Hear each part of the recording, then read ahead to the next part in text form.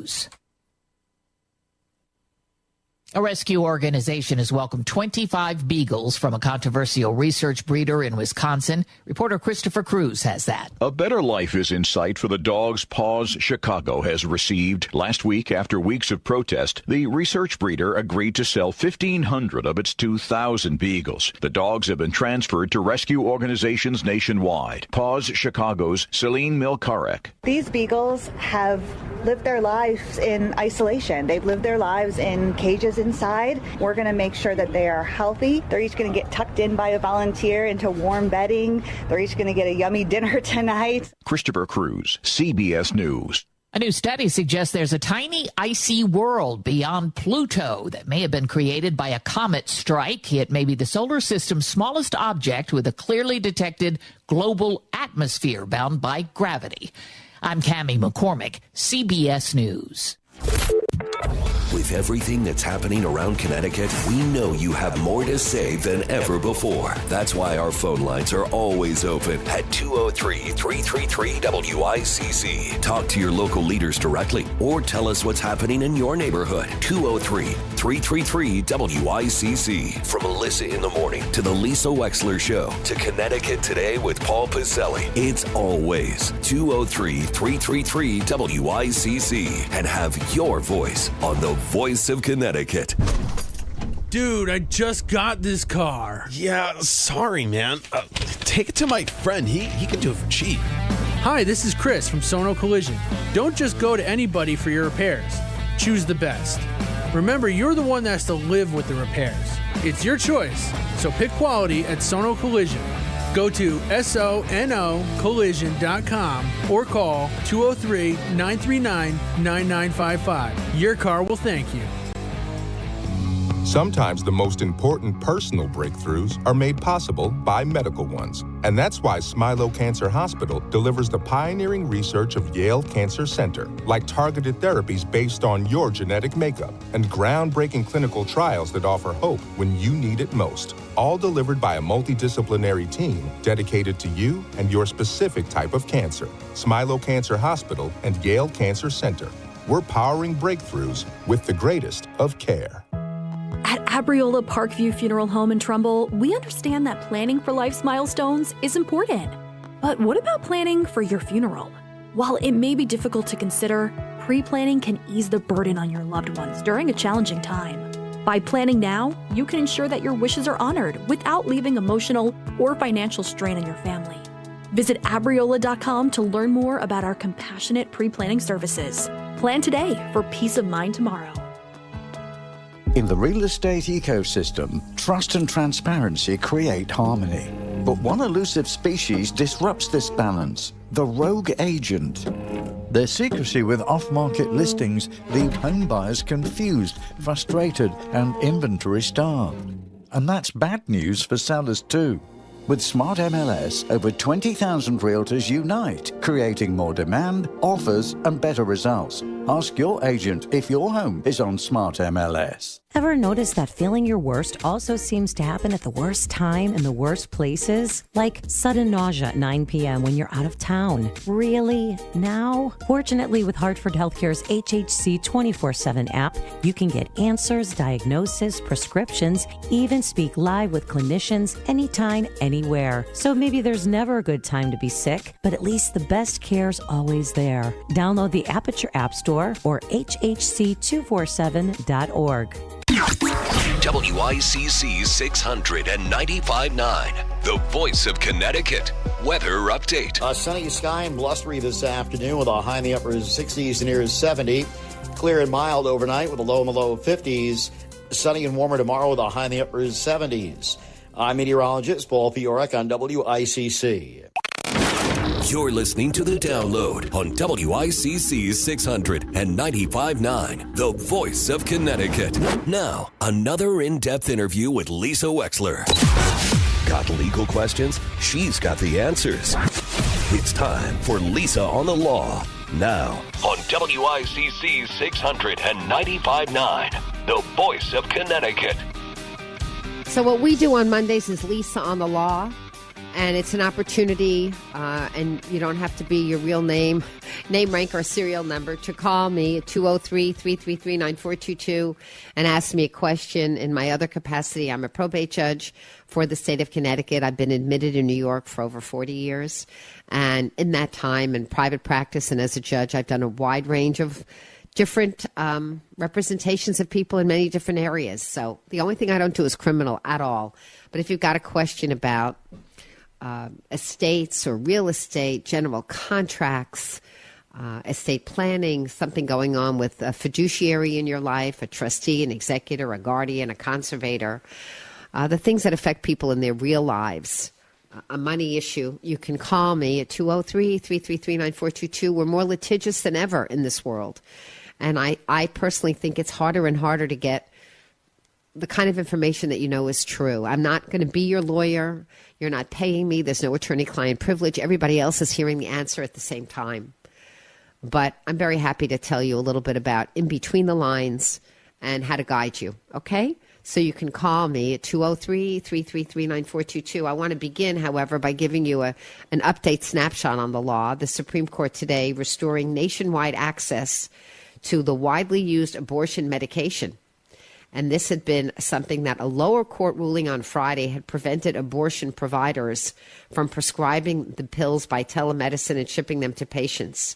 This bill is called mifepristone.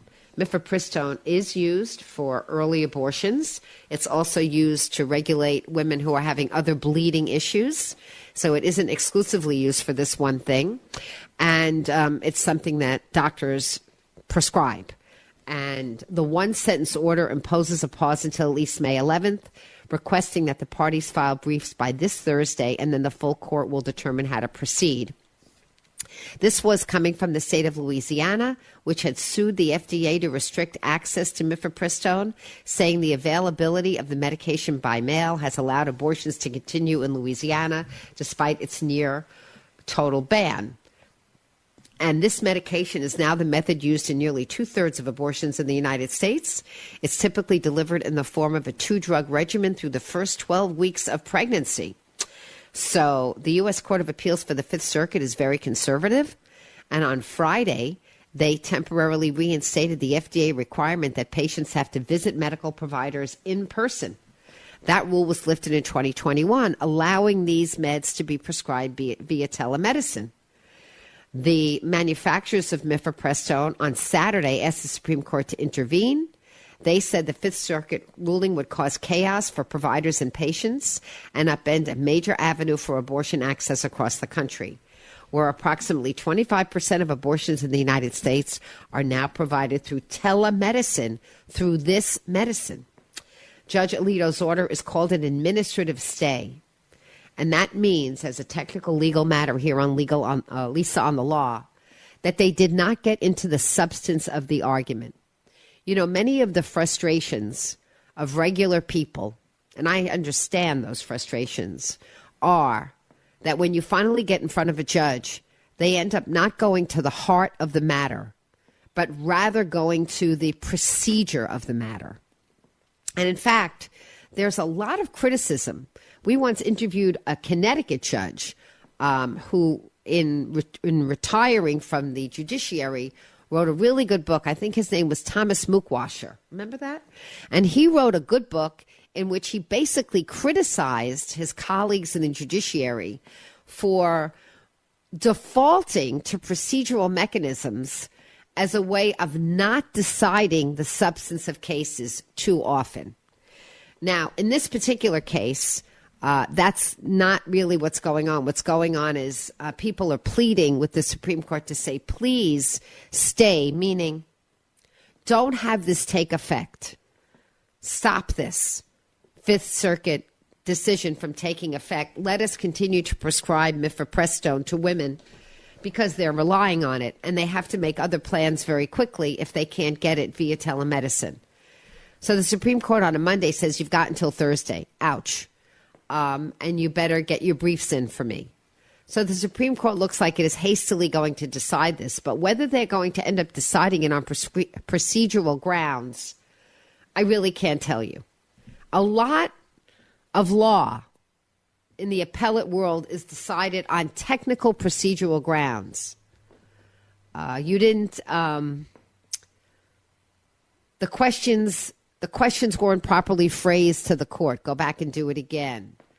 The issue isn't ripe for a judge to deal with it right now. Go back and do it again. Procedurally, you didn't fill out this paperwork, or you didn't exhaust all of your administrative remedies. Go back and do it again. There's a lot of things that judges do to not decide the merits of a case. They have the ability to do that, and they do that a lot. And sometimes people think that's the way justice is supposed to work, because the procedure, due process, you can call it due process. Sometimes it is truly due process. Sometimes it isn't. But it's all part of the system. Other times people admit that it really engenders a tremendous amount of frustration. And it's one of the reasons why lawsuits take so long. And it's one of the reasons why you have to wait so long to get in front of a judge. 203-333-9422 is our number. You can call me at 203-333-9422. And I'm happy to answer your Lisa on the Law questions right now. Christian, do we have any right now? Okay, then I'm going to go to something else I wanted to talk with you about, and that's grandparent rights. I'm the grandma. What can I tell you? Grandparent rights. So this comes up a lot, where grandparents can be frustrated because they've had a significant role in their grandchildren's lives, and then sometimes it's yanked out from under them because they have become estranged with their own child. And so they want to know, well, what can we do about this? And the answer is you can do something about it. But the presumption in Connecticut, the presumption in the entire United States of America is that parents know best. Mothers and fathers know best, not grandparents. And therefore, with that presumption in mind, if a parent has barred a grandparent from having anything to do with their grandchild, the presumption is the parents have a good reason for it, and the law is not going to interfere with that decision. There are some circumstances into which the law will interfere with it. The law will interfere with it if you can establish by clear and convincing evidence that severing the relationship with the grandparent will be the equivalent of abuse or neglect. That's a really, really high bar. You also have to show that there was a parental relationship of sorts. That's a lower bar. There are many grandparents who, in fact, have a parental relationship with grandchildren. But then you have to be able to prove by clear and convincing evidence to a judge that your absence will be such a harm to your grandchild that it essentially is the equivalent of abuse or neglect. That's really hard to do. There are people that are looking to try and modify or mitigate it, but it's tough. It's a tough road. Because there's a Supreme Court case that's very, very clear that the primary responsibility for deciding who gets to be in front of a child is a parent. And so the real answer may be that you have to try and have a relationship with your own children that allows you, or your sons or daughters-in-law, that allows you access to your grandchild. Because in many or most cases, the judge, the law, is not going to help. WICC 695.9, the voice of Connecticut. Weather update. Sunny sky and blustery this afternoon with a high in the upper 60s to near 70. Clear and mild overnight with a low in the low 50s. Sunny and warmer tomorrow with a high in the upper 70s. I'm meteorologist Paul Fiorek on WICC. Now, let's take a look back with Norman. Let's hear what happened today in WICC history. It's May 4th. Happy Star Wars Day. May the 4th be with you. May the 4th be with you. May the 4th be with you. Anakin, may the 4th be with you. May the 4th be with you, Master. May the 4th be with us all. On this day in 1970, National Guardsmen killed 4 unarmed students at Kent State University.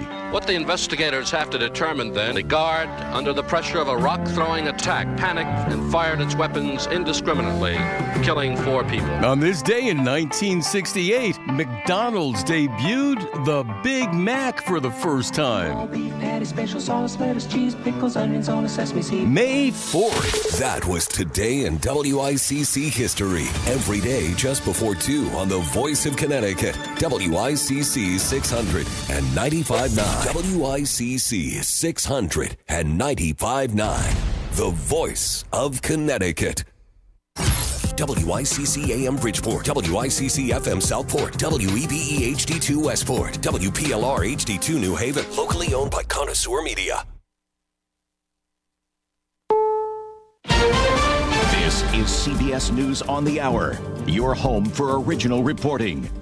I'm Jennifer Kuiper. Central Command says that U.S. military helicopters have sunk 6 Iranian small boats. It looks to me as though the Battle of Hormuz has begun. This is something that we've been contemplating as a possibility really since the start of this war. CBS News national security contributor Aaron McLean also says the president has tried through negotiations and threats to get the Iranians essentially to open it. Last night, he announced that this Project Freedom was going to be an American effort to begin opening it, and the Iranians have retaliated. The United Arab Emirates says Iran launched its first missile and drone attack on the UAE and fired 2 drones at a ship in the Strait of Hormuz since a ceasefire with the U.S. took effect on April 8th. I'm Stacey Lynn at the White House. In a phone interview with Fox, the president issued a warning to Iran, saying if U.S. ships are targeted in the Strait of Hormuz during what he calls Project Freedom, they would, quote, be blown off the face of the earth. He called the naval blockade the greatest military maneuver in history, noting American bases are prepared for potential strikes if needed. As for negotiations on a peace deal to fully end the war, he said Iran appears to be more flexible. The Supreme Court has restored broad access to the abortion pill mifepristone. Justice Samuel Alito has temporarily halted an appellate court order that blocked an FDA rule allowing mifepristone to be prescribed online and dispensed through the mail.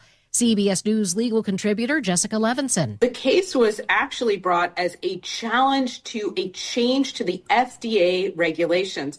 Think all the way back to COVID era, where the FDA temporarily changed how you could obtain mifepristone. A weaker U.S. dollar is starting to show up in everyday costs for Americans. CBS's Jim Krasula with more. A weaker dollar means Americans get less when traveling abroad and may pay more for imported goods like food, fuel, vehicles, and electronics. Economists say the effect on prices can increase when included with other factors like inflation, tariffs, and the spike in fuel prices because of President Donald Trump's Iran war. A United jet, while trying to land at New Jersey's Newark Liberty Airport yesterday, struck a delivery truck on the turnpike near the airport.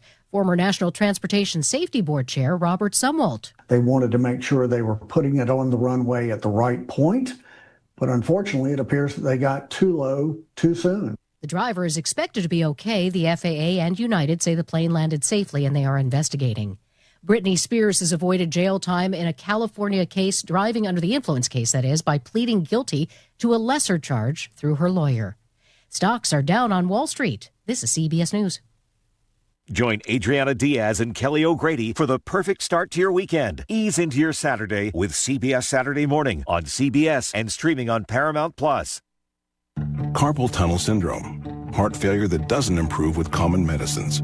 These are some signs and symptoms associated with ATTR-CM, or the cardiomyopathy of ATTR amyloidosis, a serious heart condition with symptoms that get worse over time. Amvuttra, vutrisiran, is a prescription medicine given by a healthcare provider that treats ATTR-CM in adults to reduce heart-related death, hospital stays, and urgent visits. In a clinical study, Amvuttra was proven to help people live longer and have fewer heart-related hospital stays and urgent visits over 3 years compared to placebo. Amvuttra lowers the amount of vitamin A in your blood, which can affect vision. Other side effects include pain in the arms or legs, pain in the joints, and shortness of breath. These are not all the possible side effects of Amvuttra.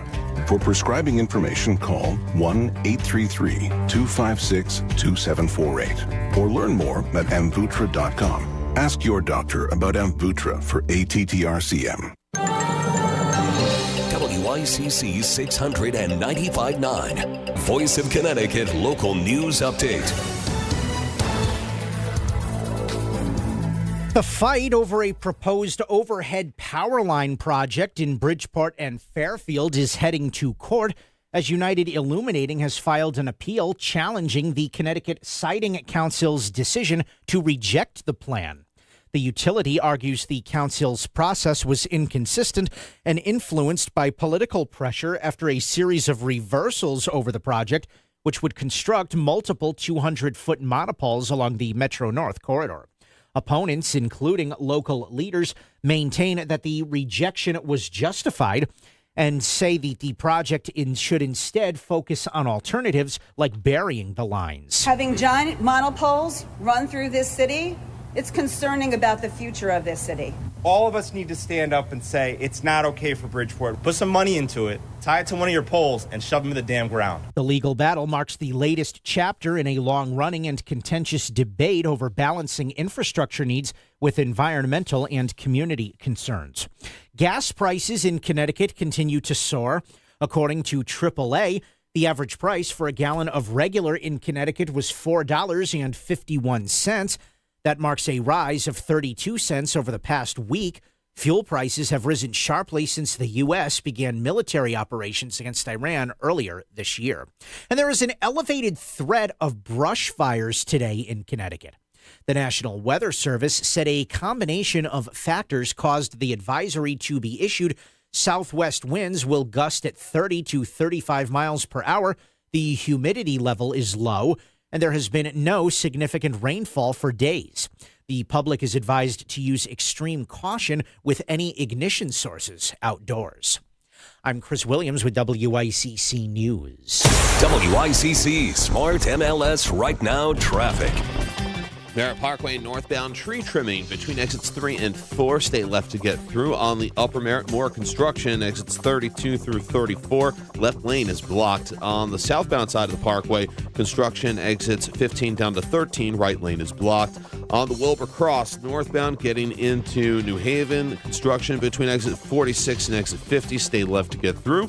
Route 8 northbound, you have it starting at exit 13. And on the southbound side, starting at exit 15. Left lane is blocked. 91 northbound, more road work, exits 2 through 10, and 84 eastbound, you have it, exits 10 through 13. Traffic report is powered by Courtesy Carpet Flooring Design Center. Now's the time for a fresh new look for your home. Save on top flooring brands at Courtesy Carpet, no big box gimmicks, just fair, honest prices. Courtesy Carpet, Route 111 in Monroe. Mitch Krause, WICC Traffic. Clear and mild overnight with a low in the low 50s. Sunny and warmer tomorrow with a high in the upper 70s. On Wednesday, showers with a high in the mid 60s. I'm meteorologist Paul Piorek on WICC.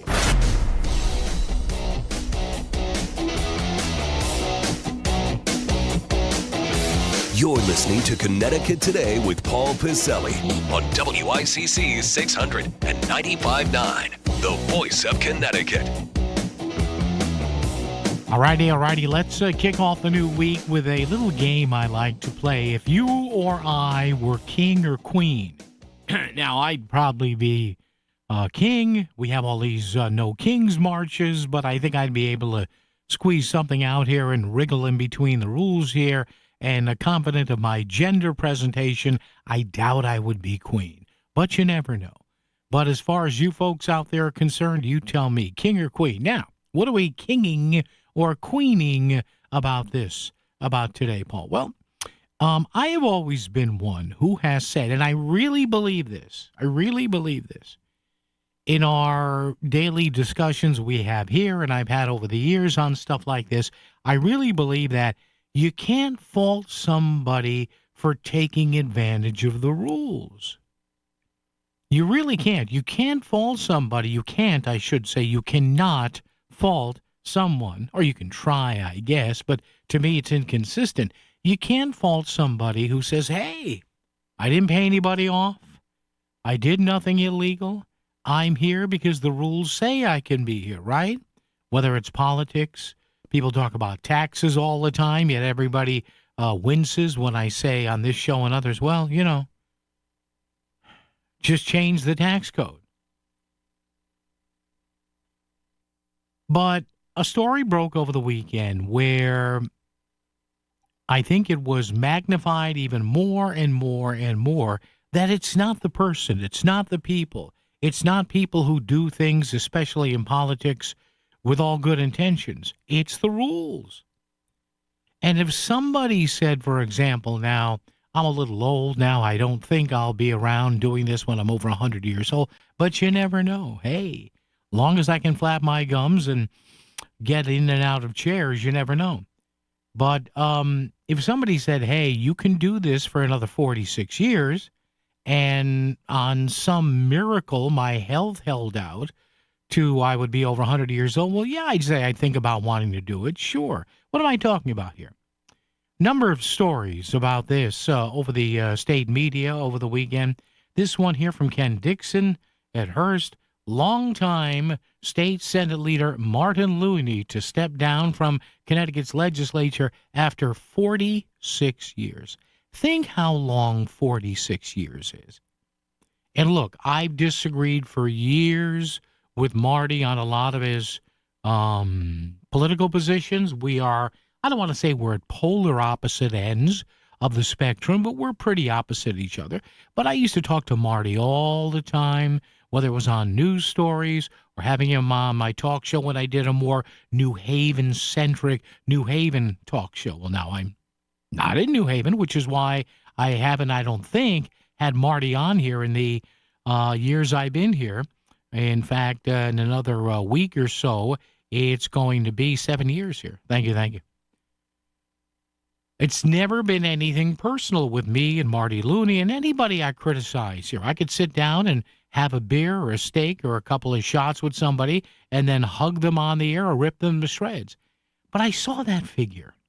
And again, this headline from Ken Dixon, longtime state Senate leader Martin Looney to step down from Connecticut legislature after 46 years. And he's being lauded with his ability to come to bring sides together in his own caucus and even work with Republicans. Okay, I get it. I understand it. 46 years. 46 years. Is that in and of itself an illustration, or as the literary folks say, illustrative? Doesn't that illustrate what most of the freaking problem is here? And again, and I said what I said at the beginning of this monologue here to open up the show, saying I don't blame Marty. I don't. A friend of mine's wife finally called it quits in the General Assembly after 38 or 40 years. So the bottom line is, if your name appears on the ballot and if voters are lazy enough not to even maybe research whether somebody from the same party, maybe a younger person, or somebody from the opposite party thinks they may be better, I mean, whose fault is that? It's not their fault. Now, the question begs, why don't we put a stop to it? And this is the problem. And again, I'm not saying, and I know people say, oh, Marty Looney, his name fits what he does. Well, I never said that. With Marty, it's never been personal between him and I, and if he were to recall talking to me, I'm sure he'd say that. That's not the issue. The issue is nobody should be in one political post for 46 years. Nobody, Democrat or Republican. Progressive or liberal or conservative or populist or whatever, 46 years. Think about that. 46 years. That's 2 generations. That means somebody who was married at the beginning of Marty Looney's term could now be, who just got married 46 years ago, could now conceivably be a grandfather. Conceivably. You can have a kid at even if you're legal, you can have a kid at 18. That kid could have a kid at 18. And that kid could be 10 years old. Ooh, wham, bam, thank you, ma'am. There you go. So use that measuring stick here. So I start with this. And I know I have asked this before. But I'm not going to drop this because it is mind-numbing to me that we can have lawmakers here, whether it's their choice, and if they're playing by the rules, I get it. But the fact that the process that we have here in Connecticut, other states, I know they have term-limited state lawmakers. We'll tell you about that coming up. But I know everybody, cheers Martin Looney and said, well, he was good at what he does. All right. Should he have been there 46 years? Is that simply a Is that a symptom of what ails us? Not just in Connecticut as a state, but think about individual cities, Bridgeport, Hartford, New Haven, small towns, big towns. Think about individual states. Think about the country. If we didn't have people in the Senate and the House for 10, 20, 30, 40, 50 years, it's stupid. It's mind-numbing. Why do you say that, Paul, if people want them? People are lazy. People are lazy. And you're not going to tell me somebody after 46 years or 36 or 26 or 16 or maybe 6 is going to have any new thinking on any subject. They're just not. They're just not. They may modify their thinking a little bit, but it's part of human nature. Your comfort level revolves around what you think. So I start with this, and it's been up a while, our question of the day. And again, this is not even directly a position against Marty Looney, but I saw that figure and I said 46 years. Wow. Now, good on him. He got elected. I'm not besmirching him that. But what do you think is the maximum number of 2-year terms for any state lawmaker in Hartford? What should that be? Remember, you run, whether you're in the state house or state senate, you run every 2 years. So that means Marty Looney ran and won 23 times. What do you think the maximum number for a state lawmaker in Hartford should be of 2-year terms? 203-333-9422, 333 WICC. You're not always near your radio, but you still want to stay informed on Fairfield County matters. There are lots of ways to enjoy WICC beyond your radio at 695.9. Stream us free at work on voiceofct.com or on your smartphone by downloading our app. And now it's easier than ever to listen on your smart speaker when you say, play WICC. The voice of Connecticut is always live, local, and free, wherever you are. Repair your car with confidence at Sono Collision, Fairfield County's premier destination for top-notch collision repairs. Our expert team uses state-of-the-art equipment to restore your vehicle to pre-loss perfection. We prioritize your family's safety when it comes to fixing your car. Trust the care and precision of Sono Collision, because after a collision, you deserve quality repairs and peace of mind. Visit us today at sonocollision.com. That's sonocollision.com. Your car will thank you. Hi, I'm Melanie Miranda, owner of Apex Radon Solutions, your local certified radon mitigation company. Radon is something every homeowner should take seriously. Radon is an invisible, odorless gas, and it's the second leading cause of lung cancer in the U.S. The good news, testing is simple. Apex Radon Solutions is offering free radon test kits to help protect your home and your family. Let's see how low your radon can go. Learn more and request your free radon test kit at apexradonsolutions.com. Most people want to spend their retirement years at home, but most seniors are not equipped to do it. In fact, according to AARP, 82% of adults ages 50 and up want to remain in their current homes as they age, but only about 10% of U.S. homes are considered aging ready. Hey, Melissa Sheketoff here, and I'm so grateful my grandmother lived with us for more than 20 years. And as she got older, my parents equipped their home in Fairfield to accommodate her needs, and they got in-home care, like Connecticut In-Home Assistance. I believe in-home care made my grandmother's final years comfortable, joyful, and actually made her feel more independent. It also helped my parents to have peace of mind that someone could get her to her appointments, make sure she didn't fall, and allow them to have a loving relationship with her instead of one filled with tension and resentment. Don't wait until it's too late to make your home ready for an aging parent. Get the help you need to keep your loved one at home safe and sound. Check out Connecticut In-Home Assistance at cthomecare.com. And right now, you can even download their free ebook online. Again, cthomecare.com. The Connecticut Lottery reminds you that gambling can be a fun form of entertainment, but it's not risk-free, so it's important to play responsibly. Make sure you understand how the games work, know the odds, set time limits, and take breaks. To find out more, visit ctlottery.org or responsibleplayct.org. Must be 18 or older to purchase lottery and 21 or older to place sports wagers. Help is available for problem gambling. Call 888-789-7777 or visit ccpg.org. Join me, Melissa, this Thursday morning for our next stop on the Brown Roofing Diner Tour. I'll be in Norwalk at the Post Road Diner on Connecticut Avenue. Get details at voiceofct.com. WICC Smart MLS Right Now Traffic. Barrett Parkway northbound tree trimming between exits 3 and 4. Stay left to get through. On the Upper Merritt, more construction. Exits 32 through 34. Left lane is blocked. On the southbound side of the parkway, construction exits 15 down to 13. Right lane is blocked.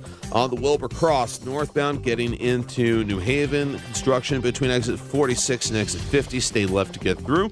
Route 8 northbound, you have it starting at exit 13. And on the southbound side, starting at exit 15, left lane is blocked. 91 northbound, more road work, exits 2 through 10. And 84 eastbound, you have it exits 10 through 13. Traffic report is powered by Courtesy Carpet Flooring Design Center. Now's the time for a fresh new look for your home. Save on top flooring brands at Courtesy Carpet. No big box gimmicks, just fair, honest prices. Courtesy Carpet, Route 111 in Monroe. Matt Krause, WICC Traffic. For this evening and tonight, mainly clear and mild in the lower 50s. Sunny and warmer day tomorrow with a high in the upper 70s.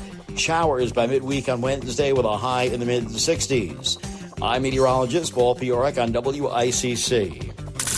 Southport's live and local news source for 100 years. The voice of Connecticut. WICC 600 and 95.9. You know how when a sports team doesn't really happen in the NFL because the season's really short, although it's getting more and more evident. But a pro basketball team, a hockey team, a baseball team, hey, the Mets today, blah, blah, blah, the Yankees, whatever, they fired their manager, they fired their coach. And sometimes it happens not when a team is really sucking, but you hear something like, well, the feeling of the front office was, we need a new voice. Like it's still a talented team, but we need a new voice. That's what I think doesn't happen enough in politics. And when I mean firing, I'm not meaning let somebody who's already elected be booted out of a chamber. No. But, every 2 years, at least on the state level here in Connecticut, people all around the state have a notion that they can return somebody to office or they can, vote and elect somebody else. But my point is, when there's not a limit put on that, the advantages of incumbency maybe are too much. And again, I'm not saying that anybody was forced to vote for somebody like Mitch McConnell in the Senate on the Republican side, or Strom Thurmond all those years, or Marty Looney now stepping down after 46 years, 23 terms. But is it really good for the process not to have term limits? 203-333-9422, 333-WICC. Because as much as these politicians on both sides say they're open to new ideas, I think sometimes that's a lot of crap. I just do. Why would you do something new when the decisions you made got you legitimately elected and reelected over and over and over, right? I don't get it. Let's kick it off today with, as I grab the right mouse here, Joe in Stratford. Hey, Joe, good afternoon. You're first up. How are you? I'm doing well. How are you? I'm good, Joe. What do you think of this? Term limits or what? What's the deal here? Should anybody serve 46 years? No. So I myself, to age myself, is 40, and okay. not to take it out of the state level, but thinking about our congressman, I think a lot about Rosa DeLauro, and just the fact of at 80 years old, she is closer to no generation than 100-year-olds. That's just the math, man. It's just the math. You're right. Yeah. And it's the worry I have is as a Democrat who is informed, I keep voting for her, because if I lose her, then we lose that seat as the head of the House Ways and Means. And in those committees that are so powerful, I would love for her, and I know this doesn't exist, but the amount of knowledge that these politicians have to have is a resource. Sure. I see people of my father's generation now who he's getting to 70, who can't retire from their work because there's no one to replace them because they don't know what they do. Yeah. And Joe, I do have to move along, but thank you so much. Yeah, the Rosa thing is interesting. Joe, thank you. And I think the reason you have her in there, and Joe, I'm glad you brought her up, because I think, now don't quote me on this, Joe, I think Democrats still use seniority when giving out committee chairs. I think the Republicans got away from that. I think they did. I'm not sure. But, Joe, I like that line to open us up here. Yeah, it's further away from any generation, like 100-year-old. Yeah. Listen, Rosa got into it the other day with Lee Zeldin and made for some good coverage. But Mr. Zeldin kind of cornered her when asking her about Supreme Court decisions, but be that as it is. Yeah, nothing. Again, somebody else who I've known for years. I ran into her a few years ago in Worcester Square in New Haven. We said hi to each other from all the time she was on my show in New Haven. But 81. But again, if you're playing by the rules, why not still run? I don't know. Chris in Stamford is here. Chris, how are you? Good afternoon. Good afternoon, Paul. Hey, thanks so much for taking my call. Yes, sir. Yes, sir. What's on your mind? In theory, I do agree with you about the term limits, but I will. I'm a Democrat. Mm-hmm. I'm a little bit involved with Democratic Party. Sure. Okay. But in theory, I really do agree with you about the term limits. But I will tell you is that it is difficult to find people to fill those positions. It is not the easiest thing to do. And quite frankly, I actually think and it takes a special person with special circumstances to be able to do it, because they're only they're paid not a significant amount of money. I think state reps only get about $40,000. Yeah, they raised it too, and I was in favor of that. I was a loud voice saying, "Come on, you got to make this better," and people yelled at me.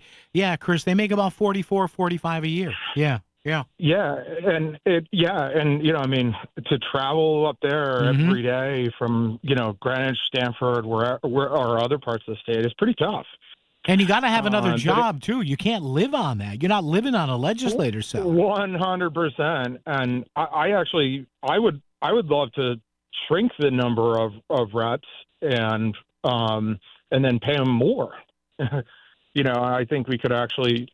I think we actually have too many representatives. That's interesting. And Chris, thank you so much. Appreciate the call from a Democrat there. Chris, thank you. That's something I want to talk about too. Chris, I'm glad you brought that up. We have 181 people making laws in this state. There are bigger states that don't have nearly that much. What do you think of Chris's idea too? That'll never happen, but it's interesting. Are there two? Have they been there too long? A, and B, are there too many of them? WICC Smart MLS Right Now Traffic. Parkway northbound in Greenwich, tree removal between exits 3 and 4. Stay left to get through. On the Upper Merritt, construction into Route 8. That's in the left lane. On the southbound side of the Parkway, construction exits 15 through 13. And on the Wilbur Cross northbound, more road work. Exit 46 through 50. Right lane is blocked. Route 8 northbound road work starts at exit 13. Southbound, it starts at exit 15. Stay right to get through. 91 northbound construction exits 2 through 10. And 84 eastbound, you have it exit 10 through exit 13. Right lane is blocked. I'm Andrew Krause, WICC Traffic. Clear and mild overnight with a low in the low 50s. Sunny and warmer tomorrow with a high in the upper 70s. On Wednesday, showers with a high in the mid 60s. I'm meteorologist Paul Piorek on WICC.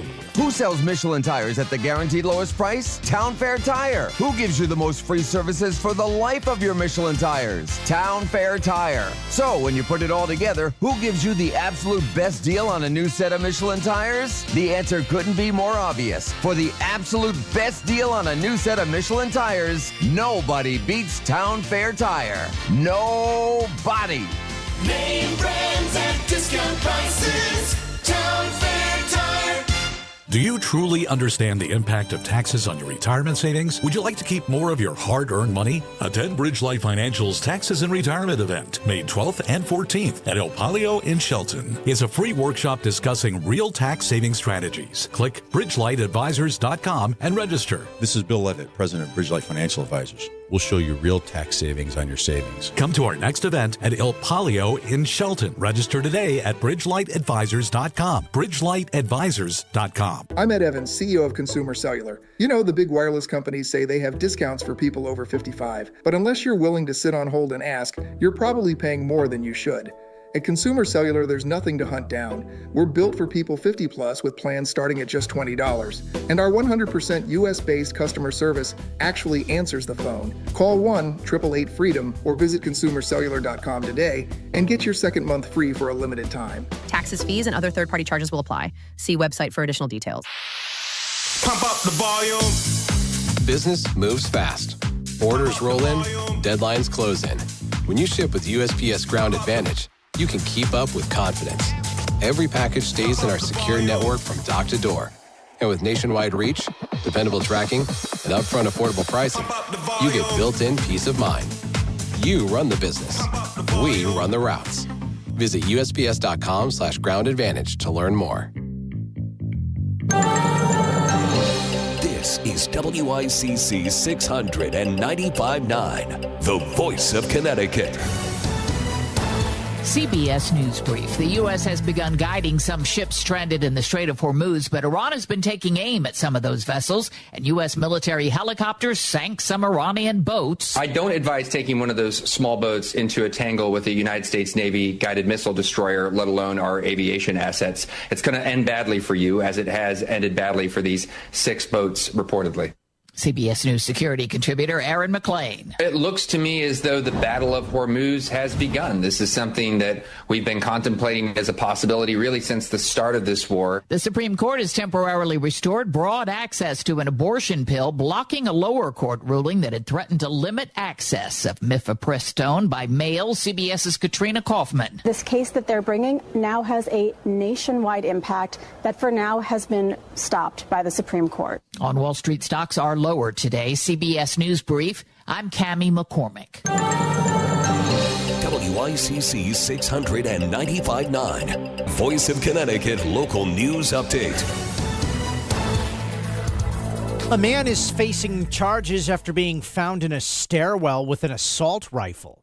Norwalk police say they found Lance Jones sleeping with a loaded assault weapon that had a 60-round magazine inside. They found him in the stairwell of an apartment building on Richards Avenue.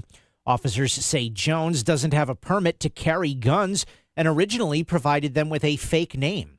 He is being charged with possession of an assault weapon, possession of a large-capacity magazine, and interfering with an officer, and is set to appear in court on May 15th. A man is dead after being found in Stamford Harbor on Sunday. The Department of Energy and Environmental Protection has not identified the man. They say he fell off his boat while trying to tie it to a mooring around 3 p.m. Officials found the man in the water and pronounced him dead shortly after. An investigation is underway. Connecticut is enacting sweeping new limits on federal immigration enforcement, which Attorney General William Tong says will allow federal agents to be sued in state court and potentially prosecuted for unjustified use of force. Federal officials will be held accountable under state law if they break state law. It is an unremarkable proposition, by the way. We're not really breaking new ground. We're just restating what the law is. This morning, Governor Ned Lamont held a bill signing ceremony for Senate Bill 397, an act concerning democracy and government accountability. Supporters say the measure strengthens civil rights protections amid increased federal immigration activity, while critics on the right argue that it will face constitutional challenges. The bill, passed by the state legislature with mostly Democratic support, is part of a broader response in Connecticut to tensions between state and federal authorities over immigration enforcement. Legislators on Saturday approved a $28.6 billion state budget. The rare weekend session ends 3 months of negotiations and will provide hundreds of millions of dollars to cities and towns in order to avoid property tax increases. The budget also includes an additional $180 million for education and $100 million to distressed cities and towns, which many are expected to use to combat education deficits. It also funds pay raises for 42,000 state employees. Republican House Minority Leader Vin Candelora acknowledged that the budget does some good for property taxes, but did comment that it did not go far enough to give state residents relief. Voters will feel a minimal impact from a fiscal standpoint. They're also going to feel a minimal impact for tax relief. And ultimately, as we move forward into next year, I think we're going to have significant problems. The House voted in favor of the bill 127 to 21, while the Senate was split 27 to 21 in favor. Democratic State Senate President Pro Tem Martin Looney is ending his 46-year career as a lawmaker. Looney won his first election in 1980 and is tied with Wallingford Democratic State Representative Mary Mushinski as the two longest-serving legislators in Hartford. Both have announced they are not seeking re-election. Looney made the announcement on Saturday that he would not be running again, saying that serving the people of Connecticut has been, quote, the great privilege of my public life. His announcement came moments before the Senate started a rare Saturday session to finalize the state budget. The town of Stratford is launching a community-wide initiative asking residents to help shape the next chapter of Celebrate Stratford's logo. The town is looking for local artists, designers, students, and creatives who live or work in Stratford to submit logo designs by Wednesday, May 13th. To learn more and enter the contest, visit stratfordct.gov. And a 2-pound lobster roll is becoming a destination experience for Connecticut foodies and beyond. The Clam Castle introduced its Mega Lobzilla roll in April. It was launched after business partners Gulshan Soni and Dave Donahue saw a 1.5-pound lobster roll in Maine and decided they could come up with something better. They said the Lobzilla has been a hit since they started to advertise it. It sells for $180, and one family ordered 5 of them on their latest visit. I'm Chris Williams with WICC News. WICC Smart MLS Right Now Traffic. Parkway northbound in Greenwich, tree removal between exits 3 and 4. Stay left to get through. On the Upper Merritt, construction into Route 8. That's in the left lane. On the southbound side of the Parkway, construction exits 15 through 13. And on the Wilbur Cross northbound, more road work. Exit 46 through 50. Right lane is blocked. Route 8 northbound road work starts at exit 13. Southbound, it starts at exit 15. Stay right to get through. 91 northbound, construction exits 2 through 10. And 84 eastbound, you have it exit 10 through exit 13. Right lane is blocked. I'm Andrew Krause, WICC Traffic. For this evening and tonight, mainly clear and mild in the lower 50s. Sunny and warmer day tomorrow with a high in the upper 70s. Showers by midweek on Wednesday with a high in the mid 60s. I'm meteorologist Paul Piorek on WICC. If Bridgeport is talking about it, so is Paul. Connecticut Today with Paul Piselli on WICC 600 and 95.9, the voice of Connecticut. I have always been a play-by-the-rules guy, right? Whether it comes to your business, your marriage, your relationship, even taxes, too. That's why you hear me all the time on this show and other shows I've done, where people bitch and moan about, Elon Musk with his taxes and Jeff Bezos and the billionaires, or as Bernie Sanders would say, the billionaires. Shut up, Bernie. I'm sorry. Go back to being the one of the gray-haired Muppets up in the balcony. What are they, Statler and Waldorf? I still can't figure out whether Bernie is Statler or Waldorf, but I digress. Listen, you that ticked off? Change the tax code. Well, that's hard. Well, Bernie, come on, you can do that.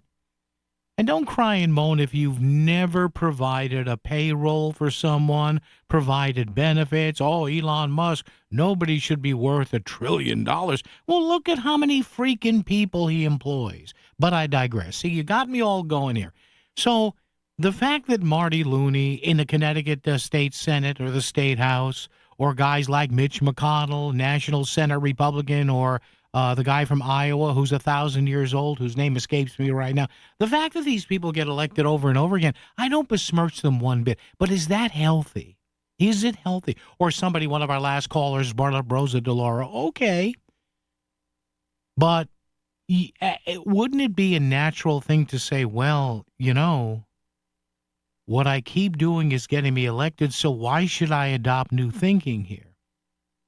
So I ask this as I again reach over for the correct one of the four mouses or mises that I have here on my control quadrant here. What do you think the maximum number? What do you think the maximum number of 2-year terms should be for any lawmaker in Hartford? Remember, you can run for either the state Senate or the state House. You can do that. You can, they're 2-year terms. So Marty Looney did the equivalent of 23 terms. All right.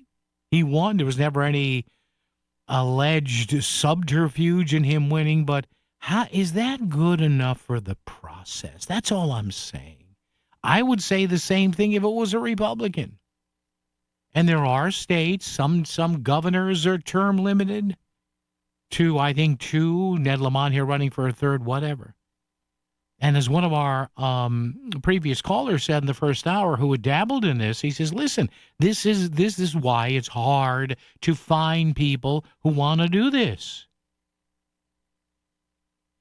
Check with Jose in Shelton, who's up next at 2:41. Jose, good afternoon. How are you? What's up? Is he there? Hello? Me and you have a little bit of agreement. Yeah, you do? We do? The way everybody's for term limits, Yeah. but the reason you don't do it is because seniority. Well, yeah. So if you have a guy, and I'm Looney, that's my boy. Yeah. 46 Yeah, years. but come on, Jose. See, when you have 40s. seniority, you control the agenda. Yeah, but Jose is 46 years. Come on. No, what I'm saying is, like, say you were to get rid of a guy that was the chairman of a committee. Yeah. Right? A chairman of a committee controls the agenda. Exactly. Now you put a rookie in there. Yeah. What committee the rookie's going to go on? Toilet bowl committee. So you got a guy like Looney. The General Assembly's restroom committee. Yeah, that's where you're going to get. And for that district, you're not going to bring any money. Well, yeah. Looney Yeah. for New Haven, Yeah. he brings Oh. hundreds of millions of dollars. Yeah. So if you were to put a rookie in there, Yeah. he would bring nothing back. Because He would be on the toilet bowl committee. because the rookie doesn't hold the cards like Looney does. No, he won't have no pull. Where a guy like Looney, Yeah. he has all the power, and I think he's appropriation chairman. Yeah. He appropriates the funds. That's in any committee, the most powerful chairman is the appropriation. So, Jose, they appropriate the money. So maybe should it be, all right, instead of going after terms, do you mandate that you have to have, because I think the Republicans do this in Washington, rotating chairmen, and chairwomen. In other words, the years don't matter. You know what I mean? Nothing's automatic. How about we do that? That's like a start. Yeah, you could do that. Rotate chairmen so it doesn't matter. Yeah. But most people in politics, around the block a little bit in politics, they're power hungry. Yeah. They won't never go for it. In politics, it's all about power. Yeah, you got some people that love the job, love their communities, but for the most part, most are in it for power, glory, and money. Not like you. You don't need power, glory, or money, do you? I'm happy as could be. I'm a retiree. Good for I just you. live in the American dream. Good for you. All right, Jose. Change is hard. No, you're right. Hey, Jose, thanks, man. Appreciate it. Yeah. He's, Jose, we have fun with Jose, but he's right. He's right. And I've said that before, and I've talked to members of Congress about it, too. And I think both parties handle it differently. I don't think, I have to check on this, but the Republicans a few years ago got rid, now, of course, technically there's no seniority, but they know who they want, whether it's somebody they want, somebody thoughtful, somebody bombastic, or Shaggy would say, Mr. Bombastic. It's my Shaggy imitation there, in case you didn't know that. But what do you think, seriously? What should the maximum number of 2-year terms be for any state lawmaker in Hartford? So think about it. And you can serve a good long time and do it, 4 terms in the House and 4 terms in the Senate? That's 16 years. Would you go for that or not? See, Jose's right. It's not necessarily the person. It's the power in the process. A collision on a motorcycle isn't like any other accident. A lot of lawyers don't understand that, probably because they've never been on a bike. At the law firm of Trantolo & Trantolo, we ride, and we get it. If you're hurt on your bike, you need somebody who understands what you're going through, who knows how to get you the money you deserve and how to get you back on the road. If you're injured on a motorcycle, don't fight solo. Trantolo & Trantolo. Get your free case assessment at trantololaw.com. That's trantololaw.com. Fairfield County, you're invited to come and enjoy the R.D. Cinto Free Community Shakespeare Event Series at R.D. Cinto in Shelton. Nights with Shakespeare features a dramatic weekly play reading of Macbeth with actor Leo Schaff. Nights with Shakespeare is free and open to the public. It's every Tuesday at 6:30, now through May 5th at the Cinto Auditorium at 3 Corporate Drive in Shelton. Learn more and attend. Go to nightswithshakespeare.com for more information. That's nightswithshakespeare.com. Wesley Financial Group is not a law firm. Ask yourself this question. Is it really worth holding on to that timeshare that you know you need to get rid of? Here's the truth. The average maintenance fee just went up over 17%. That could have been 117%, and there's nothing you can do about it. When you buy a timeshare, you give them a blank check for annual maintenance and assessment fees. I'm Chuck McDowell, founder of Wesley Financial Group. For 15 years, I've helped over 50,000 families cancel their timeshare. Not sell it, not transfer it, cancel it. Did you buy a timeshare because they told you it was a great investment and your maintenance fees would never go up? That's a lie. Are you ready to get rid of your timeshare once and for all? Simply call us and I'll send you our timeshare exit kit that explains all your options for cancellation. Call Wesley now for your timeshare exit kit. 800-979-3535. That's 800-979-3535. 800-979-3535. WICC Smart MLS Right Now Traffic. Parkway northbound tree trimming remains between exits 3 and 4. Stay left to get through. On the Parkway southbound side, some residual delays in Norwalk from earlier road work. And on Route 8 northbound, construction ongoing between exit 13 and 15. Stay to the right to get through. And 84 eastbound side, residual delays in Danbury and Newtown from earlier issues that have wrapped up. Mitch Krause with WICC Traffic. Clear and mild overnight with a low in the low 50s. Sunny and warmer tomorrow with a high in the upper 70s. On Wednesday, showers with a high in the mid 60s. I'm meteorologist Paul Fiorek on WICC. Make your voice heard. 203-333-9422. Back to Connecticut Today with Paul Pacelli on WICC 695.9, the voice of Connecticut. All right, Mr. and Mrs. Artificial, do we know whether AI is male or female? Or unisex or pansexual or whatever what's the one I saw the other day? Curious? Something, whatever.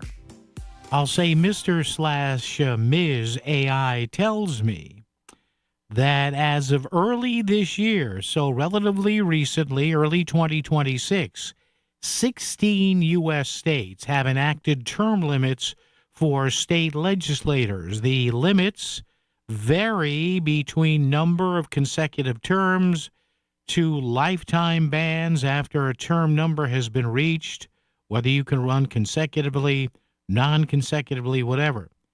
So here's a group I think Connecticut needs to join here, and it's nothing against the particular legislator. I've never had a bad encounter either in person or on the phone with Martin Looney. We haven't spoken in years, but no, he's a good guy. Personally, I know how to separate somebody's personal attributes, I should say, or their political ones.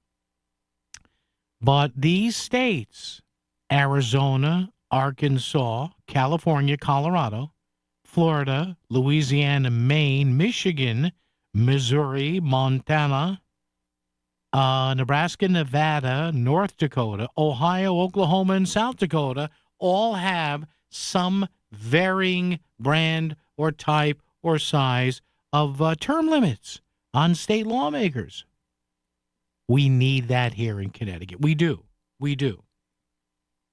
I don't want to hear from either side, Republicans or Democrats. I don't want to hear from either side that, well, so-and-so is we can't bar him or her. We have to have them up here for 30 or 40 years because they're irreplaceable. No, no, no, no. Very few, if anybody, in modern society, if anything, are irreplaceable.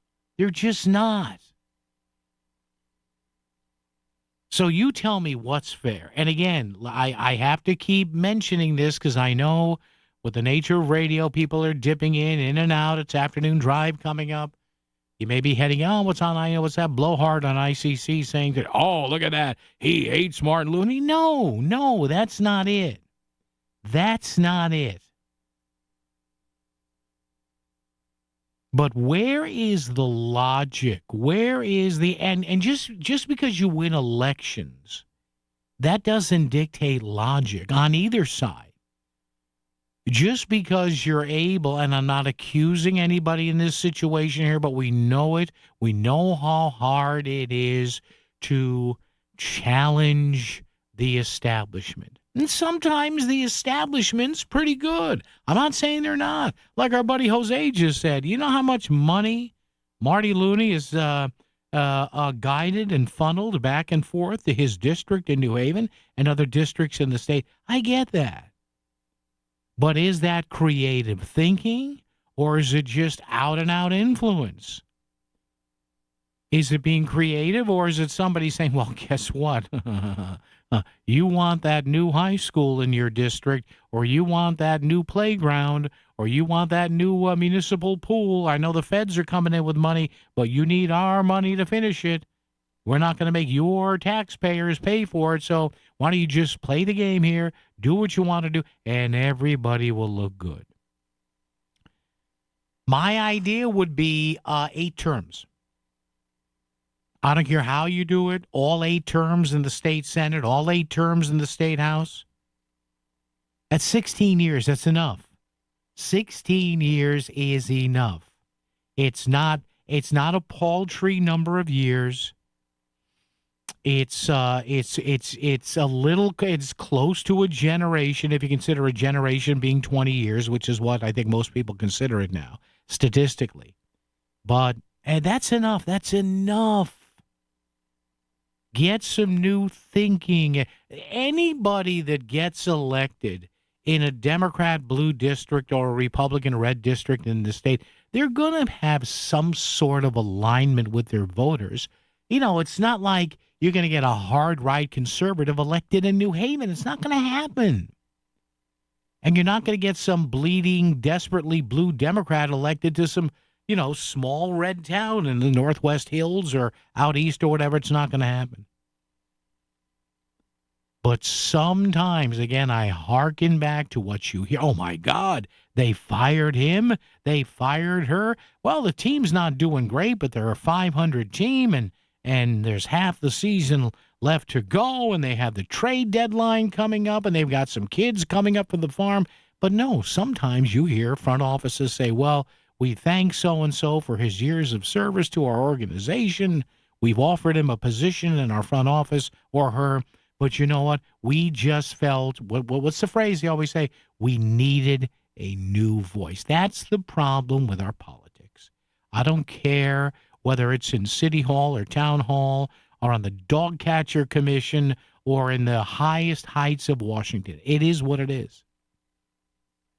So you tell me, give me a number, and we'll discuss. I don't know why. I just think because it came from me, it makes sense. I'm kidding. It's a joke. Relax. 203-333-9422, 333-WICC. If you were handed a blank pen or maybe a quill and an inkwell, if we're going to celebrate America 250 pretty soon on the 4th of July, right? What would you say for us here in Connecticut? And as one of our previous callers said, is the fact that we have so many legislators in this state, is that holding us back? In other words, look, we have 151 members in the State House. That's a lot if you compare it to other legislators. That's about, 25,000 people in a state house district. So if you have control, or one party does or the other, on the fewer amount of people, and you can hyper in your campaign strategy, you can dice that up. The fewer people you have to worry about, the better sense you get that, hey, all I have to do, I can get X amount of votes here, I can get X amount of votes there, and this is a reliable neighborhood. I've got 4 or 5 reliable neighborhoods, and that's all I need. Now, the state Senate's not bad. State Senate's about right. It's about 100,000 people, which is going to be multiple towns and districts in most areas. Some cities or towns it may not be. Well, you never know. But, maybe we do have, and look, nobody's going to relinquish that. No, nobody is going to relinquish that. They're just not. 203-333-9422, 333-WICC. So, again, all congratulations to Marty Looney. I've known him for years. I was interviewing him right around his first election to the Connecticut General Assembly. But 46 years. And now, again, maybe you're comfortable with that. I'm not. And it has nothing to do with the party. It's got nothing to do with the person, assuming they're not doing anything underhanded or underhandedly here. But you have to admit, even if you love Marty, and there are some other people up there, Mary Mushinsky in Wallingford, my hometown, she's decided to step aside. I used to work with Mary's husband. Great guy. Love him to death. But 40 years? 40. And again, I'm not into twisting people's arms, saying you can't. No, again, as long as you play by the rules, that's fine. See, this is why, at least on a state level here in Connecticut, or even on some municipal levels, as much as everybody likes to talk about it, as much as it's used in other cities and towns and states across the country, you'll never see ranked choice voting here. I know we've had, Monty Frank's been on this show numerous times. The late, great Oz Griebel was on. We used to talk with Oz about this before his tragic death in that bicycling accident, I think. He was running or bicycling years ago in Pennsylvania. In fact, at the time, I was thinking of having him on to talk about it again. But this is why you're never going to see ranked choice voting here. Never. They won't even pass. There's a law in Hartford that's been in the books for years, been cooking there, hasn't been passed yet, to let municipalities use ranked choice voting. It is never going to happen. WICC Smart MLS Right Now Traffic. Parkway northbound tree trimming remains between exits 3 and 4. Stay left to get through. On the Parkway southbound side, some residual delays in Norwalk from earlier road work. And on Route 8 northbound, construction ongoing between exit 13 and 15. Stay to the right to get through. And 84 eastbound side, residual delays in Danbury and Newtown from earlier issues that have wrapped up. Match Krause at WICC Traffic. For this evening and tonight, mainly clear and mild in the lower 50s. Sunny and warmer day tomorrow with a high in the upper 70s. Showers by midweek on Wednesday with a high in the mid 60s. I'm meteorologist Paul Piorek on WICC. At Stanford Health, expert care begins with a conversation where big innovations are helping the tiniest patients in our NICU. And mental health means community health, where collaborations with world-class partners like Columbia University Irving Medical Center, Dana-Farber Brigham Cancer Center, and HSS redefine cardiac, neurological, cancer, and orthopedic care. From the everyday to the complex, we're here for you at Stanford Health. Hi, I'm Lori Molnar, Director of Development at the Bridgeport Rescue Mission. I'd like to invite you to our Inspiring Hope Luncheon on May 7th from 12 to 2 p.m. at the Patterson Club in Fairfield. Join us to support the mission's vital work, providing housing, hunger relief, health care, and recovery services to those in need. Our keynote speaker, NBA legend Chris Herron, will share his powerful story of resilience, recovery, and transformation. Together we can make a difference. Reserve your seat or sponsor a table today at bridgeportrescuemission.org. Back to the news and talk, thanks to Smart MLS. Smart sellers ask, is my home on Smart MLS? The voice of Connecticut, WICC's 695.9. It's Connecticut Today with Paul Piselli. All right, so I'm waiting for a number from you guys out there. 203-333-9422. 333-WICC. Many of you, like I, wrote over the weekend, Marty Looney's not going to run again in the House or Senate. I'm saying to myself, good, he's getting up there. Even he admits it. You know, he's 78 or 79 now. He doesn't want to serve in his 80s. You know, still a legislative force. 46 years. And again, I'm not saying there's anything wrong with that if you're playing by the rules, but seriously, you look at that and you ask yourself, when is enough enough? WICC AM Bridgeport, WICC FM Southport, WEBE HD2 Westport, WPLR HD2 New Haven, locally owned by Connoisseur Media. This is CBS News on the Hour, your home for original reporting. I'm Jennifer Kuiper. Iran launches attacks on the United Arab Emirates and tankers in the Strait of Hormuz, while the U.S. destroys 6 Iranian boats that U.S. Central Command says attempted to interfere with commercial traffic. EU Chief Ursula von der Leyen calls Iran strikes on the UAE a violation of international law. CBS's Aaron Navarro at the White House reports. Iran had used cruise missiles, drones, and small boats to try and disrupt the mission of Project Freedom of escorting ships that have been stranded in the Strait of Hormuz from countries that were not involved in this war that President Trump announced began today. Retired Vice Admiral Robert Moret says this is a rapidly unfolding situation. And the Iranians, in fact, even announced that they still wanted to control the straits. There's a lot of concerns from all the ships that are still bottled up in there. The nation's most populous state is at a critical point with its oil supply as a California-bound oil tanker finally arrives. CBS News Los Angeles reporter Rick Montanez has more from Long Beach. The new Corolla is the last California-bound oil shipment to leave the Strait of Hormuz in the Persian Gulf before the war began on February 28th. And it takes weeks for these ships to travel across the globe. The Supreme Court temporarily restores broad access to the abortion pill mifepristone. CBS's Katrina Kaufman. The Supreme Court decision does is it puts a temporary hold on a ruling that was made last Friday by the Fifth Circuit that restricted nationwide women's access to getting mifepristone via telehealth appointments and via mail. Singer Britney Spears avoids jail time in her suspected DUI case. A lawyer for Britney Spears entered a guilty plea on her behalf to what's called a wet, reckless charge in her DUI case, a lesser charge.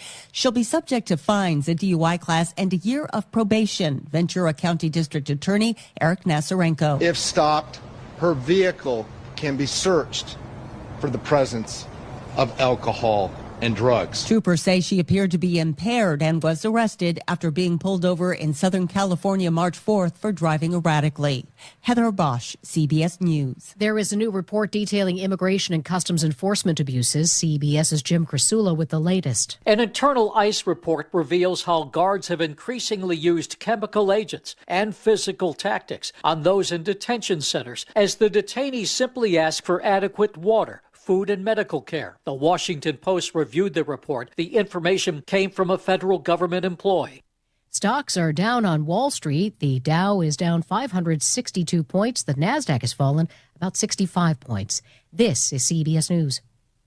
Go to the ends of the earth, half a world away. Reach for the stars. If I take time to think, they might go get Brad. On CBS, Sunday morning. I'm Ed Evans, CEO of Consumer Cellular. No, we're not one of the big guys. Truth is, we don't want to be. If you're over 50, Big Wireless probably has you paying for more data than you might need. You could be throwing away thousands over a lifetime. Our entry-level data plans start at just $20 a month. And for a limited time, switch and get your second month free. Call 1-888-FREEDOM, visit consumercellular.com or a store near you and get your second month free today. Plans include $5 credit for auto pay and e-billing. See site for additional details. You know that Big Bargain detergent jug is 80% water, right? It doesn't clean as well. 80% water? I thought I was getting a better deal because it's so big. If you want a better clean, Tide Pods are only 12% water. The rest is pure, concentrated cleaning ingredients. Oh, let me make an announcement. Attention Attention shoppers, if you want a real deal, try Tide Pods. Stop paying for watered-down detergents. Pay for clean. If it's got to be clean, it's got to be Tide Pods. Water content based on the leading bargain liquid detergent. WICC 695.9, Voice of Connecticut Local News Update. Connecticut is enacting sweeping new limits on federal immigration enforcement, which Attorney General William Tong says will allow federal agents to be sued in state court and potentially prosecuted for unjustified use of force. Federal officials will be held accountable under state law if they break state law. It is an unremarkable proposition, by the way. We're not really breaking new ground. We're just restating what the law is. This morning, Governor Ned Lamont held a bill signing ceremony for Senate Bill 397, an act concerning democracy and government accountability. Supporters say the measure strengthens civil rights protections amid increased federal immigration activity, while critics on the right argue that it will face constitutional challenges. The bill, passed by the state legislature with mostly Democratic support, is part of a broader response in Connecticut to tensions between state and federal authorities over immigration enforcement. Democratic State Senate President Pro Tem Martin Looney is ending his 46-year career as a lawmaker. Looney won his first election in 1980 and is tied with Wallingford Democratic State Representative Mary Mushinski as the two longest-serving legislators in Hartford. Both have announced they are not seeking re-election. Looney made the announcement on Saturday that he would not be running again, saying that serving the people of Connecticut has been, quote, the great privilege of my public life. His announcement came moments before the Senate started a rare Saturday session to finalize the state budget. And the town of Stratford is launching a community-wide initiative asking residents to help shape the next chapter of Celebrate Stratford's logo. The town is looking for local artists, designers, students, and creatives who live or work in Stratford to submit logo designs by Wednesday, May 13th. To learn more and enter the contest, visit stratfordct.gov. I'm Chris Williams with WICC News. WICC Smart MLS Right Now Traffic. Parkway northbound tree trimming remains between exits 3 and 4. Stay left to get through. On the Parkway southbound side, some residual delays in Norwalk from earlier road work. And on Route 8 northbound, construction ongoing between exit 13 and 15. Stay to the right to get through. And 84 eastbound side, residual delays in Danbury and Newtown from earlier issues that have wrapped up. Match Krause with WICC Traffic. Clear and mild overnight with a low in the low 50s. Sunny and warmer tomorrow with a high in the upper 70s. On Wednesday, showers with a high in the mid 60s. I'm meteorologist Paul Piorek on WICC.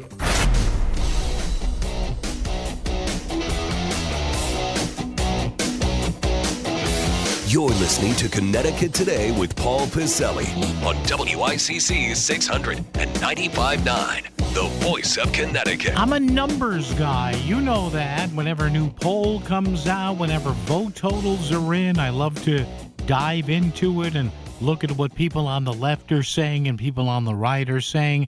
And that's part of the reason we love sports, too, right? Because in a society where there are a lot of people who don't believe in absolutes, right? You know what's absolute? The scoreboard. That's what's absolute. It's why we love sports so much. Whether you're a football person or a soccer person or a hockey person or a baseball person or a basketball person on a high school, college, or pro level, world championships, whatever, we always say, hey, look at the score. They won the game Y, X, Y, and Z. So that's why I'm a numbers guy. And I'm even a numbers guy when it comes to people serving in government and telling us what to do or passing laws or defeating laws where it affects us. And that's fine. We still have the best system in the world. This is still, in my mind, and I know there are people going to say, well, you know, Paul, I know what you say about this country, but in Finland, you notice how they always cite stuff from these wonderful Nordic, this, you know, but in Norway they do, or in Sweden they do. Oh, you mean countries that are the size of one borough of New York City? Oh, okay, that's how. But I digress. I just wish there was a newness of voices. Can you imagine? And we're talking here, by the way, I should say it's Connecticut Today. It's hour 2. It's your old buddy, Paul. I'm talking about my thoughts after a story, and you just heard Chris do with the news here. 2 legislators that I'm acquainted with in various ways. Marty Looney, State Senate President, New Haven, longtime Democrat, used to cover Marty 2-3 times a month sometimes, and I was working in and about stations in New Haven. And Mary Mushinsky in Wallingford, my state rep for years and years and years, they're both calling it quits. Again, they both played by the rules. That's not what I'm arguing here. Who am I to say who should run and who shouldn't run? No, I don't. I've learned long enough. Keep your mouth shut around people. Don't tell them what they should do. But, yeah, I'm not going to keep my mouth shut when I comment on the system. And if you play by the rules in the system, good for you. Whether it's running for office, whether it's what your accountant does with your taxes, whether it's what Elon Musk does with his taxes, whether it's you pushing the boundaries of what you're doing with zoning in your business or in your home domicile, in your home city or town, that's fine. Just say, well, he's pushing it. Well, yeah, he's pushing it, but, the rules is the rules. That's it. My main concern here is not so much what the person does, but what we allow them to do. And I've said that about Republicans, and I'll say that about Democrats and independents and Green Party people and the Independent Party of Connecticut. That's different from being an independent. An independent's being unaffiliated in this state. And by the way, we mention this all the time. The biggest block of voters in this state are, in fact, independents. They're bigger than Republicans and bigger than Democrats. So a lot of people who say, well, the Democrats rule the state, well, they kind of really don't. Yeah, they rule what's going on in Hartford, but there's a lot of independent voters out there who don't feel the need to clamp on to the Democrats or the Republicans. But I digress. So I ask this, and I want a number. So I'm going to be a little tough on you today. I'm going to be like that favorite teacher you had in school that you loved, but you said, God, he or she was such a pain in the ass. Well, that's what they pay me to do here. Give me a number. Give me a number. What do you think the maximum number of 2-year terms should be for any state lawmaker in Hartford? And I know what you're going to say. Well, you don't like Looney because he was effective. No, I'm not saying that. I wouldn't say that if it was a Republican either. It's about new blood. It's about differing thoughts. It's about maybe one of these people laying in bed at night going, you know what? I'm probably going to get roasted for this on the talk shows around the state or anything. But you know what? Gosh darn it, I'm going to come out and vote for that bill. And I'll tell my party chairman tomorrow because I think it's the right thing to do. And, when you have 2-year terms in this state, which I think is inherently a good thing, a lot of the consideration of what you do is whether it's going to get you reelected. But gosh darn it, 2 years is good for voters, too, if they would just take the time to say, hey, yeah, I like the guy, I like her. She was at my son's rubber chicken Little League dinner, and he came out to opening night of Little League or high school basketball, but I don't like the way he's been voting here. You get that notion, you get that chance to reassess every 2 years. It's not like 4 years or 6 years here. 6 years in the Senate, man. Let me tell you something.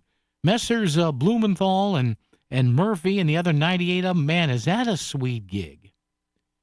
Joe Lieberman told me once in New Haven that years ago when he was still in the Senate, the late, great Joe Lieberman said, yeah, it's better than being in the House. Where he said, basically, he says, Paul, I remember him telling me, he says, basically, I can relax and maybe get something done for about 4.5 years. But then 1.5 years, you're running for re-election and you're fundraising all the time. But the other 4 are not too bad. So you tell me. I told you this, I'm going with 4 and 4.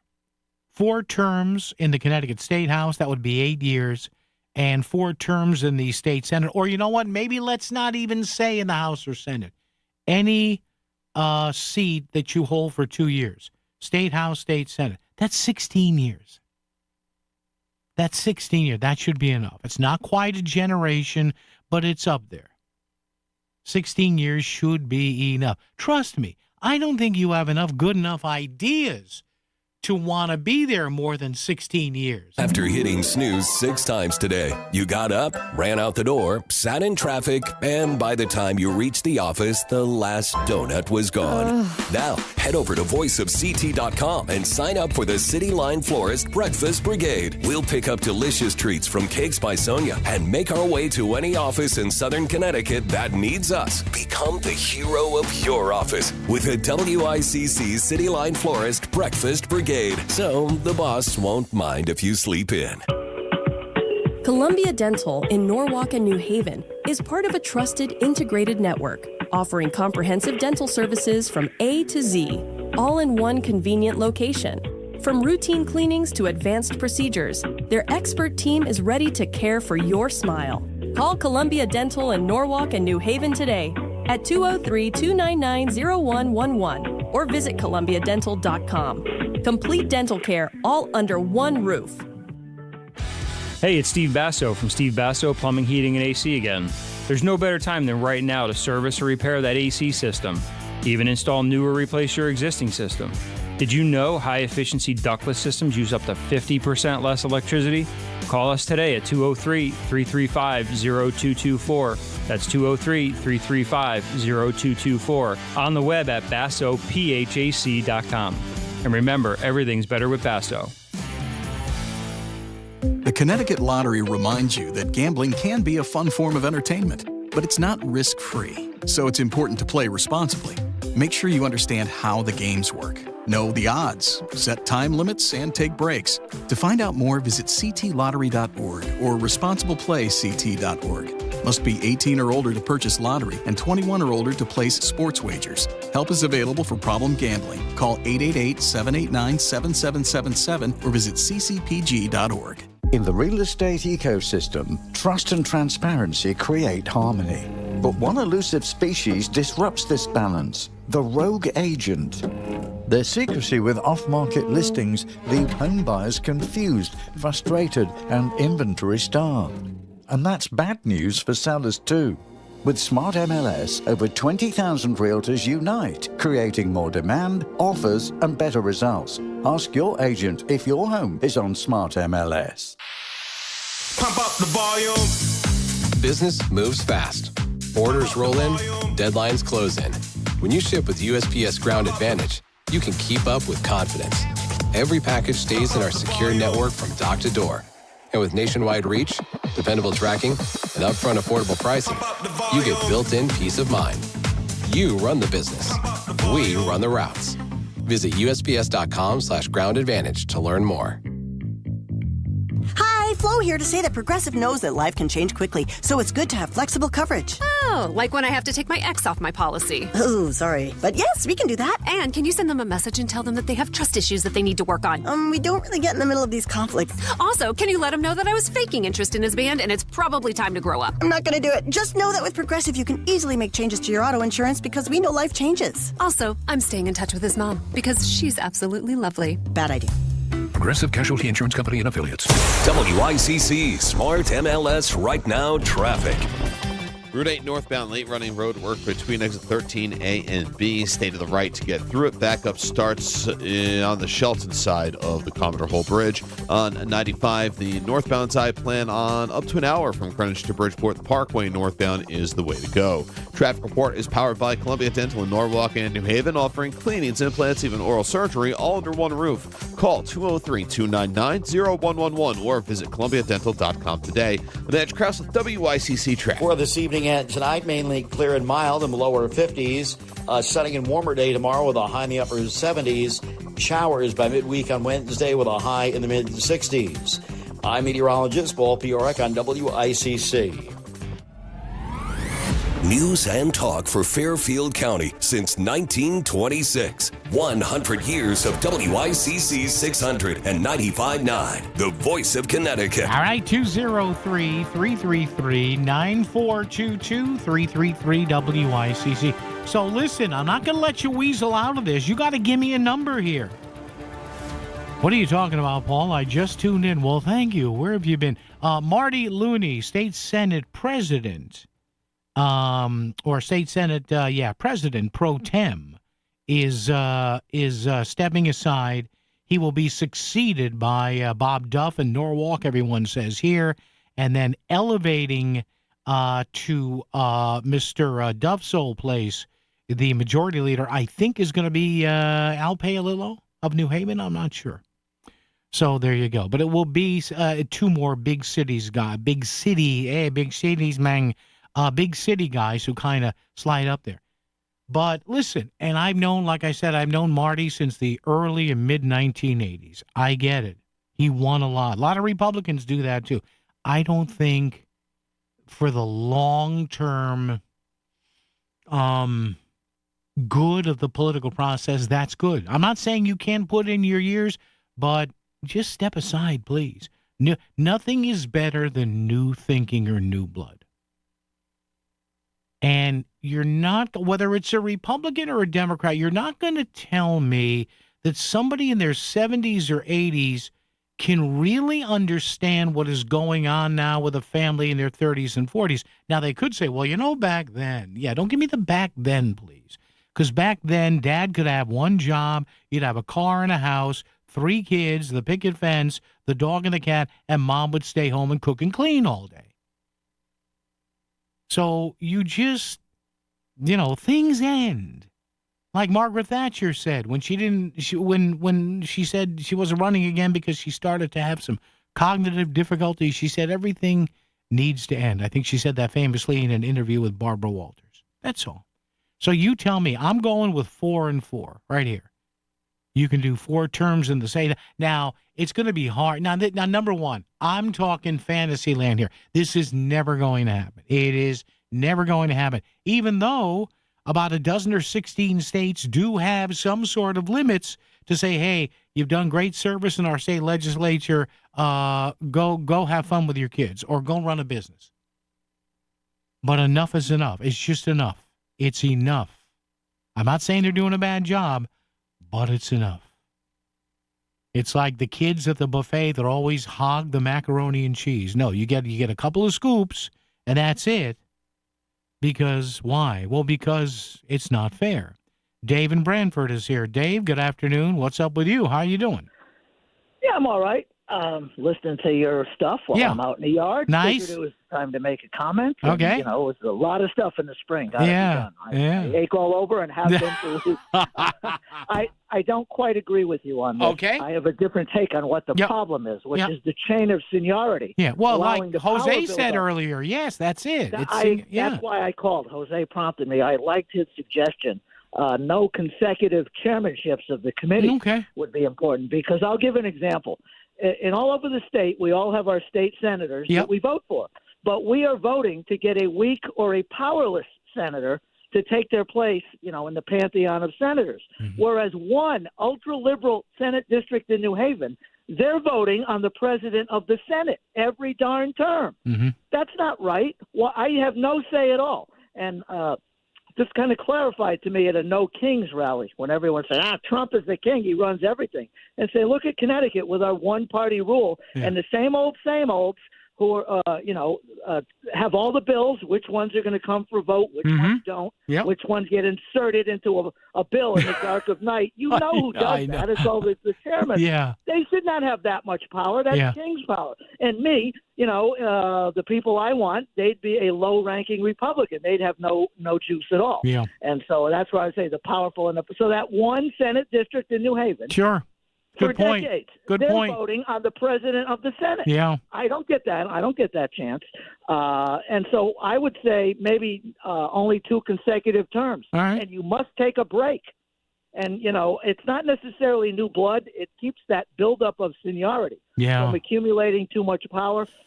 And I do want to – this is a little bit of a contrary. I have had a 40-year association with wetlands in Brantford and other committees too. But what you notice is sometimes there's a big-time shakeup. Yeah. and all the new blood is clueless about what happened before. Situations that arise, they usually call them frequent flyers. Yeah. The hot spots in town are always the same, and they don't know what to do. It's kind of Dave, it's kind of like burning the documents on the way out, right? But it's like an old mechanic. He knows, he hears the sound of the motor. I know what exactly that is. What Yeah. to do. Yeah. And the newbie has to go through the book. Well, it could be A, B, C, D, E, F, G, and finally figures it out. Yeah. Those old commissioners, maybe they shouldn't be the head, but they know what they did 8-10 years ago when there was a problem and why the commission made certain suggestions. Mm-hmm. And the newbies, they just don't know. And they look around and say, what should we do? What should we do? And there's a lot to be said for institutional knowledge. Yeah. And maybe there's a difference between a bureaucratic commission. Yeah. The parks, the police, the firemen. Maybe that's different than elected office. But sometimes new ideas are not better. I'll end it on this. I think politics are a lot like Darwinian evolution. The good ideas win out. Yeah. Bad ideas die out quickly. No, you're right. The problem with new blood is, like Mom Donnie in New York, they come up with the same dumb ideas that we know failed 40 years ago. And it's all new to them, and they want to try it again. And you say, that's really dumb. It never works. It's not going to work now. Why do we need to do it? He got elected, and we put up with that. I like that little pregnant pause you gave there. Mom Donnie. I like that. I had to think about how to pronounce it. I think of my mother, and then Danny is a person I know, and that's my little way to remember to pronounce it correctly. So let me ask you before you go, any of these aches and pains from working outside, will they require medication or an adult beverage? What are we doing? Absolutely not. Absolutely not. It's kind of started in the winter with all that excessive shoveling. Okay. And then it morphed into the lease and, getting all the equipment up and running with a lot of small hand detail and aches and pains I didn't even know I had, in the last month. They're blooming. And so there's a little extra ibuprofen with That's what I mean. That's what I'm talking about. Yeah. All right, Dave. Not too much. Bye. Thanks. All right. Take care. There you go. Oh, come on. You can admit you get a little ibuprofen, a little Aleve. I had to pop in Aleve last night for something that was aching me. Hey, listen, better living. You know me. Better living through chemistry. And you know my other axiom on this, chlorine is your friend. WICC Smart MLS Right Now Traffic. Route 8 northbound late running road work between exit 13A and B. Stay to the right to get through it. Backup starts on the Shelton side of the Commodore Hole Bridge. On 95, the northbound side plan on up to an hour from Greenwich to Bridgeport. The Parkway northbound is the way to go. Traffic report is powered by Columbia Dental in Norwalk and New Haven, offering cleanings, implants, even oral surgery, all under one roof. Call 203-299-0111 or visit columbiadental.com today. I'm Edge Krause at WICC Traffic. Clear and mild overnight with a low in the low 50s. Sunny and warmer tomorrow with a high in the upper 70s. On Wednesday, showers with a high in the mid 60s.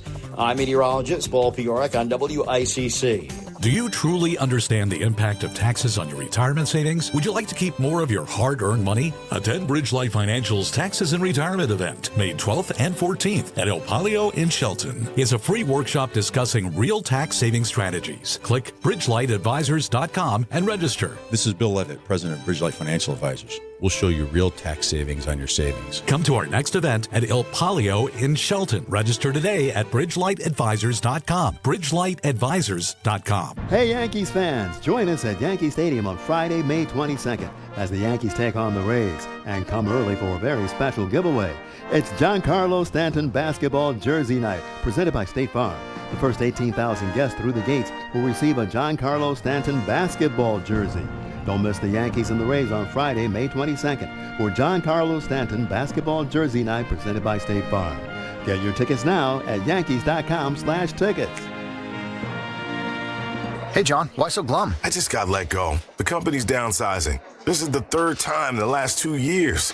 I'm done with this. Have you thought about My Computer Career? I've heard they can train you for a career in IT in just a few months, including cybersecurity and the basics of AI. And you don't need prior training or experience. Now that's a recession-resistant career. Wow, thanks. I'll check them out. Go to mycomputercareer.edu and take the free career evaluation. mycomputercareer.edu, an Elite CompTIA certification partner. Financial aid is available to those who qualify, including VA benefits. If you're struggling to hear conversations, TV, or the people you love, now there's an easier, more affordable solution without without spending thousands. Audion Hearing makes high-quality, rechargeable hearing aids starting at just $98, free shipping, and dedicated one-on-one support in the comfort of your own home. No doctor's offices, no pressure. Clearer hearing delivered right to your door. Join over 1 million happy customers hearing life more clearly. Visit audionhearing.com. That's AUDIEN hearing.com. It's Duchess Restaurants. It's fresh, made to order, and it's what makes Duchess food so good. Duchess Restaurants has so many choices. Try the Big D Philly cheesesteak, or how about a combo meal like a Big D cheeseburger, long dog, or grilled chicken sandwich with fries and a drink, or a roasted turkey, bacon, and cheddar on wheatberry bread. You can't go wrong with one of Duchess Restaurants' many menu items: sandwiches, wraps, burgers, hot dogs, and more. All of Duchess's menu items are made to order, adding to their fresh flavor. You gotta eat at Duchess. Go to GoDuchess.com for the one nearest you. Duchess Restaurants. Fresh food served fast. Discover the finest flooring in Southern Connecticut at Courtesy Carpet. With over 50 years experience, from intricate area rugs and durable vinyl to elegant stair runners, they have it all. Shop anywhere, but see them before you buy. Visit L&J and their team on Route 111 in Monroe or at courtesycarpet.com. Financing is available, so you can get the floors you love today. Trust the experts in quality flooring, because at Courtesy Carpet, your satisfaction is their courtesy. Are you looking for a loyal friend, a cuddle buddy, or just some unconditional love? Hey, it's Melissa Sheketoff, and the perfect companion is waiting for you at the Connecticut Humane Society. From playful pups to cuddly cats, these furry friends are ready for their forever home, and that home could be yours. By adopting, you're giving an animal a second chance and gaining a best friend for life. Visit cthumane.org to adopt and volunteer, or to donate to help care for pets still waiting. Adopt love, support hope, choose the Connecticut Humane Society. This is WICC 695.9, the voice of Connecticut. CBS News Brief. Central Command says the U.S. has destroyed 6 Iranian boats that threatened commercial ships in the Strait of Hormuz. CBS News national security contributor Aaron McLean. Now it's a political decision. Will this conflict in the Strait itself lead the Trump administration to suspending the ceasefire overall and returning to war more broadly? That's what we don't know yet. Supreme Court Justice Samuel Alito temporarily restores an FDA ruling allowing the abortion pill mifepristone to be sent by mail. CBS News legal contributor Jessica Levinson. Mifepristone is the abortion pill, one of the abortion pills that is most frequently used in the majority of abortions in this country. Britney Spears avoids jail time for driving under the influence in California. She has pleaded guilty to a lesser charge. Ventura County DA Eric Nasarenko. If she is stopped by a peace officer, she will have to submit to a test for the presence of alcohol or drugs. CBS News Brief, I'm Jennifer Kuiper. WICC 695.9, Voice of Connecticut Local News Update. Legislators on Saturday approved a $28.6 billion state budget. The rare weekend session ends 3 months of negotiations and will provide hundreds of millions of dollars to cities and towns in order to avoid property tax increases. The budget also includes an additional $180 million for education and $100 million to distressed cities and towns, which many are expected to use to combat education deficits. It also funds pay raises for 42,000 state employees.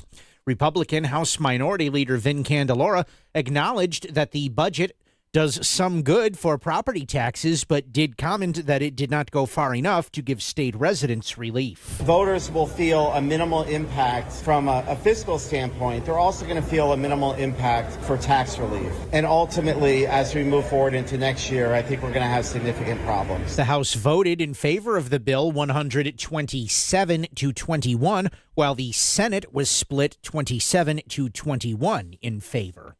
Connecticut Comptroller Sean Scanlon is projecting a deficit of $109 million this year.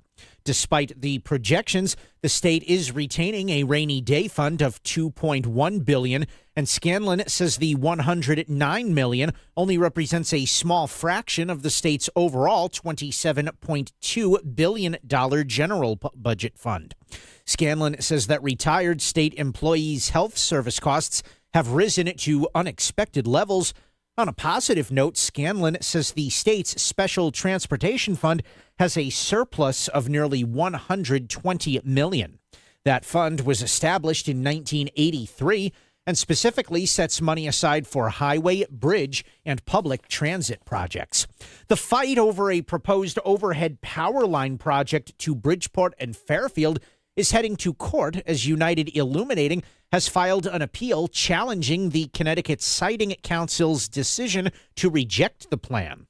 The utility argues the council's process was inconsistent and influenced by political pressure after a series of reversals over the project, which would construct multiple 200-foot monopoles along the Metro North corridor. Opponents, including local leaders, maintain the rejection was justified and say the project should instead focus on alternatives like burying the lines. Having giant monopoles run through this city, it's concerning about the future of this city. All of us need to stand up and say it's not okay for Bridgeport. Put some money into it, tie it to one of your poles, and shove them in the damn ground. The legal battle marks the latest chapter in a long-running and contentious debate over balancing infrastructure needs with environmental and community concerns. Gas prices in Connecticut continue to rise.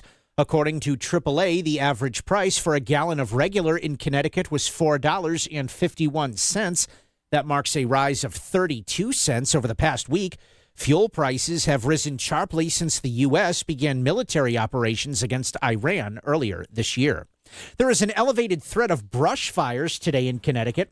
The National Weather Service said a combination of factors caused the advisory to be issued. Southwest winds will gust at 30 to 35 miles per hour.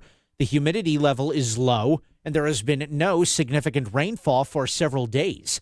The public is advised to use extreme caution with any ignition sources outdoors.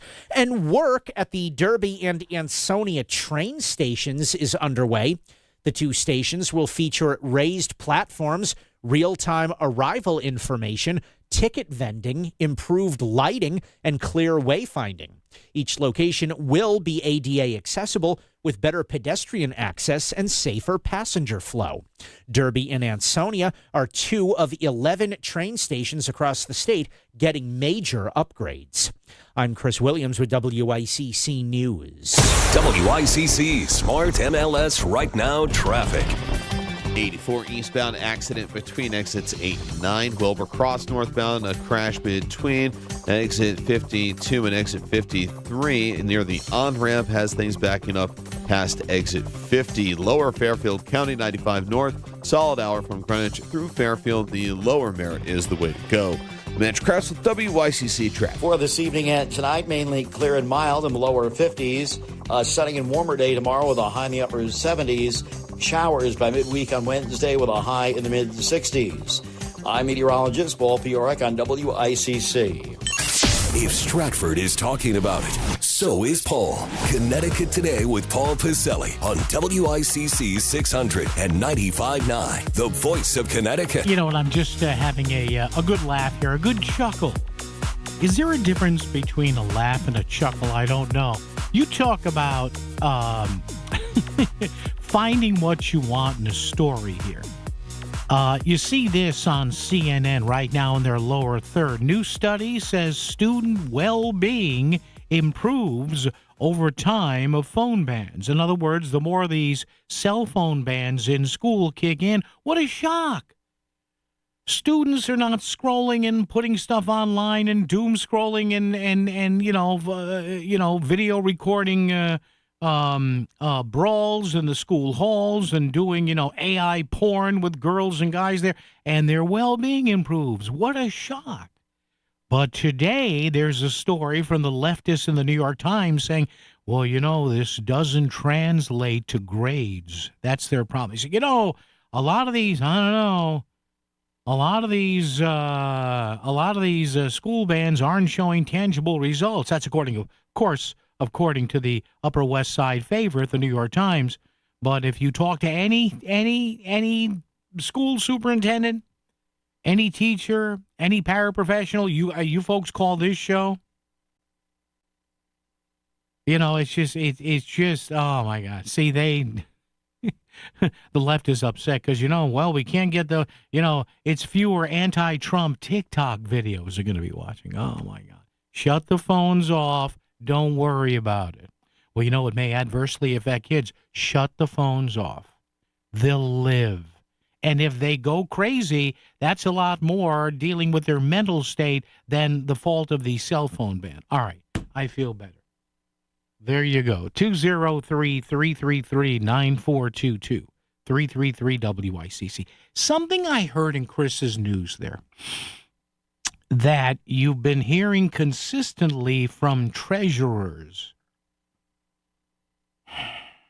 and comptrollers, and State Comptroller Sean Scanlon, again, I guess, made some remarks on the passing and the tidying up of this budget in Hartford. And without getting into all the numbers, he said, though, that one of the key costs that keep on rising for the state that they have to deal with every year is retiree health costs. Now, when you're a retiree, I guess, excuse me if I'm wrong here. Excuse me, Lucy. Can't you, I mean, you do have Medicare. Now, I'm not saying that the state employee retirees shouldn't get some sort of retiree health coverage. But again, here's something we hear of year after year after year after year. Yet the people in Hartford that portend and pretend to govern us, they're too afraid to go to the state unions and say, you know what, this is unsustainable. And folks, this is not me saying this. This is the state comptroller, Sean Scanlon, saying we're constantly battling increasing retirement health care costs. Why are they increasing? I know everything gets expensive. I get it. But do a lot of the, and again, I understand how this works. But again, and I don't besmirch state employees, they do a great job, but there's also reasonable levels of compensation and of retiree costs that we struggle with every single year. And the progressives on the left and a lot of them in these unions say, well, just raise taxes on the wealthy. You really think that's going to solve things? You really do. You're that dumb that you don't think they're going to move the uber wealthy with the unrealized capital gains. Trust me, they have accountants too. But every year with these platinum and gold-plated retirement benefits, I'm not, and again, this goes back to something I said earlier about how many terms lawmakers are in. You just play by the rules. But again, Democratic governors here will, especially in election year, go to CBAC and all these unions and say, hey, whatever you want, whatever you want. Well, what's wrong with that, Paul? Do you give your kids whatever they want without initially weighing the pros and cons here? And again, this is not me saying it. This is a gentleman who's been on the phone on this show and in the studio on this show, and he's been on with Melissa numerous times, and he's been on with Lisa too many times. And state comptrollers before Sean Scanlon saying, yeah, you know, this gold-plated healthcare stuff is kind of tough to deal with in the out years. Well, then why are we offering it? And please don't give me this crap about, well, if we didn't do this, we wouldn't get employees. Stop that. Stop it. There are some jobs that people will take, yes, because of the benefits, but people want a job. If I told my bosses here at Connoisseur tomorrow that I was leaving to go to somewhere else, there'd be people crawling over themselves for this job. Is it the same as a state employee? No, I suspect not. But again, here we are in Connecticut where we face this, quote unquote, I'm using air quotes right now, where you have the people that govern us, not me. Oh, this is just right-wing propaganda. No, it's the people that govern us. It's the people that watch the numbers and say, look at these numbers from retiree. Okay, but we're supposed to feel sorry for you? I mean, who exactly gives out these packages? And I'm not saying not to provide retiree health care. But please don't come whining to me about how expensive this is when it's you people who do it. Shopping Anyway connects those who ask, how can I help, with those who say, here's what we need. Hi, I'm Christina Preet, lifelong Connecticut resident and founder of the free mobile app Shopping Anyway. Always know what your favorite cause needs. Download the app at shoppinganyway.com. Nonprofit leaders and members of nonprofit boards, join us for an informational Zoom meeting in May to learn about how the Shopping Anyway tool can help engage donors and communicate all your needs. Go to the Bridgeport Regional Business Council's events page at brbc.org and register to learn about all that Shopping Anyway can do.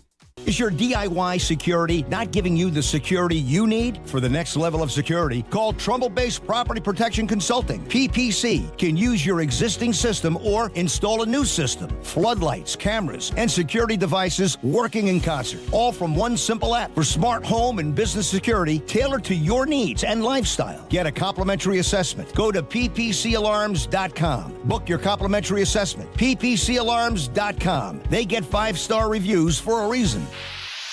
Pump up the volume. Business moves fast. Orders roll in, deadlines close in. When you ship with USPS Ground Advantage, you can keep up with confidence. Every package stays in our secure network from dock to door. And with nationwide reach, dependable tracking, and upfront affordable pricing, you get built-in peace of mind. You run the business. We run the routes. Visit USPS.com/Ground Advantage to learn more. Mom deserves more than flowers and a card. Enter to win the JTV Mother's Day Getaway at jtv.com/sweepstakes. You could win a 6-night cruise to Grand Cayman, Mexico, and the Bahamas, plus $1,000 spending money and a $1,000 gift card to shop JTV. It's a mom's dream come true. Enter the JTV Mother's Day Getaway now at jtv.com/sweepstakes. And new customers receive a one-time $25 off of a purchase of $50 or more. WICC Smart MLS Right Now traffic. 84 eastbound accident between exits 8 and 9. Wilbur Cross northbound, a crash between exit 52 and exit 53 near the on-ramp has things backing up past exit 50. Lower Fairfield County 95 north, solid hour from Greenwich through Fairfield. The lower Merritt is the way to go. Mitch Kress with WICC traffic. Clear and mild overnight with a low in the low 50s. Sunny and warmer tomorrow with a high in the upper 70s. On Wednesday, showers with a high in the mid 60s. I'm meteorologist Paul Pioric on WICC. Voice your opinion on the voice of Connecticut. 203-333-9422. Back to Connecticut Today with Paul Pacelli. WICC 600 and 95.9. I mean, don't get mad at me for mentioning it. Chris had this in his news. In fact, I'm reading right here. Just spare me a second here. A couple of lines I want to read. This is from Sean Scanlon here. For the fiscal year 2027, which is coming up, we anticipate an approximate 10% increase in total cost over current fiscal year 2026 spending, with the proportion of the general fund covering this cost increasing by 25.9%. That's the retired state employees' health service cost. Okay, then. Well, we have to keep offering these benefits, Paul. Well, why? If you're doing something that is adding to costs higher and higher and higher every year, don't give me a line during a public hearing about how tough it is. You can stop doing it. Or you can say, as of 5 years from now or 10 years from now, no. But again, you want to get reelected. It is what it is, man. I'm not besmirching anybody for taking what's offered to them. But again, sometimes with your kids, you say, no, you can't have another one now. Well, why? Because daddy doesn't have any more money. I'm going to ask mommy. Go ahead and ask mommy. And then mommy used to shoot the death stare at me, and there you go.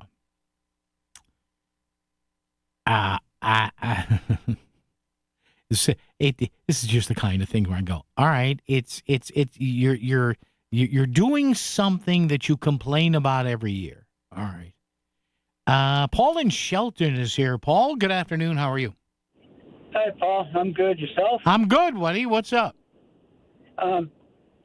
my cousin works in BOT. Okay. He got in prior to them lowering pensions because they actually did lower. Oh, I on- know on that. new Yes. hires, Yeah. But he's like, you make more money working for yourself than I make, but guess what? I have nothing coming to me, and that's one part. But the other thing is, how can our state be with this new budget still? They're overspending. You and I can't overspend our household budgets. I know. But we are actually in a deficit with what they just proposed. By how many millions did they? I just heard it was on one of the news breaks before you. Yep. I was shocked. I'm like, so keep spending more. Whatever happened to the word balanced budget? And the problem is, what they say, Paul, is, and they did that because they had to give more money to the cities and towns, and they're going to blame Trump and blame this. Now they're all upset because of the SNAP work requirements here, and Paul, we're only being saved, and the governor admitted this. It's because currently we're only being saved because our income tax revenues are really good, which could tank out in a heartbeat here. So I get what you're saying. Yeah. No, I agree. Yeah. Thank you. Thanks for hearing it. All right, Paul. Thank you. Appreciate it. Listen, it's not easy to budget. I get it. But for Sean Scanlon, now that is Mr. Scanlon's fiduciary responsibility.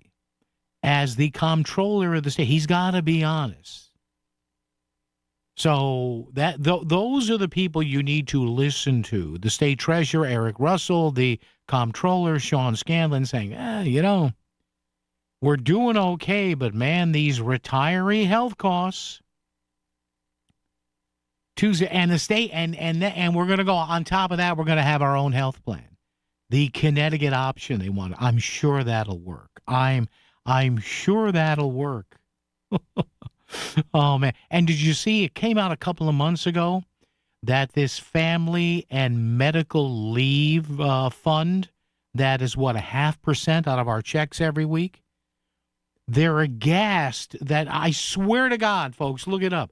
The people in Hartford are aghast and bewildered that not enough people are using it. Oh, you ready for this? They said there's too much money in the fund. Well, that's a good thing then. No, that means people will get angry. Yeah, I saw that a couple of weeks ago. Well, you know what it is. The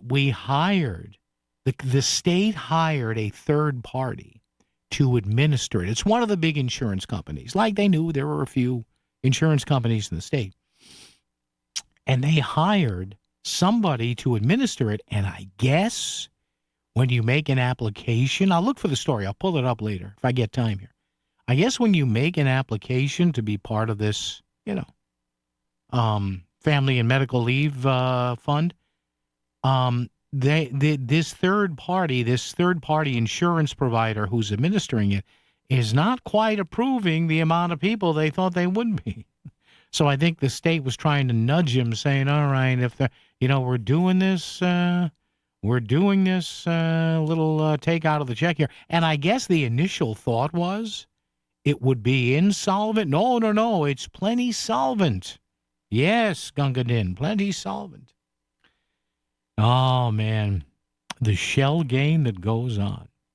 But it's an election year, and you don't mess where you eat, as my father used to say, but not in those somewhat clean terms. No. Henry is with us. Henry, good afternoon. How are you, sir? Well, you're the important one. You good, Paulie? I'm good. Hey, I got a couple of things. You and your family? Yeah, everything's good. Yeah. Good. Yeah. I'm having trouble with my mouth. I had a lot of dental work. Can you hear me okay? Yeah, but you went and did the work, right? Yeah, yeah. Okay, yeah, I don't want you to. I don't want stuff falling out of your mouth. Oh, good. Okay. Well, no, yeah, but anytime I could shut my mouth, that's good news for everybody. All right, well, don't talk too much, Henry. What do you got? No, I just want to give a quick comment. Yeah. It puts the whole thing in a nutshell, and there's symbolism that everybody can understand because we don't know about politics, but politicians, the positions, all the stuff you're talking about. Yeah. I forgot who said it. It was some old lady or something when I was a kid. They're like They're like baby diapers. Yeah. They have to be changed regularly, and both for the same reason. Henry, I will let you go on that. Thank you. Take care of yourself. That is funny. That is good. Oh, you know what Henry reminded me of? And I think I have it. Did I save it? I found that quote. There was an FDR quote that I found. Hold on. Give me a second here. Remember I told you that there's a very famous letter that, yes. I'll tell you what. Let me take a break a skosh early here, if that's okay with Chris. We'll do traffic and weather together on the fives instead of sixes. The boss is going, no, it's on the sixes. I found that letter the other day, in which the patron saint, one of them, of American liberalism, Franklin Delano Roosevelt, said, I like unions for the private sector. We'll come back with what he said about unions in government life. WICC Smart MLS Right Now Traffic. 84 eastbound accident between exits 8 and 9. Wilbur Cross northbound, a crash between exit 52 and exit 53 near the on-ramp has things backing up past exit 50. Lower Fairfield County 95 north, solid hour from Greenwich through Fairfield. The lower Merritt is the way to go. Mitch Krause with WICC traffic. For this evening and tonight, mainly clear and mild in the lower 50s. Sunny and warmer day tomorrow with a high in the upper 70s. Showers by midweek on Wednesday with a high in the mid-60s. I'm meteorologist Paul Piorek on WICC. The following message is brought to you by the Fairfield Law Offices of Estate, Trust, and Probate Attorneys Eliafson and Tenor, online at ConnecticutElderLaw.com. Here is attorney Christine Tenor. If you are suddenly hurt or seriously ill and can't speak for yourself, what could happen to you and your family and all you care about? Will life-changing decisions be made by strangers? We all face legal, financial, and physical challenges every day at all stages of life. Don't leave important matters to chance, and don't wait until you are elderly. No one can predict what the future holds for us, so even young adults and young couples, everyone, should be prepared for the unexpected. Give your family and yourself the most important gift you can give, the gift of peace of mind. Visit ConnecticutElderLaw.com. Eliafson and Tenor, 203-336-2566. Protecting your family's future. Eliafson and Tenor. For peace of mind, 203-336-2566. Back to the news and talk. Thanks to Smart MLS. Smart sellers ask, is my home on Smart MLS? The voice of Connecticut. WICC's 695.9. It's Connecticut Today with Paul Piselli. Okay, 1937 letter. Remember we were talking about this last week? I couldn't get to it. I realized after the show was over. I said, let me bookmark this and go back to it on Monday. 1937 letter. President Franklin Delano Roosevelt to the National Federation of Federal Employees. I guess they wanted him to step in and talk more for them in negotiations with the government. Well, FDR wasn't a big fan of government unions. He was all for them in the private sector. So let me read you a couple of paragraphs here from this letter, and in which he says something like, well, thank you, but I'm going to not directly get involved in this. FDR said this. Just picture him saying, in that kind of Brahmin, Hudson River, New York, all government employees should realize that the process. So he said this. All government employees should realize that the process of collective bargaining, as usually understood, cannot be transplanted into the public service.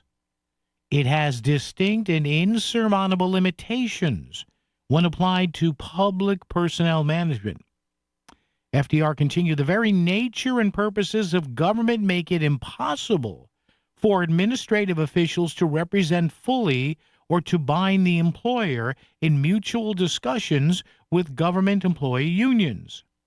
The employer is the whole people. Listen to that line. Brilliant line by FDR, or whoever wrote this for him.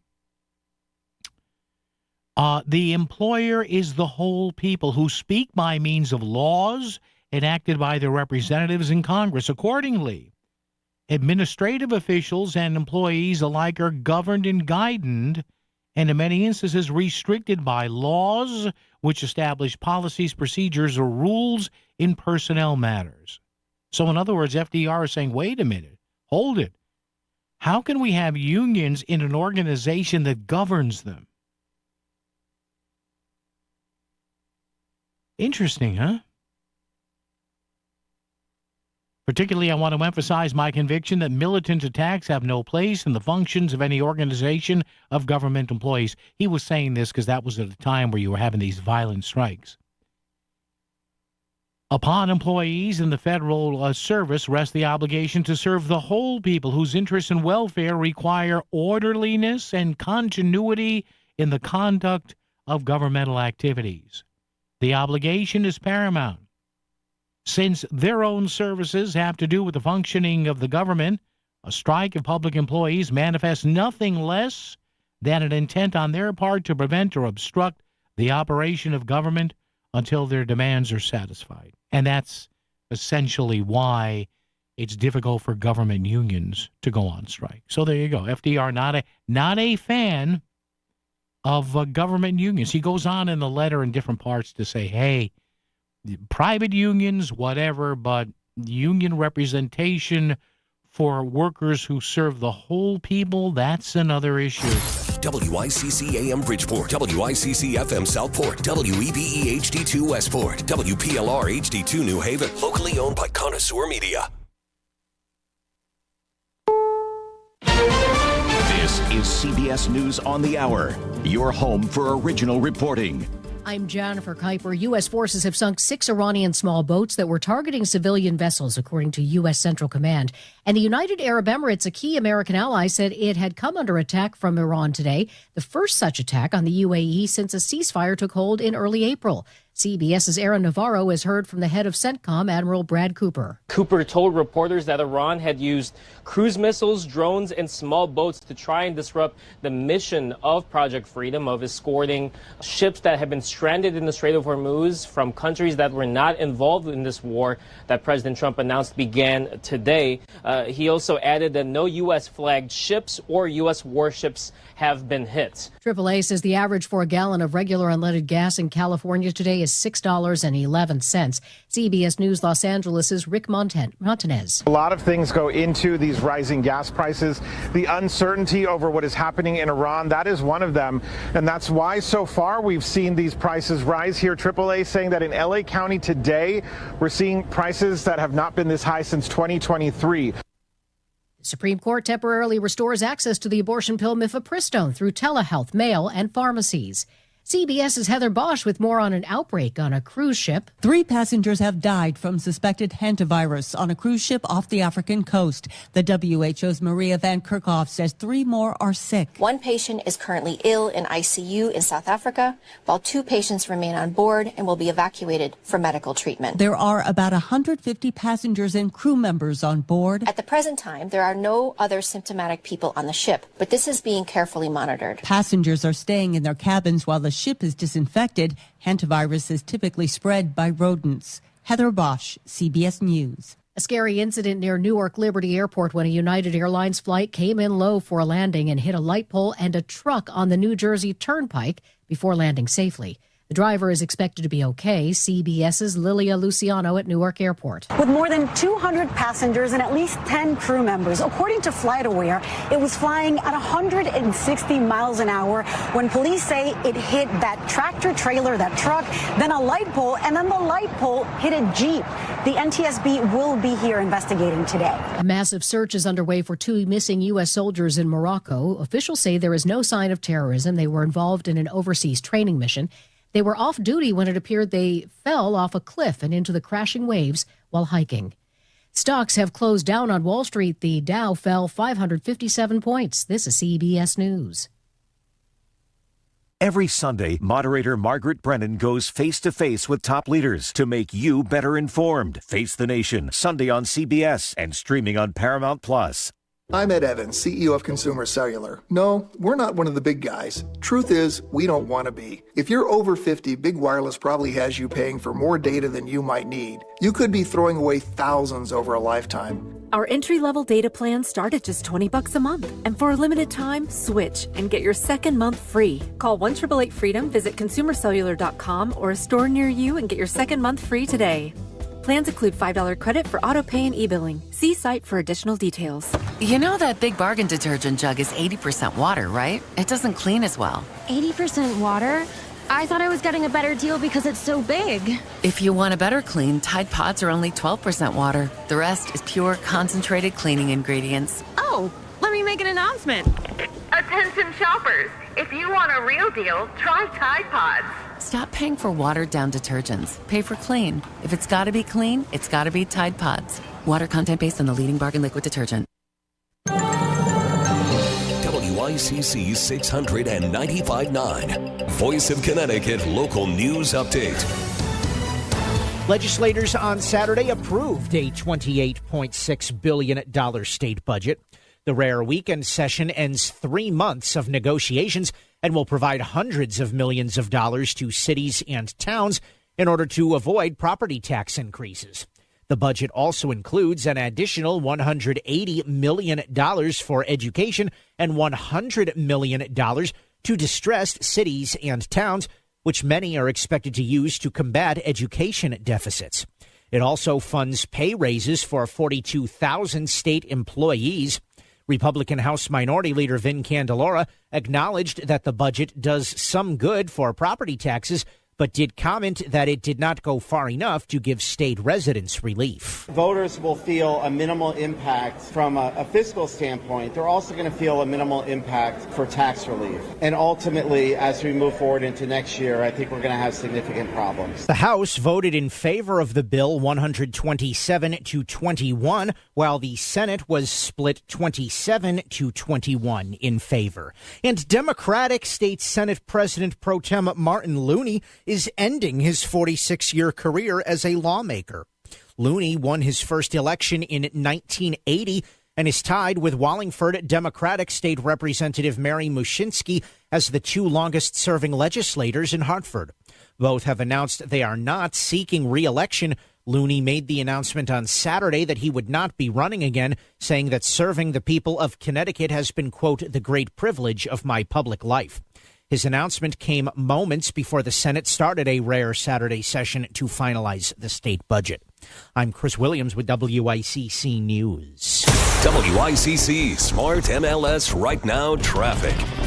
Wilbur Cross, Route 15 northbound accident remains. Exit 52 near the on-ramp. Backup starts before exit 50. Then lower Fairfield County 95 north over an hour from Greenwich through Fairfield. The Parkway northbound slow ride starts in Stamford out of New Haven. 95 south, you're jamming through Long Wharf into West Haven. Traffic report is powered by the Connecticut Lottery. Now play your favorite draw games at ctilottery.org. Odds vary by game. Must be 18 or older to purchase. Help is available for problem gambling. Call 888-789-7777 or visit ccpg.org. I'm Edge Krause with WICC Track. Clear and mild overnight with a low in the low 50s. Sunny and warmer tomorrow with a high in the upper 70s. On Wednesday, showers with a high in the mid 60s. I'm meteorologist Paul Piorek on WICC.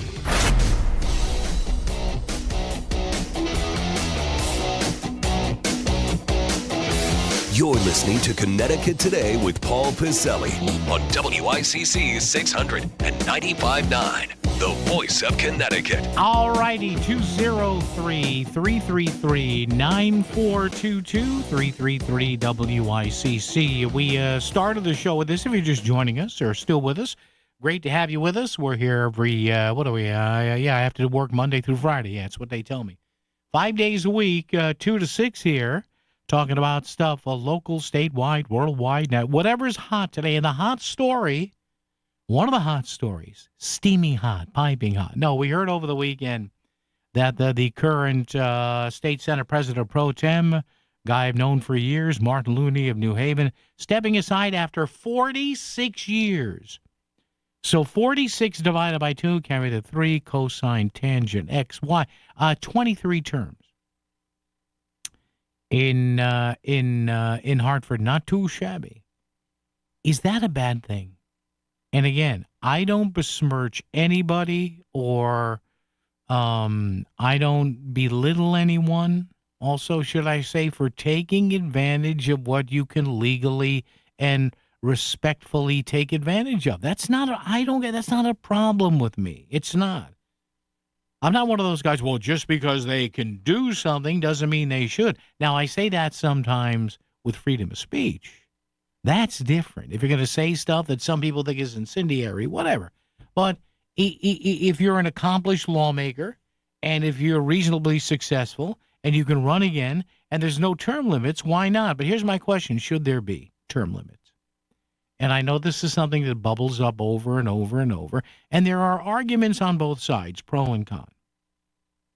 The con argument against term limits, which I used to hold, which was, well, we have term limits.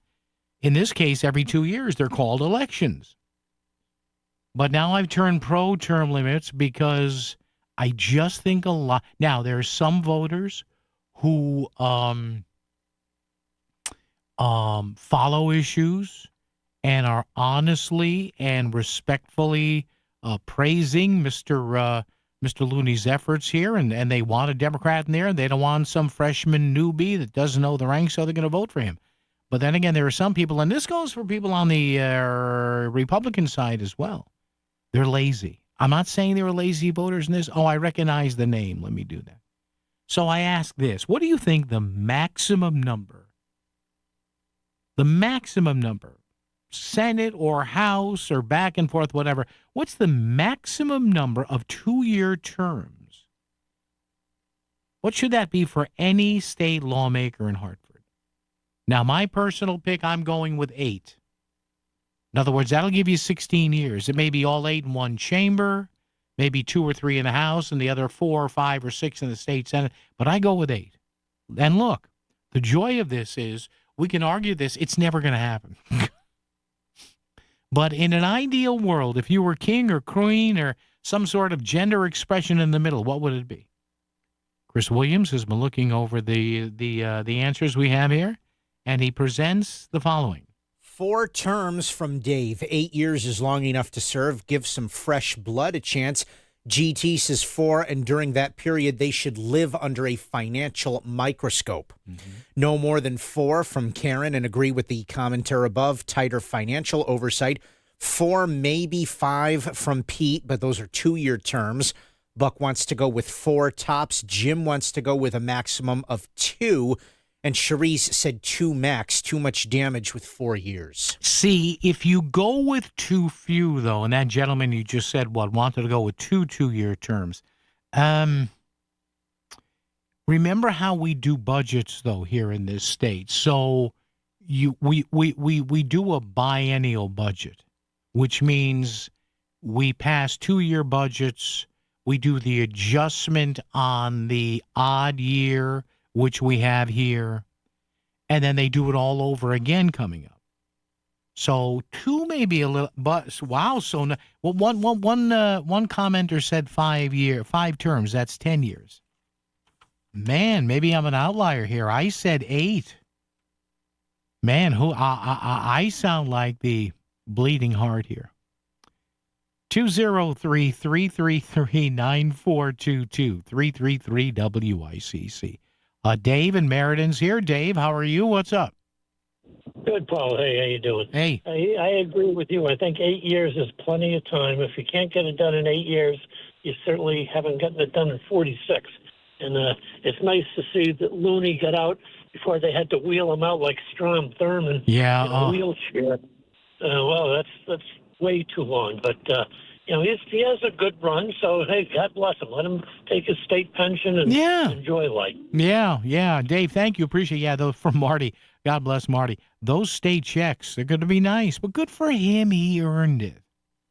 I never want to belittle anybody for taking advantage of a rule or a setup or a tax law that's perfectly legal to take advantage of. There's nothing wrong with that. It's just the setup. And I think Dave may have misunderstood me.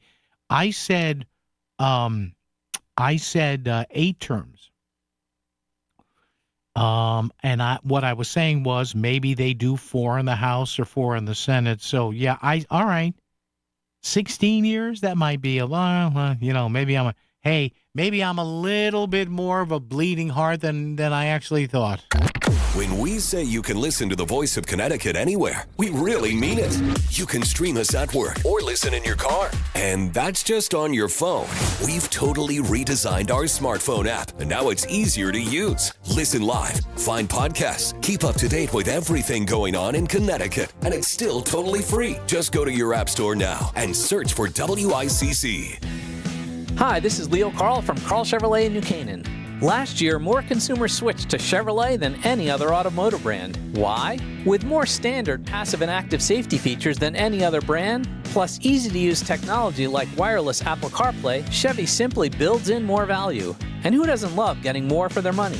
With fresh inventory arriving daily, see for yourself at Carl Chevrolet, 261 Elm Street in New Canaan, or online at carlchevy.com.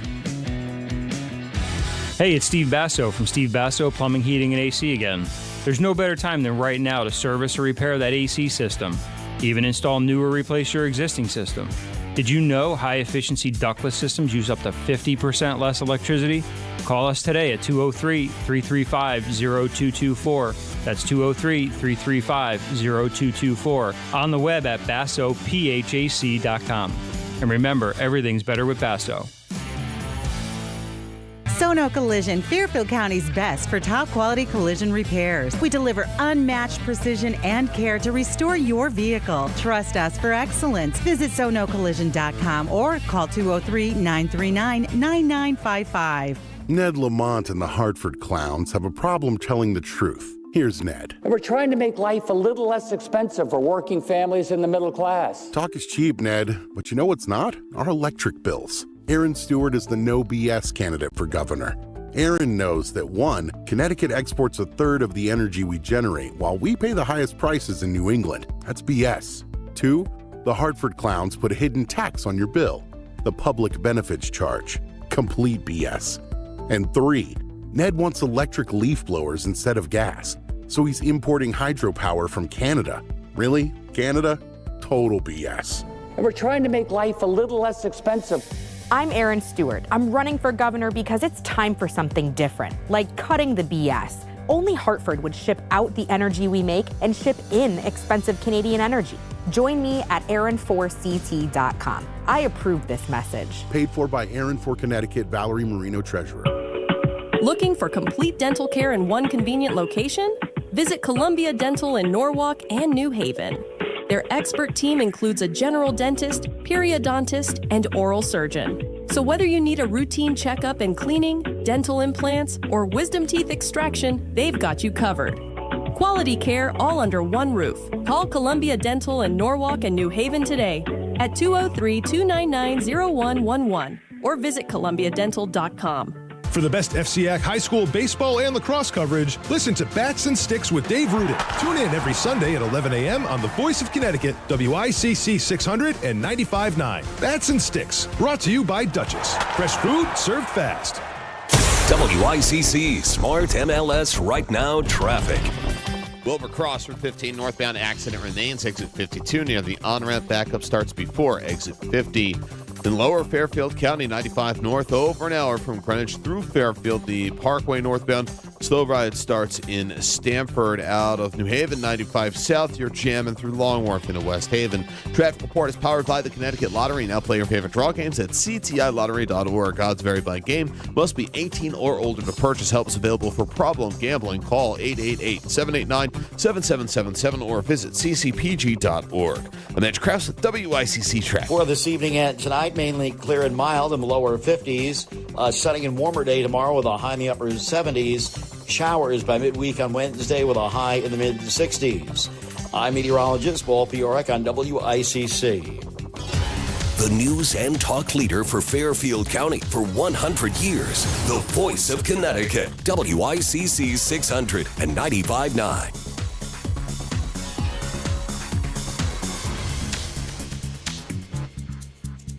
All right, 203-333-9422, 333 WICC. A lot of bills in Hartford concerning guns, homeschooling, other stuff there that would directly affect you and I in some way. Still up for consideration, not a lot of time after the budget stuff over the weekend. And we welcome in a guy who's been on the program, been on the radio station here numerous times, Republican State Rep Dave Rutigliano of the great town of Trumbull. Dave, how you doing, man? What's up? Hey, good afternoon, Paul. How are you? Not too bad. So what's shaking up there, Dave? We know the Senate's doing some stuff. You guys in the House are looking at some stuff. We're coming down to the wire here. What is the latest? Give us a little update here. Well, listen, whatever it is, I'm telling you, there's not a lot of good ideas. Okay. So what are the paramount things you think the majority up there is going to try and get done in the last day and change?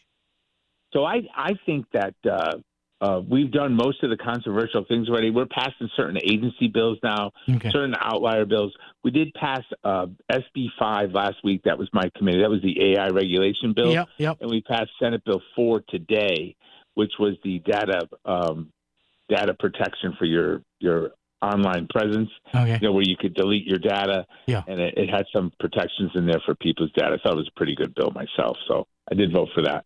All right. So what do you hear now? I heard the Senate was taking up the homeschooling bill, which I guess did pass in your chamber in the House a few days ago. But that was interesting, Dave, because I saw some Democratic votes bouncing back and forth in your chamber on that bill. Well, we did because, you have to decide. Now, I didn't homeschool my kids, but you have to respect a parent's right to do it, right? So if somebody makes these decisions for themselves or they think it's right for their family, who are we to stand in the way of them, doing the right thing? I think the biggest bill, one of the bigger bills we might have left, is they're trying to make it. They have a bill that went through judiciary, and they're threatening to call it today or tomorrow, where if you've committed a murder or a crime and you're under the age of 26, you get the automatic reconsideration for parole, saying that your brain wasn't fully developed and you deserve a chance to get out of prison. It's outrageous. It's an outrageous bill. It's going to be controversial. It's going to go for an awful long time. So I hear that one's coming. Yeah. So, Dave, I've always wondered, and I ask this kind of, rhetorically here. Well, all right, if the human brain, Dave, is not advanced enough till it's 25 for this stuff, and Lord knows I did some dumb stuff under that. Okay, then. So I have an idea, Dave. Somebody get somebody to offer an amendment that then we can't draft anybody under 25, or you can't get married under 25. You can't get married. Yeah. You can't vote. Well, you can't vote. Or how about, this is the one thing we've been saying forever. Yeah. How about if you're not smart enough to know not to murder Kill somebody at somebody, 22, yeah. then what are you doing buying weed? Yeah. Right. No, Dave, that's a perfect angle there. So, and I know there's always this under 25 thing, under 25. Dave, I don't know about you, but I'll go out on a limb that you learned the same thing I did as a young kid. Yeah, you get in fights, you punch each other, you get in a brawl on the ground. Yeah. You don't kill somebody. You don't kill somebody. I think we all know right and wrong from a much earlier age than 26. So there are some things that should not be forgiven. Justice did play out. They went through the system. They were represented. They were convicted by a jury of their peers. They should serve their sentence. They don't get to come back later and say, oh, I was under 26. My brain wasn't fully developed. And it seems a bit of a cop-out. I don't understand what we're doing. Yeah, so, Dave. But it did make it through judiciary. Okay. It had support from the chairman of the committee. So we'll see how it goes. Dave Rutigliano, the guest of State Rep Trumbull. Dave, your thoughts on the budget that was passed over the weekend? And it looks like a lot of people are okay with it, especially in the increased aid to cities and towns. What are your thoughts about the process and what you guys and gals came up with? So, it's hard as a Republican when there's no tax increases and your town's getting a little bit more money. It's hard to vote no. So although this budget doesn't fix things it should have fixed. Yeah. We don't solve long-term debt. We didn't take care of the public benefits charge, what makes your electric bill so expensive. It did send more money to towns, and it does not have a tax increase. So, hold your nose, vote yes, and then pray to God we get some more numbers next year and we could really fix the problem. Yeah, Dave, and that's one thing. And finally here, I talk about, and listen, I know you guys and gals up there on both sides of the aisle, you don't have a lot of time, especially in this, in the off year here, in the election year, in the even years. You have the longer time in the odd years. But we have so many problems here, Dave, in the state that I wish we could just get out in front of. And you guys and gals have to battle with education funding and taxes and electric rates. It just seems like the hamster wheel, Dave, is just going there. And it must be tough just to keep up with these things every term you're up there. Well, I appreciate that. But most of these problems we have were caused by our government. Connecticut caused the crisis in electric rates. Mm-hmm. Connecticut caused the underfunding of education in every city and town. We spent years raising taxes to a point where it's oppressive. Yeah. Our gas tax is the highest. Our electric bills are the highest. Our minimum wage is the highest. We have made Connecticut unaffordable through the actions of the government. So it's kind of tough to unwind some of these things. State employees under Ned Lamont are looking this year 66% increase in salary since he became governor. Now, listen, I don't begrudge anybody making more money. Me neither. But at some point, you have to inject a little common sense into the process. Yeah, one would hope. Trumbull Republican State Rep Dave Vertigliano. Dave, for the last few days, be good. Keep your head low, and we'll chat down the road. All right, sir? I appreciate it anytime, Paul. All right, thanks. There you go. Yeah, there you go. That's a good point. I don't think that's a partisan point. That a lot of the problems have been ushered in and engendered by the folks who govern us on both sides of the aisle. 203-333-9422, 333-WICC. It's what I mentioned last hour. Sean Scanlon's been on this radio station here in the studio here. He's been on the phone, whatever, and he's told all of us. He's told Melissa. He's told me. He's told Lisa, I think, if she's had him on in the midday. Yeah, well, these retiree health benefits, this is a tough slog every year. All right, so why do we keep doing it? Or is there an adjustment? And I know the unions will say now, well, the same jobs in the private sector pay more, so we need these Cadillac or platinum level benefits to get employees. I don't know. Do I believe that? Are people being sincere? Yeah, maybe. I don't know.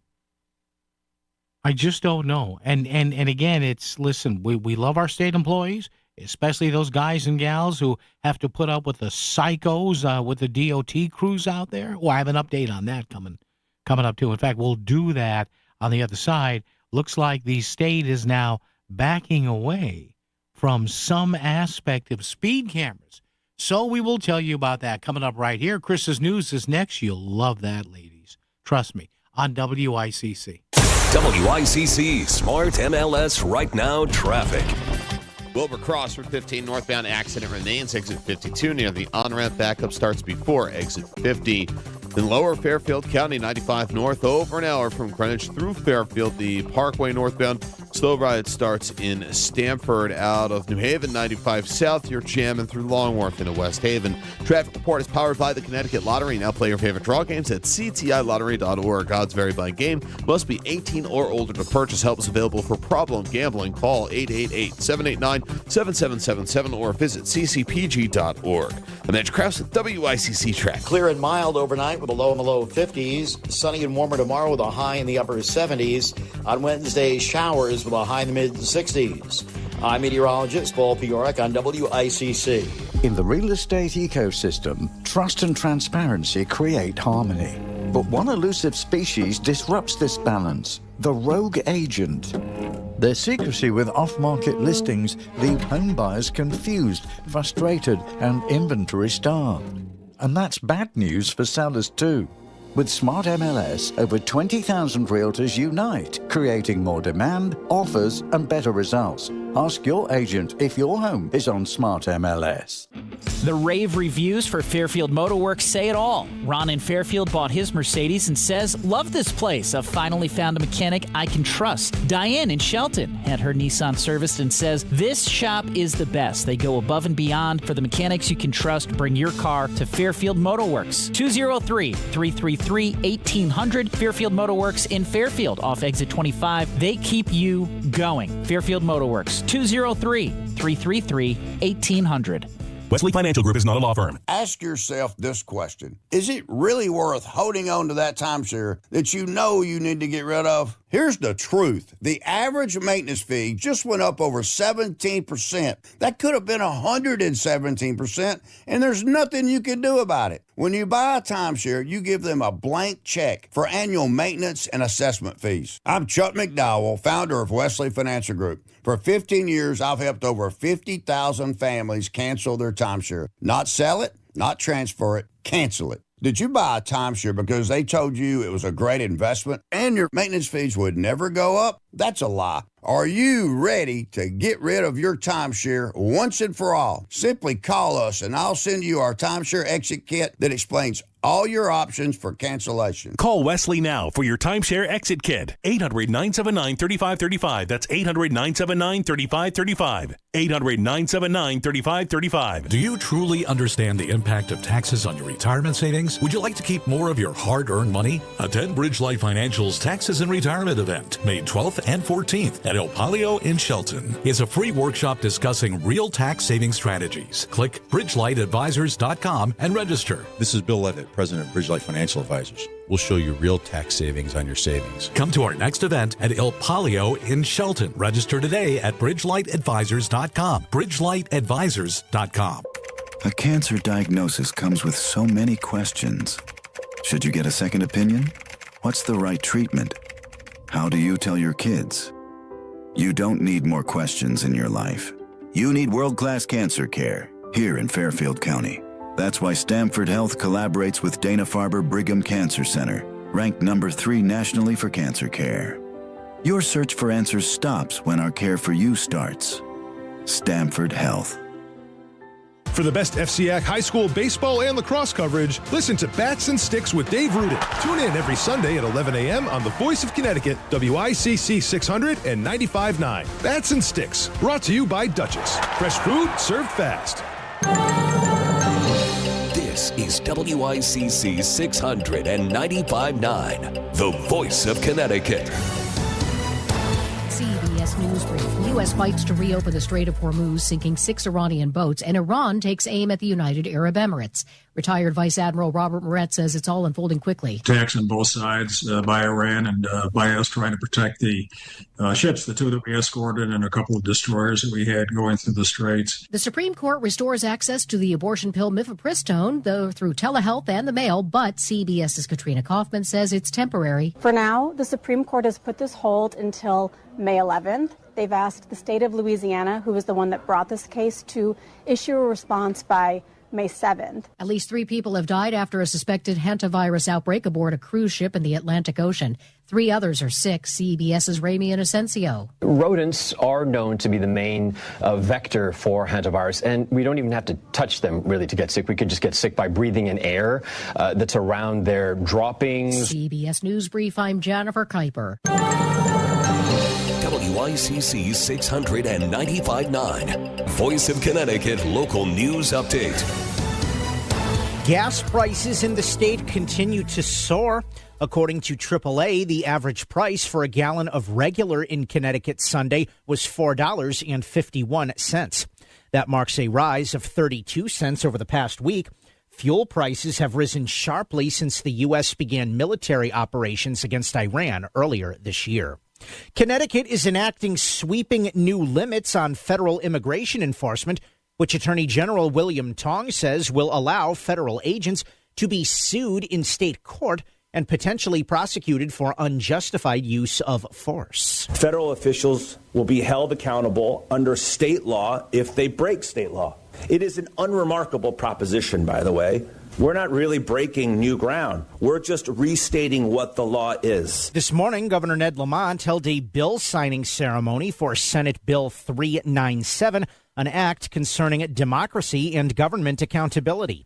Supporters say the measure strengthens civil rights protections amid increased federal immigration activity, while critics on the right argue that it will face constitutional challenges. The bill, passed by the state legislature with mostly Democratic support, is part of a broader response in Connecticut to tensions between state and federal authorities over immigration enforcement. A man is facing charges after being found in a stairwell with an assault rifle. Norwalk police say they found Lance Jones sleeping with a loaded assault weapon that had a 60-round magazine inside. They found him in the stairwell of an apartment building on Richards Avenue. Officers say Jones doesn't have a permit to carry guns and originally provided them with a fake name. He is being charged with possession of an assault weapon, possession of a large-capacity magazine, and interfering with an officer, and is set to appear in court on May 15th. A man is dead after being found in Stamford Harbor on Sunday. The Department of Energy and Environmental Protection has not identified the man. They say he fell off his boat while trying to tie it to a mooring around 3 p.m. Officials found the man in the water and pronounced him dead shortly after. An investigation is underway. Connecticut Comptroller Sean Scanlon is projecting a deficit of $109 million this year. Despite the projections, the state is retaining a rainy day fund of $2.1 billion, and Scanlon says the $109 million only represents a small fraction of the state's overall $27.2 billion general fund budget. Scanlon says that retired state employees' health service costs have risen to unexpected levels. On a positive note, Scanlon says the state's special transportation fund has a surplus of nearly $120 million. That fund was established in 1983 and specifically sets money aside for highway, bridge, and public transit projects.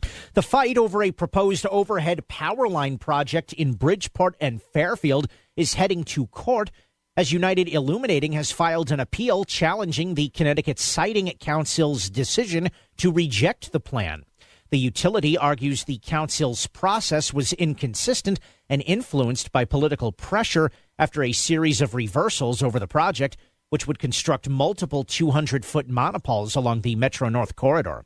Opponents, including local leaders, maintain the rejection was justified and say the project should instead focus on alternatives like burying the lines. Having giant monopoles run through this city, it's concerning about the future of this city. All of us need to stand up and say it's not okay for Bridgeport. Put some money into it, tie it to one of your poles, and shove them in the damn ground. The legal battle marks the latest chapter in a long-running and contentious debate over balancing infrastructure needs with environmental and community concerns.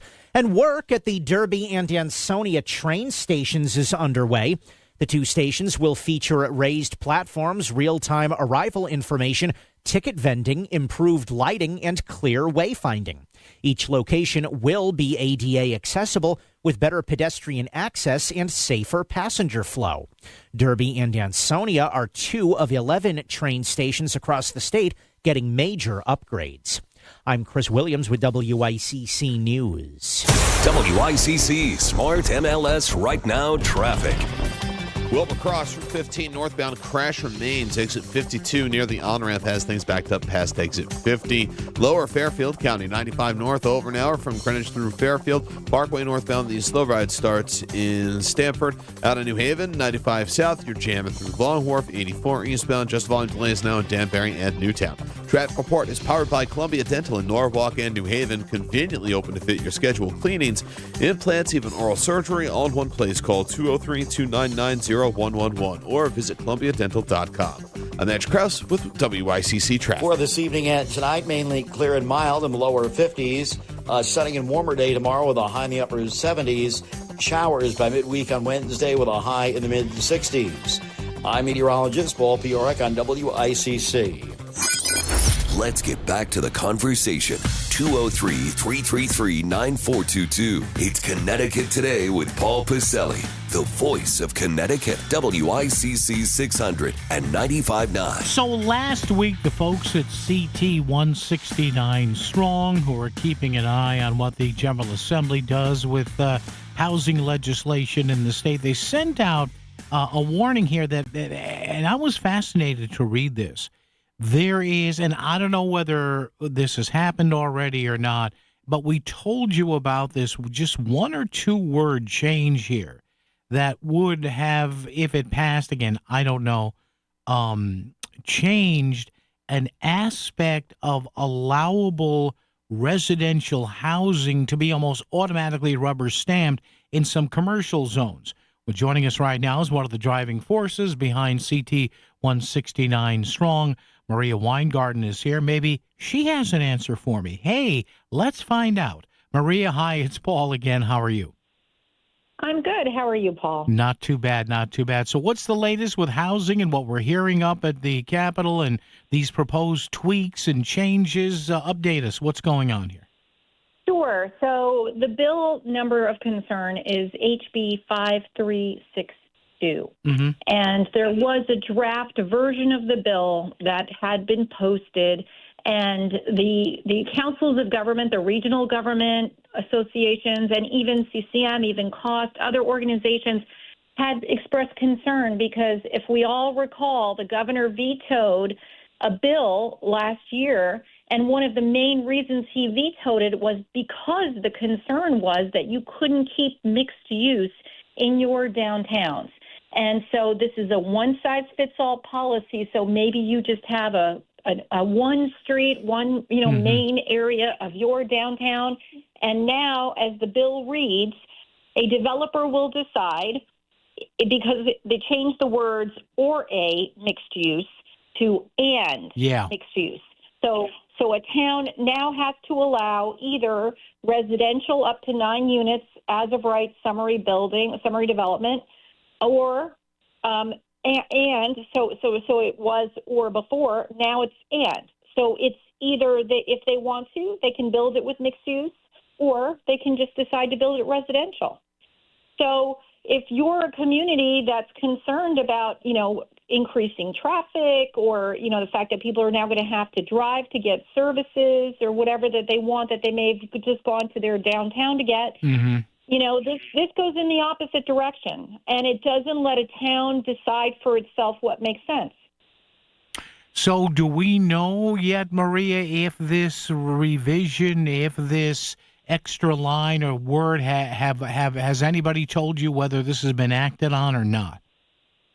It has been acted on in the House. It passed in the House. Okay. And it couldn't get called in the Senate anytime. And so if the Senate passes it, then the only thing potentially that can happen is that the entire bill, which does have some good aspects in it as well, the entire bill would need to be vetoed, because I don't think that the governor has line item veto if it's outside of a budget bill. Do you know, and do you know, and your folks at CT 169 Strong? And I mean, I would think, Maria, in an election year, the governor's been briefed on this. I would think, I would hope, my fingers are crossed. I would think. It's hard to know. Yeah. It's hard to know because a lot of even the legislative staff seems they really were not reading into, because it's literally changing in line 221. Yeah. They deleted or a, and they changed it to and. And if you weren't paying attention, you would miss that, right? Because there's other things in there that were like more substantial looking changes. And it seems that people were not paying attention. And so this is just indicative of an environment up in Hartford right now where a bill has been put up, it's gone out of committee, and then all of a sudden, at the last minute when it's getting called, there's a strike all amendment happening where they've eliminated all the language you've seen before, and they throw something at you that's brand new that none of the legislators have had a chance to read yet. And the folks, Maria, the legislators, I would assume that you and your folks there have tried to contact and talk to about this. Have they gotten back to you? Did they catch that change? What have you heard either from them or their staff members, or nothing? Well, we've tried. We've mentioned it to a number of people, but it passed in the House, and all of the Republicans voted against it, and all of the Democrats. There was maybe eight more moderate Democrats who voted against it, and the rest of the Democrats all went on a party line vote of the lemmings went and voted with the bill, and there you go, and it's. This, and again, it talks about the fact that, there was such controversy over this that the governor stepped in. He brought in CCM and Cost and everybody in November. They had a special session and passed this bill in November. And now, a few months later, they're reneging. So that's, to me, that's kind of liars and cheats. You've now just gone back on what you've said you're going to fix. And that you're going to that this was a compromise that was reached, that you would allow mixed use to make sure that you can have a vitality to your downtowns, and now you're eliminating that opportunity, and you're going to let a developer decide. Interesting. All right, Maria, thank you. Keep me updated on this. You have the number, Maria Weingarten from CT 169 Strong. Look them up online, and they will point out where this may be some funny businesses going on this one line of a bill that could potentially, with one word change here, affect millions of dollars in property and zoning as well. Maria, as always, thank you for the time. We appreciate it. Take care. Thanks so much, Paul. All right, appreciate it. So there you go, folks. There's a debate, as Maria said, about one word, changing one word in a bill that already passed. Not this bill here, but the housing bill that passed the second go-around months ago. You got to watch these people. You got to watch. All right, a lot more coming up. Traffic and weather together, news, Wall Street, all that, and your open phone line calls at 203-333 9422 333 WICC. Hi, I'm Melanie Miranda, owner of Apex Radon Solutions, your local certified radon mitigation company. Radon is something every homeowner should take seriously. Radon is an invisible, odorless gas, and it's the second leading cause of lung cancer in the U.S. The good news, testing is simple. Apex Radon Solutions is offering free radon test kits to help protect your home and your family. Let's see how low your radon can go. Learn more and request your free radon test kit at apexradonsolutions.com. Fairfield County, you're invited to come and enjoy the R.D. Cinto Free Community Shakespeare Event Series at R.D. Cinto in Shelton. Nights with Shakespeare features a dramatic weekly play reading of Macbeth with actor Leo Schaff. Nights with Shakespeare is free and open to the public. It's every Tuesday at 6:30, now through May 5th at the Cinto Auditorium at 3 Corporate Drive in Shelton. Learn more and attend. Go to nightswithshakespeare.com for more information. That's nightswithshakespeare.com. Mom deserves more than flowers and a card. Enter to win the JTV Mother's Day Getaway at jtv.com/sweepstakes. You could win a 6-night cruise to Grand Cayman, Mexico, and the Bahamas, plus $1,000 spending money and a $1,000 gift card to shop JTV. It's a mom's dream come true. Enter the JTV Mother's Day Getaway now at jtv.com/sweepstakes. And new customers receive a one-time $25 off of a purchase of $50 or more. Pump up the volume. Business moves fast. Orders roll in, deadlines close in. When you ship with USPS Ground Advantage, you can keep up with confidence. Every package stays in our secure network from dock to door. And with nationwide reach, dependable tracking, and upfront affordable pricing, you get built-in peace of mind. You run the business. We run the routes. Visit USPS.com/Ground Advantage to learn more. It's time for the Market Scoreboard Report with Ron and Sana. Now on WICC 695.9, the voice of Connecticut. Stocks came under pressure today as the United Arab Emirates came under attack by Iran, drones and missile strikes there, and some attempted firings on tankers in the Strait of Hormuz, even with the U.S. trying to defend them, sent the oil price higher today and stocks lower. The Dow lost 557 points to 48,941, a 1.1% drop. S&P and NASDAQ both affected less. The S&P down 29 points, right to 7,200. The NASDAQ down 46 points to 25,067.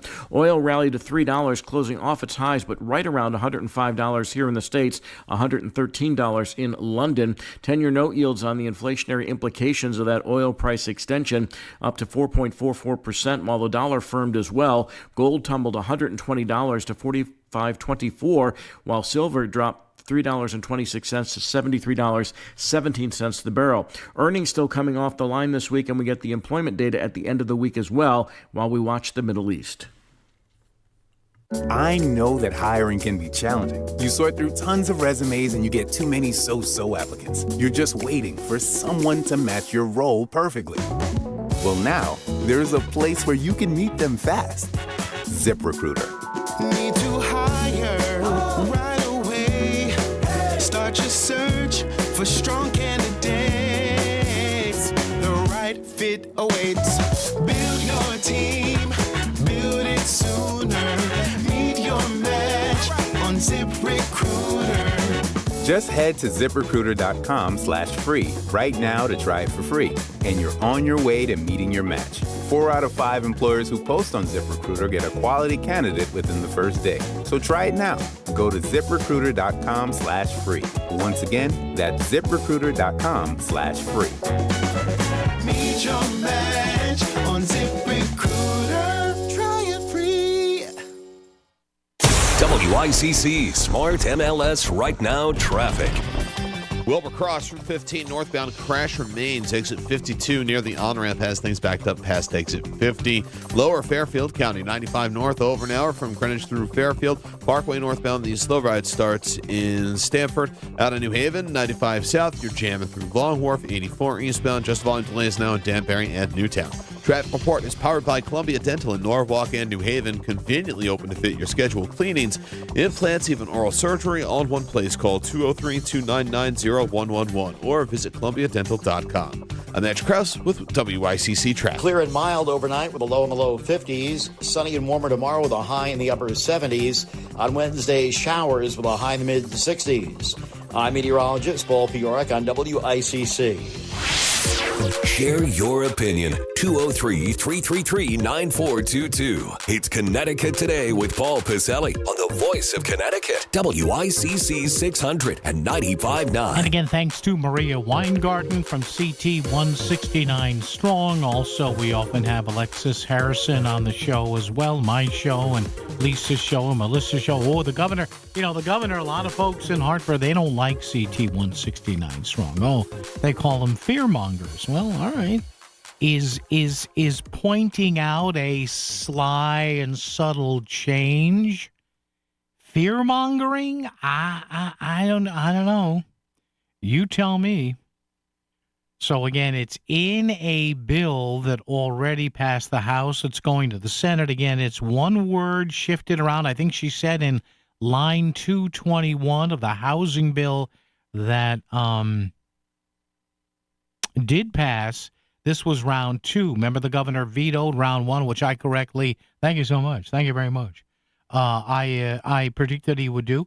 So now this is in round 2, and again, it's line 221 if you want to look it up. But the notion here is that maybe, I don't know why this. Who complained about this again? Again, we love our developers. There's nothing wrong with legitimate developers bringing good quality residential and commercial housing and commercial real estate properties to areas of cities and towns that admittedly now, even the ones that are kind of against this are saying, well, we need help here. But are we going to, do this on the sly, on the QT or not? It's not good. Speaking of not good, I want to make sure I hit this before we wrap up today. Did you see this? Remember that UI monopole thing of a few months ago? Well, UI now, United Illuminating, which I guess would be their parent company, Avangrid. They're appealing that rejection of the Powerline project in Bridgeport and Fairfield. So what has happened now? You remember when the Siting Council kind of flipped a little bit with the political pressure in the end. Well, now this is going to court. UI filing what's called an administrative appeal in state superior court. They're asking the court to overturn a decision from early in February to reject the controversial proposal. Says here in Hearst, UI's legal argument, now this is what they're arguing to the state superior court. Their legal argument here focuses on picking apart, it says here, the regulatory bodies' months-long roller coaster of a process that drove people nuts here. That's my word, not the Hearst phrasing here. That confused, it said, and frustrated both the company and the opponents who want the wires buried. The company doesn't, but the opponents, remember, they want some of these wires buried. The company says, well, it's not that easy. And I've had hard hats and a few people call up here and say, no, it's not that easy. It's technically, as far as the lines go, much easier to have them exposed than it is to burying them, how you're burying them, what conduit are you using. Ask for a response to UI's court filing. The citing counsel's executive director and staff attorney, Melanie Bachman, said, we don't provide comment on pending litigation.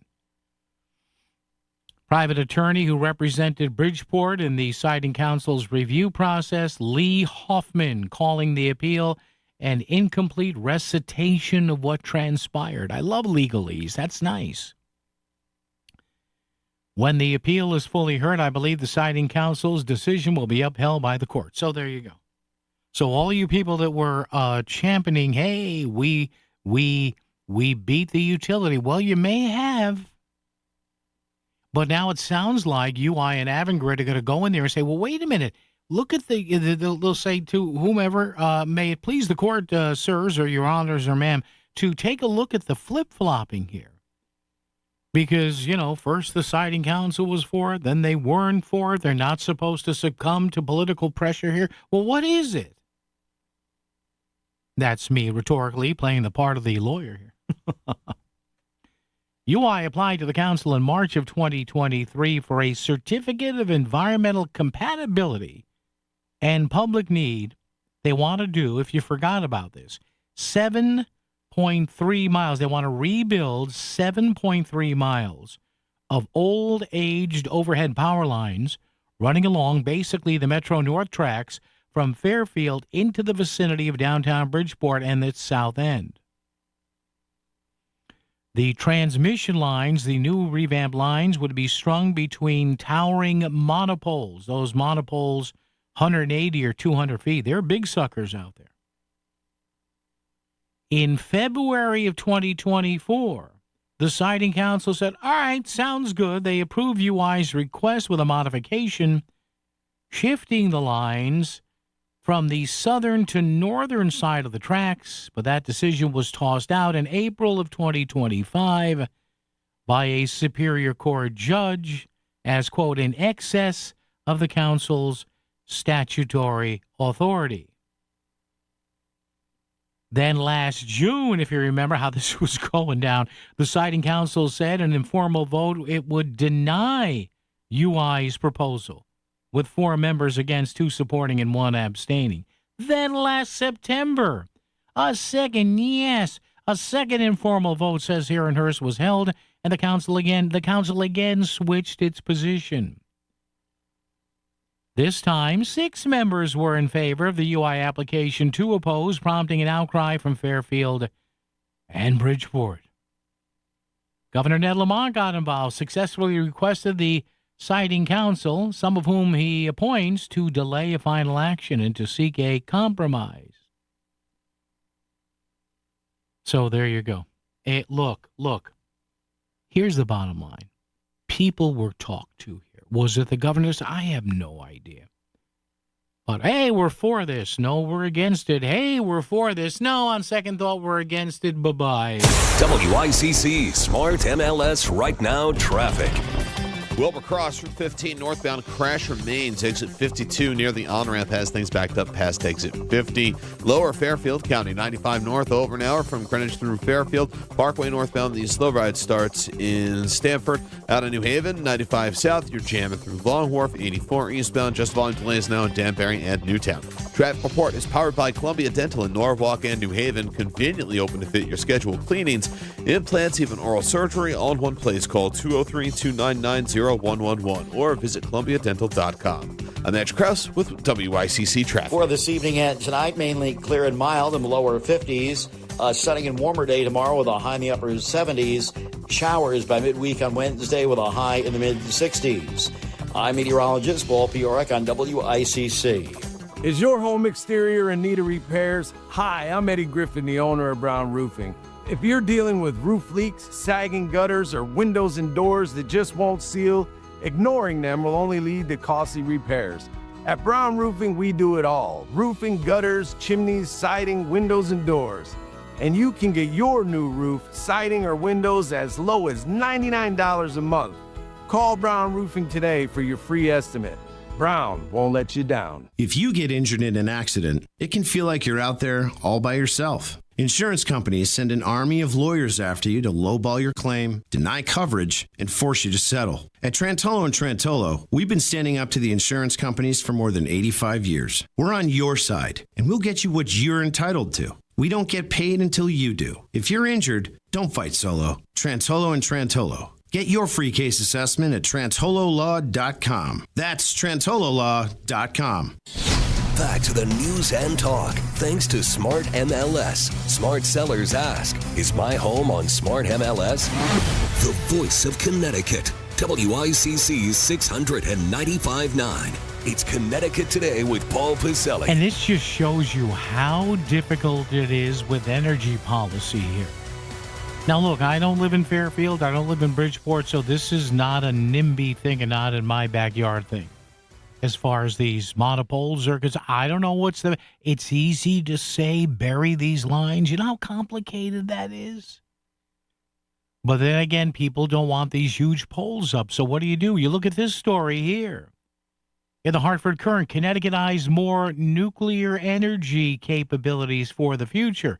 Do you realize the litigation that's going to hold that up? You have people in Brookfield against a natural gas pumping station. You've got people now in town saying, hey, they don't want solar panel farms on their farmland. Well, what's it going to be? You're saying no to everything. WICC AM Bridgeport, WICC FM Southport, WEBE HD2 Westport, WPLR HD2 New Haven. Locally owned by Connoisseur Media. This is CBS News on the Hour, your home for original reporting. I'm Jennifer Kuiper. President Trump says on social media that Iran has taken some shots at unrelated nations in the Strait of Hormuz. And he says during Project Freedom, the U.S. military has struck 7 small Iranian boats. CBS's Eleanor Watson with more from CENTCOM. Iran has tried to interfere by launching cruise missiles, drones, and speedboats targeting commercial ships. U.S. military successfully intercepted the cruise missiles and drones and shot or blew up 7 Iranian fast attack speedboats using Apache and Seahawk helicopters. President Trump says online that he, along with Defense Secretary Pete Hegseth and Joint Chiefs of Staff Chairman Dan Kane, will hold a news conference tomorrow morning. Gas prices remain high as the war with Iran drags on. Drivers in California are among the hardest hit. AAA says the state average today is $6.11 for a gallon of regular. DeAndre Evans has filled up in Long Beach. It felt like I'm putting 30 in here. It felt like I'm putting $5. The U.S. Secret Service is on the scene of an officer-involved shooting near the Washington Monument. CBS's Stacey Lynn with the latest. According to one law enforcement source, an officer opened fire when a man at 15th and Independence Avenue took out a handgun and pointed it in his direction. That weapon was retrieved from the scene. The condition of the suspect is currently unknown. At the time of the incident, President Trump was holding a small business summit in the East Room. The White House North Lawn was briefly evacuated. Stacey Lynn, CBS News, the White House. The Supreme Court has restored access to the abortion pill for now. CBS's Vicki Barker reports. The order signed by Justice Samuel Alito temporarily restores the arrangement that existed before Friday's ruling, allowing women to obtain the pill via telemedicine or through the mail. The drug companies had asked the court to block Friday's ruling requiring the pill to be picked up in person. But this is a brief administrative stay in effect until May 11th, allowing the justices time to further mull the case. That may be extended. Authorities in the Oklahoma City area are looking for suspects at a mass shooting up at a weekend party. Police say at least 23 people suffered injuries, although it's not clear how many were shot. Mayor Mark Nash. We believe this was an isolated incident, and there is no ongoing threat to the public. Britney Spears has avoided jail time in California, driving under the influence case by pleading guilty to a lesser charge through her lawyer. Ventura County District Attorney Eric Nasarenko pointing out, if stopped, her vehicle can be searched for the presence of alcohol and drugs. And she cannot drive with any intoxicant in her body. This is CBS News. I want to know what's going on in the world. I'm Tony. There are big questions that all of us are asking. I want to get you the answers. How are you? I'm Tony DeCopel. Join me on the CBS Evening News. I'm Ed Evans, CEO of Consumer Cellular. No, we're not one of the big guys. Truth is, we don't want to be. If you're over 50, Big Wireless probably has you paying for more data than you might need. You could be throwing away thousands over a lifetime. Our entry-level data plans start at just $20 a month. And for a limited time, switch and get your second month free. Call 1-888-FREEDOM, visit consumercellular.com or a store near you and get your second month free today. Plans include $5 credit for auto pay and e-billing. See site for additional details. You know that Big Bargain detergent jug is 80% water, right? It doesn't clean as well. 80% water? I thought I was getting a better deal because it's so big. If you want a better clean, Tide Pods are only 12% water. The rest is pure, concentrated cleaning ingredients. Oh, let me make an announcement. Attention shoppers, if you want a real deal, try Tide Pods. Stop paying for watered-down detergents. Pay for clean. If it's got to be clean, it's got to be Tide Pods. Water content based on the leading bargain liquid detergent. Hello, my name is Bob Cinto, and I would like to rent you office space. The reason we've done so well is that we put our tenants in front of everything else we do. Your growth is my growth. Your success is my success. And I would love to show you some beautiful properties if you should need space. Thank you. Start online, SCINTO.com.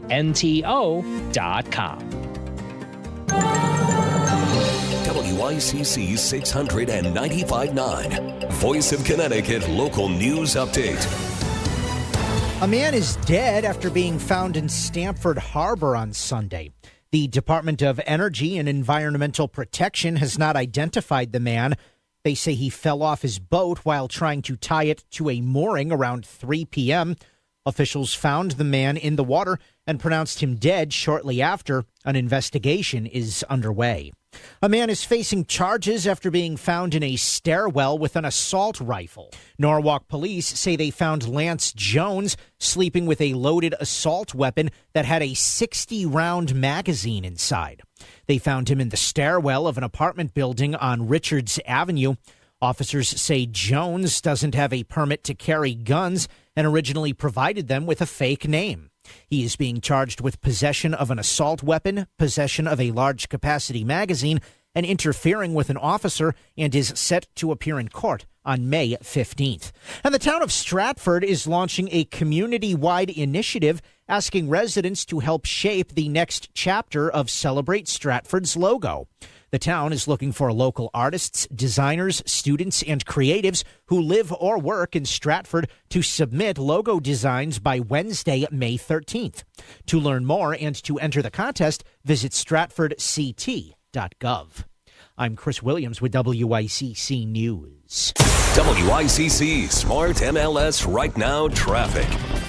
Wilbur Cross from 15 northbound crash remains. Exit 52 near the on-ramp has things backed up past exit 50. Lower Fairfield County 95 north over an hour from Greenwich through Fairfield. Parkway northbound, the slow ride starts in Stamford. Out of New Haven, 95 south, you're jamming through Long Wharf. 84 eastbound, just volume delays now in Danbury and Newtown.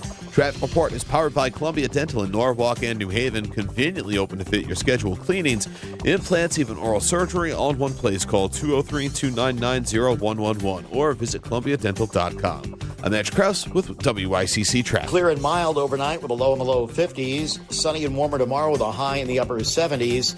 On Wednesday, showers with a high in the mid 60s. I'm meteorologist Paul Piorek on WICC.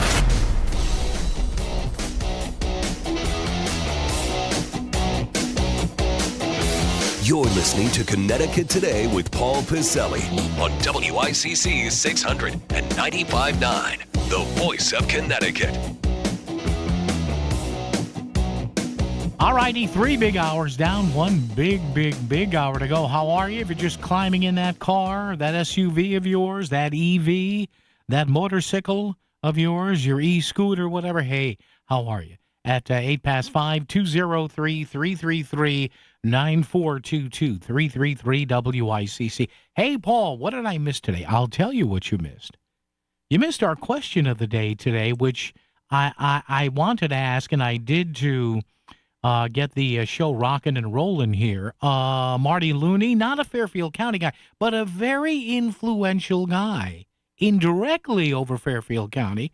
The Senate President Pro Tem, he announced over the weekend, that's it. He says, listen, I'm almost 80. I'd be 81 if I ran again and finished out a 2-year term. So State Senate President Pro Tem Martin Looney stepping aside 46 years in Hartford. 46. First elected to a 2-year term in 1980. Now, I know a lot of people say, well, Bob Martin Looney sure fits his name. No.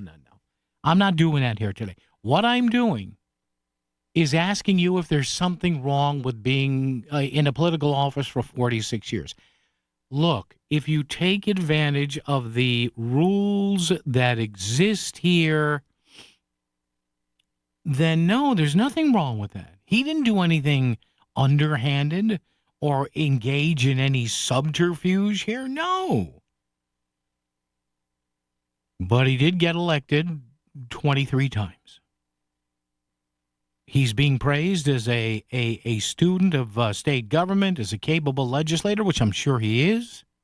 Practicing attorney, too, which helps in Hartford. That's why you do have a lot of attorneys in Hartford, because every law is not just 1 or 2 lines. It's often written in hundreds of pages with every word scrutinized, so it'll have some strength if challenged in court. We know how that works.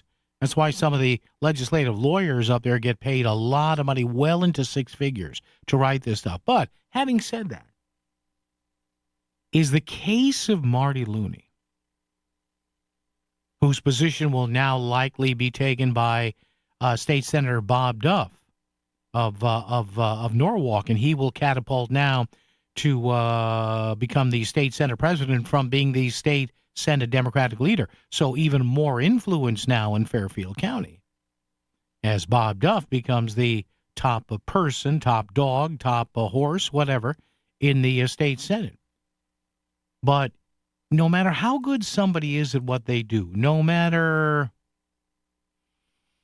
how capable they may be, no matter if and when they keep getting elected over and over again and over and over again, is it, I'm trying to look for a better word. Is it advantageous? Is it nominally proper that somebody is in an elected position for 46 years? Now, again, if the rules allow it, why not? But should we have term limits here? Like I told you, and I know this is, you may think this is a tired subject. No.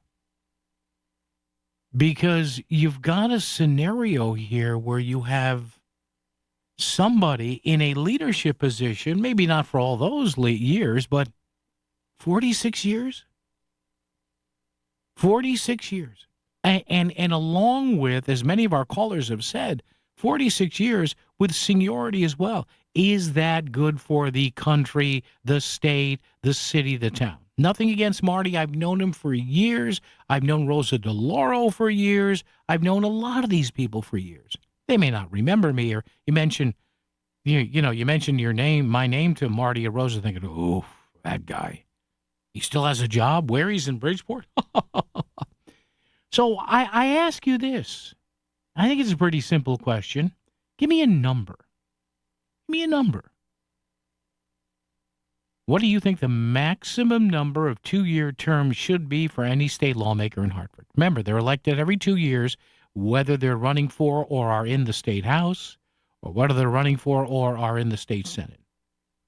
A lot of people are saying 4 terms, 5 terms. I'll even go more than that. I'll even go, a lot of you folks are going to hate me for this. I would go 8 terms. I would go 16 years. I would, honestly. But that's just me. 203-333-9422, 333-WICC. Dawn in Norwalk, you're up next when we come right back. You wanted a new and improved way to experience voiceofct.com, and now you have it. We've totally revamped our website, and it looks better on your smartphone than ever before. Voiceofct.com. You can still stream all of your favorite WICC local talk shows, listen to podcasts, find out about local events, sign up for our email newsletter, and it's easier to use than ever. It's the best way to stay informed in Fairfield County. Just bookmark us, voiceofct.com. Hi, I'm Lori Molnar, Director of Development at the Bridgeport Rescue Mission. I'd like to invite you to our Inspiring Hope Luncheon on May 7th from 12 to 2 p.m. at the Patterson Club in Fairfield. Join us to support the mission's vital work, providing housing, hunger relief, health care, and recovery services to those in need.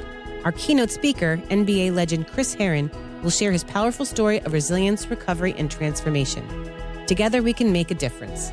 Reserve your seat or sponsor a table today at bridgeportrescuemission.org. Need a new roof? If you've got cracked or curled shingles, the answer is yes. Hi, I'm Eddie Griffin, your local roofing expert since 1972. We don't just install your roof, we fortify it with lasting protection backed by a 50-year warranty. And right now, you could get 0 interest, 0 payments for 24 months. Homeowners have trusted Brown Roofing for over 50 years because we put our customers first. Call today at 475-445-1195 or visit us at brownroofing600.com. Brown won't let you down. The winter may be behind us, but did you see that windstorm earlier in March and how many branches and tree limbs came down? I know I saw it in my neighborhood here in Milford. Hey, Melissa Sheketoff here. And it's another reminder that we live in New England and storms happen all throughout the year. And I don't want you to have property damage. That's why I want you to check out my friends at K&J Tree Service. I am a proud customer of K&J, and boy, did I have a great experience. Check out kjtreeservice.com for more information and to book that free tree risk assessment. Shopping Anyway connects those who ask, how can I help, with those who say, here's what we need. Hi, I'm Christina Preet, lifelong Connecticut resident and founder of the free mobile app Shopping Anyway. Always know what your favorite cause needs. Download the app at shoppinganyway.com. Nonprofit leaders and members of nonprofit boards, join us for an informational Zoom meeting in May to learn about how the Shopping Anyway tool can help engage donors and communicate all your needs. Go to the Bridgeport Regional Business Council's events page at brbc.org and register to learn about all that Shopping Anyway can do. Are you worried about inflation, market volatility, taxes, and what the Fed might do next? You know, navigating today's financial landscape can be overwhelming and stressful, but the good news is you don't have to go at it alone. Tune in to Mastering Your Wealth with David Gagnon for insights and strategies to help you protect and grow your wealth. You can join David every Saturday morning at 8 right here on WICC 600. You can also visit David online at masteringyourwealthradio.com. Pump up the volume. Business moves fast. Orders roll in, deadlines close in. When you ship with USPS Ground Advantage, you can keep up with confidence. Every package stays in our secure network from dock to door. And with nationwide reach, dependable tracking, and upfront affordable pricing, you get built-in peace of mind. You run the business. We run the routes. Visit USPS.com/Ground Advantage to learn more. WICC Smart MLS Right Now Traffic. 91 northbound accident approaching exit 8 has things backed up through the merge and into Long Wharf. Lower Fairfield County, 95 northbound over an hour Greenwich through Fairfield Parkway northbound.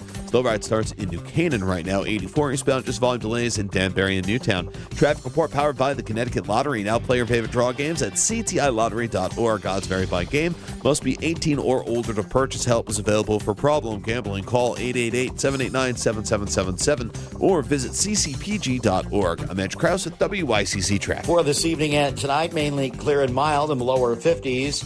Sunny and warmer day tomorrow with a high in the upper 70s. Showers by midweek on Wednesday with a high in the mid 60s. I'm meteorologist Paul Piorek on WICC. WICC 695.9, where for the past 100 years, we've been the voice of Connecticut. All right, let's go to the phones here at 203-333-9422, 333-WICC Talk or text. By the way, there's a quick text here before we go to the phones. One person texted in, said, 42 years is too many. Yeah, it is. It's actually 46. Don't cheat them out of two-year terms. Don't do that. Dawn in Norwalk is here. Dawn, good afternoon. How are you? Hello. Hi. Drain the swamp. Drain the swamp. Drain the swamp. Drain Yeah. the swamp. Yeah. That was way too long. And now Bob Duff, I've been here for 20 years, and I think he's been in office since I've been here. Okay. I have a feeling. I think I'm about right. All right. George Washington, he said, no, thank you. I'm going to go back and be a regular citizen. Thank you very much. And that's it.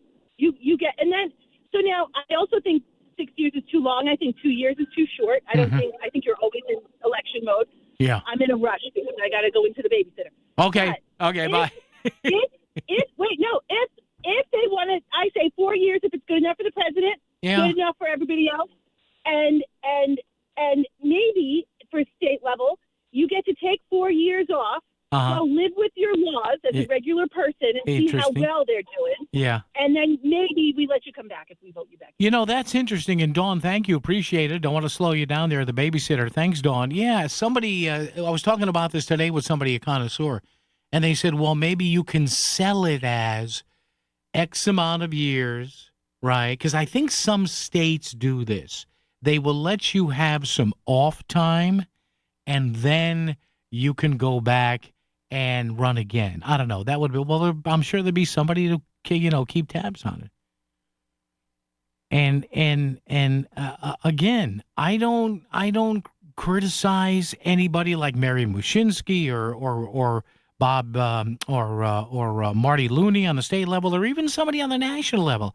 But at the end, I mean, my God, Strom Thurmond, bring him in a wheelchair. What are we, nuts? What, are you going to reel in a cadaver one day in D.C.? Come on. But then again, people vote. Is it really the candidate's fault? Sometimes it is. And maybe I can only imagine what the intoxicant level, is that intoxicating? Is that the word I'm looking for? The level of intoxicant that must be when you walk into every room, maybe not so much in Hartford because these are regular folks. I mean, a friend of mine, Craig Fishbein, is a lawyer. Greg Howard is a police officer. There's a Democrat in the State House featured with Greg Howard in a recent article from State Rep. I don't recall his name, from Waterbury. He's an active duty cop. You don't find that in the Senate, in the House. But I mean, at the end, poor, and God rest her soul. I think she did pass, right? Dianne Feinstein. I mean, at the end, she literally didn't know what was going on. And for a lot of people, I guess, to keep a Republican out of office or to keep a Democrat with lesser, with lesser street cred out, they thought that was okay. Really? Dianne Feinstein in a virtual coma, not knowing what day it was, and having people whisper into her ear on how to vote on something.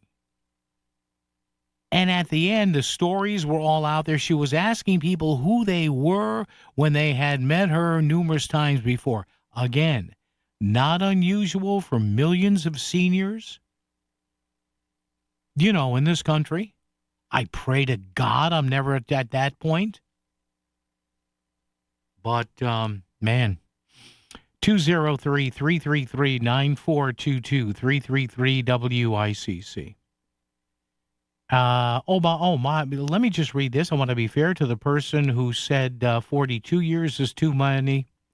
The person writes back, I was not cheating him out of 2 terms. I was giving him his 2-term limit. Okay, so that would be 2 terms, yeah. So 42 minus 46 minus 4 is 42. I get it. I was looking at it backwards. Yes.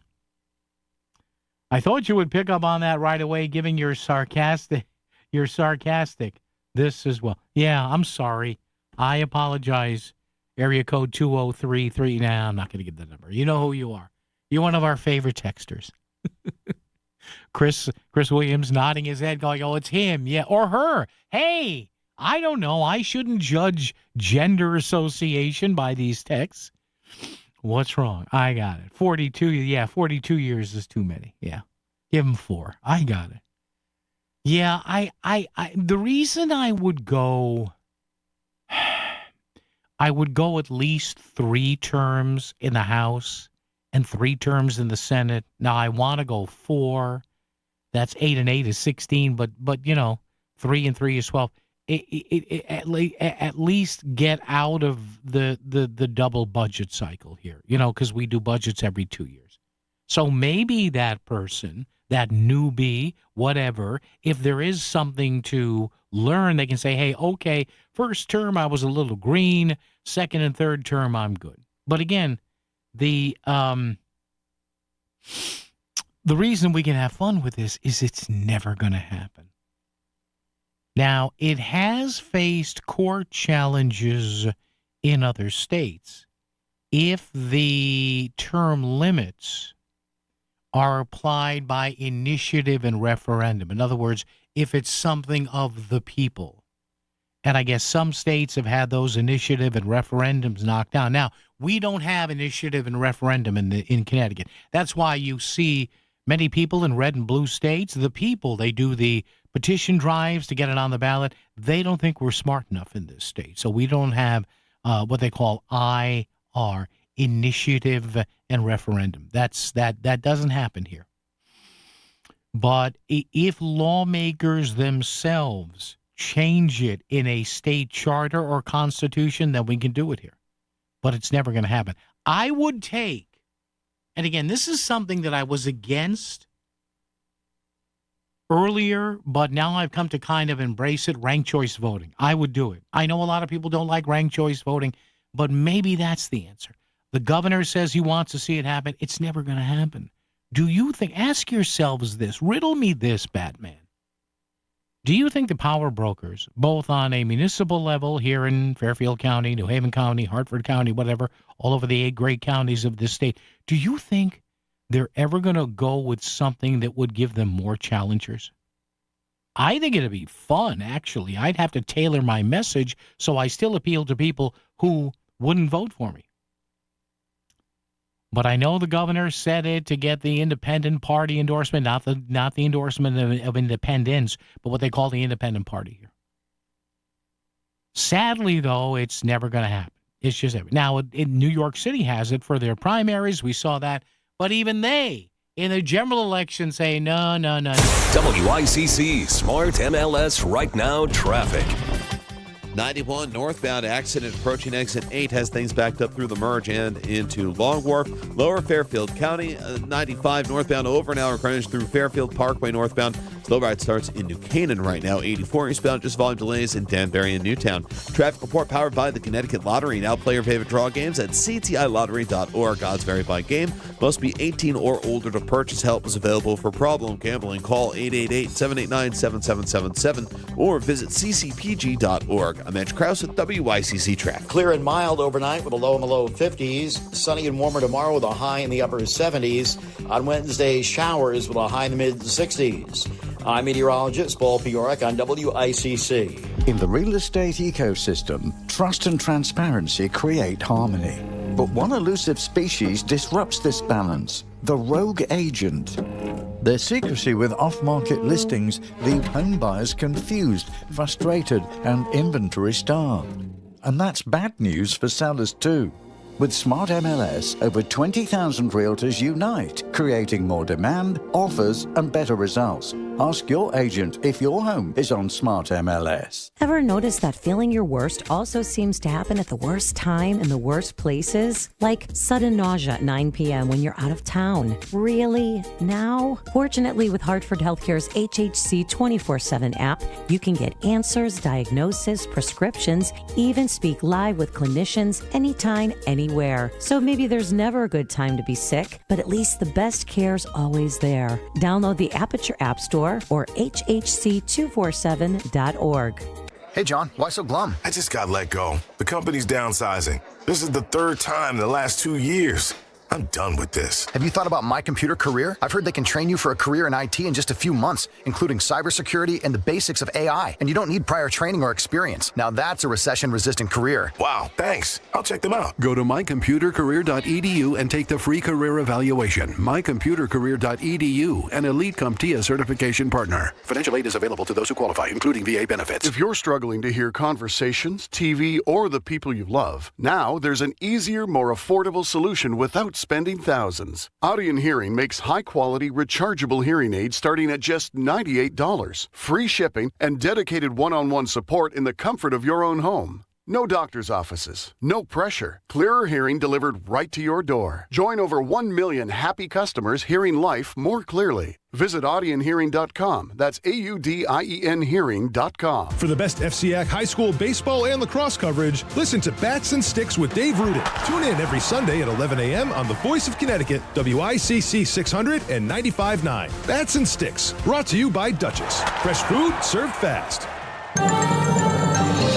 This is WICC 600 and 95.9, the Voice of Connecticut.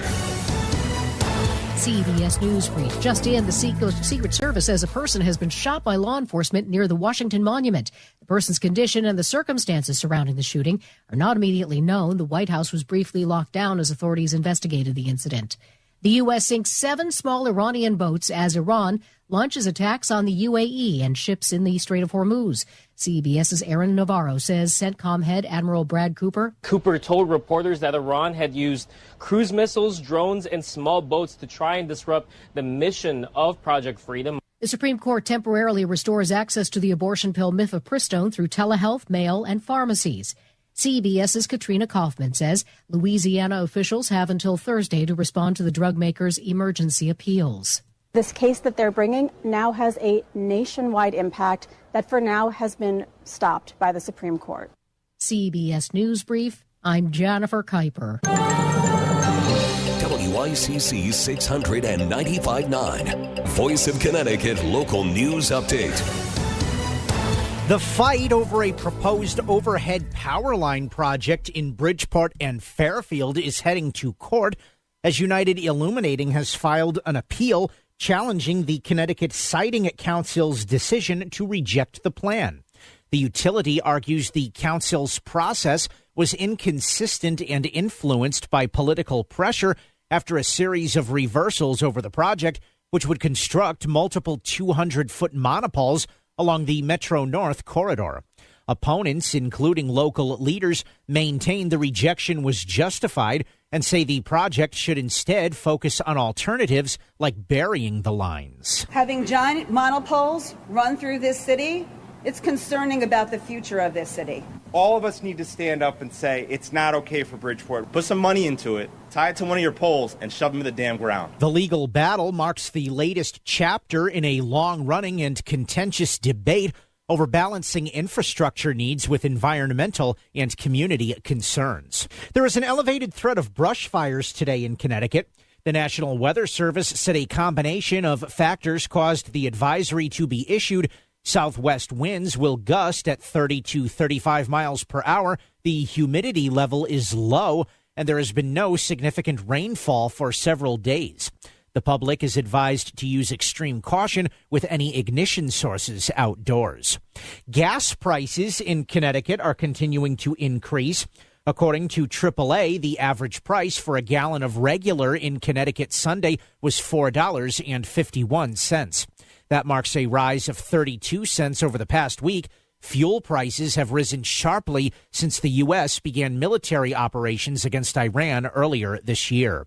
Connecticut is enacting sweeping new limits on federal immigration enforcement, which Attorney General William Tong says will allow federal agents to be sued in state court and potentially prosecuted for unjustified use of force. Federal officials will be held accountable under state law if they break state law.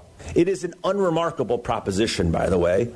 We're not really breaking new ground. We're just restating what the law is. This morning, Governor Ned Lamont held a bill signing ceremony for Senate Bill 397, an act concerning democracy and government accountability. Supporters say the measure strengthens civil rights protections amid increased federal immigration activity, while critics on the right argue that it will face constitutional challenges. The bill, passed by the state legislature with mostly Democratic support, is part of a broader response in Connecticut to tensions between state and federal authorities over immigration enforcement. Connecticut Comptroller Sean Scanlon is projecting a deficit of $109 million this year. Despite the projections, the state is retaining a rainy day fund of $2.1 billion, and Scanlon says the $109 million only represents a small fraction of the state's overall $27.2 billion general fund budget. Scanlon says that retired state employees' health service costs have risen to unexpected levels. On a positive note, Scanlon says the state's special transportation fund has a surplus of nearly $120 million. That fund was established in 1983 and specifically sets money aside for highway, bridge, and public transit projects. Democratic State Senate President Pro Tem Martin Looney is ending his 46-year career as a lawmaker. Looney won his first election in 1980 and is tied with Wallingford Democratic State Representative Mary Mushinski as the two longest-serving legislators in Hartford. Both have announced they are not seeking re-election. Looney made the announcement on Saturday that he would not be running again, saying that serving the people of Connecticut has been, quote, the great privilege of my public life. His announcement came moments before the Senate started a rare Saturday session to finalize the state budget. Legislators on Saturday approved a $28.6 billion state budget. The rare weekend session ends 3 months of negotiations and will provide hundreds of millions of dollars to cities and towns in order to avoid property tax increases. The budget also includes an additional $180 million for education and $100 million to distressed cities and towns, which many are expected to use to combat education deficits. It also funds pay raises for 42,000 state employees.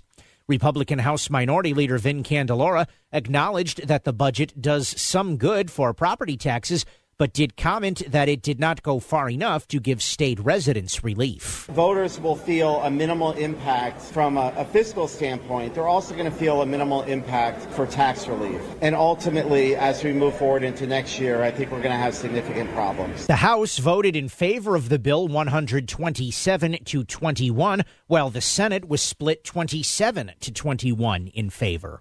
Work at the Derby and Ansonia train stations is underway. The two stations will feature raised platforms, real-time arrival information, ticket vending, improved lighting, and clear wayfinding. Each location will be ADA accessible, with better pedestrian access and safer passenger flow. Derby and Ansonia are 2 of the 11 train stations across the state getting major upgrades. And a 2-pound lobster roll is becoming a destination experience for Connecticut foodies. The Clam Castle in Madison introduced its mega Lobzilla roll in April. It was launched after business partners Gulshan Sani and Dave Donahue saw a 1.5-pound lobster roll in Maine and decided they could come up with something better. They said the Lobzilla has been a hit since they started to advertise it. It sells for $180, and one family ordered 5 of them on their latest visit. I'm Chris Williams with WICC News. WICC Smart MLS Right Now Traffic.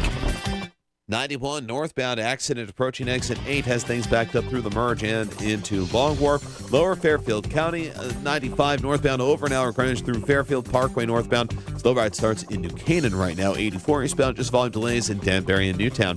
Traffic report powered by the Connecticut Lottery. Now play your favorite draw games at ctilottery.org. Odds vary by game. Must be 18 or older to purchase. Help is available for problem gambling. Call 888-789-7777 or visit ccpg.org. I'm Mitch Krause with WICC Traffic. For this evening and tonight, mainly clear and mild in the lower 50s. Sunny and warmer day tomorrow with a high in the upper 70s. Showers by midweek on Wednesday with a high in the mid-60s. I'm meteorologist Paul Piorek on WICC.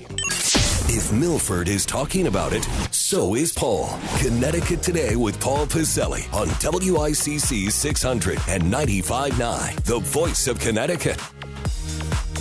All right, back to open phones and text messages momentarily in just a bit to wind us up here.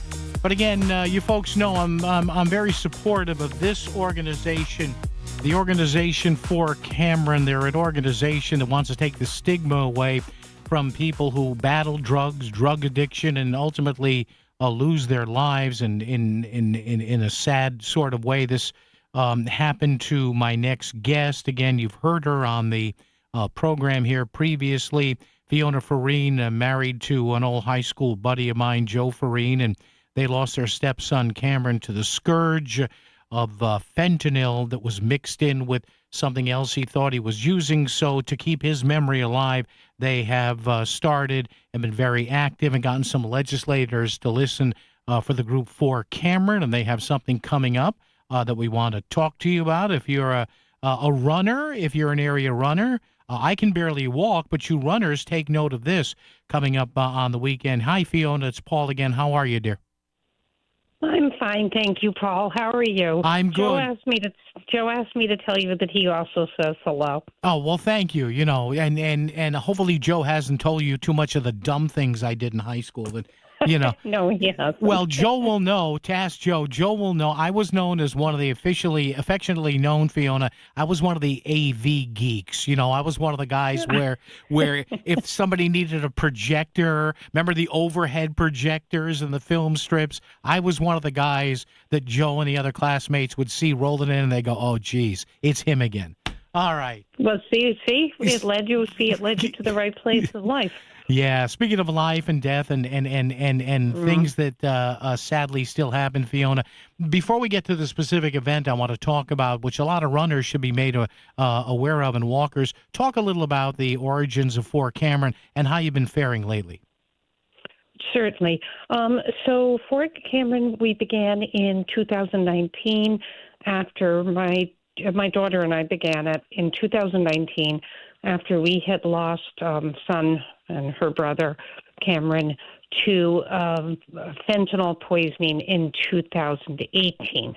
And in 2018, he took a pill that he thought was an opioid. It was stamped as an opioid, and it was unadulterated fentanyl. And we were just starting.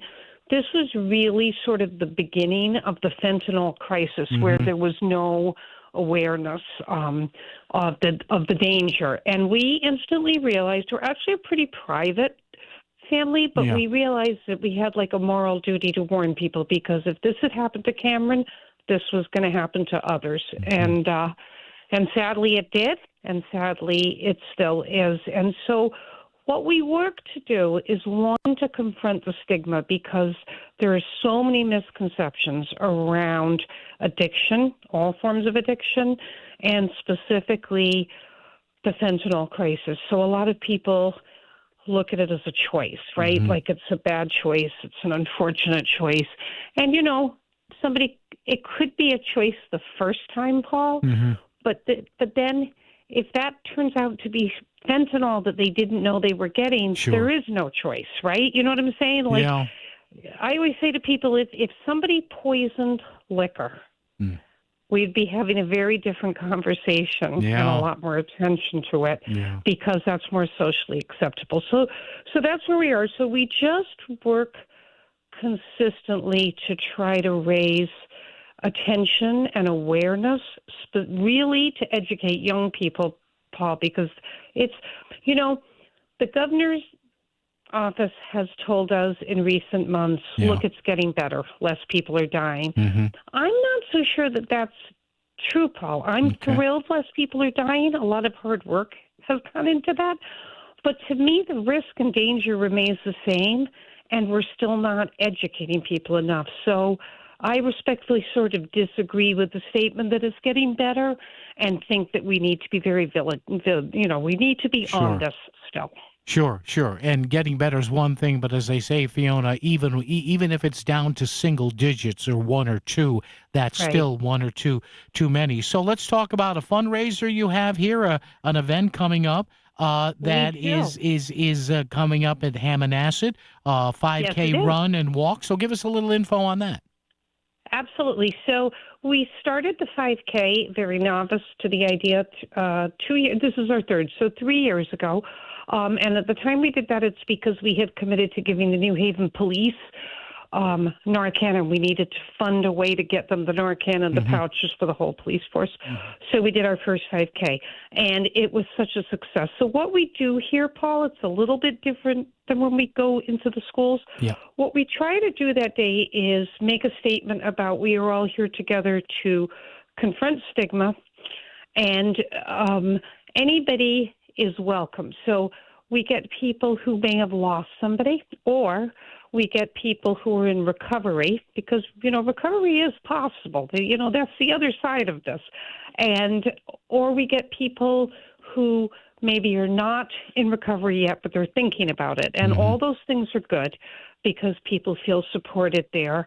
And then we do the 5K. And our hope this year is that with whatever we raise, we would like to create a scholarship to a recovery center for somebody. We do have a couple of recovery.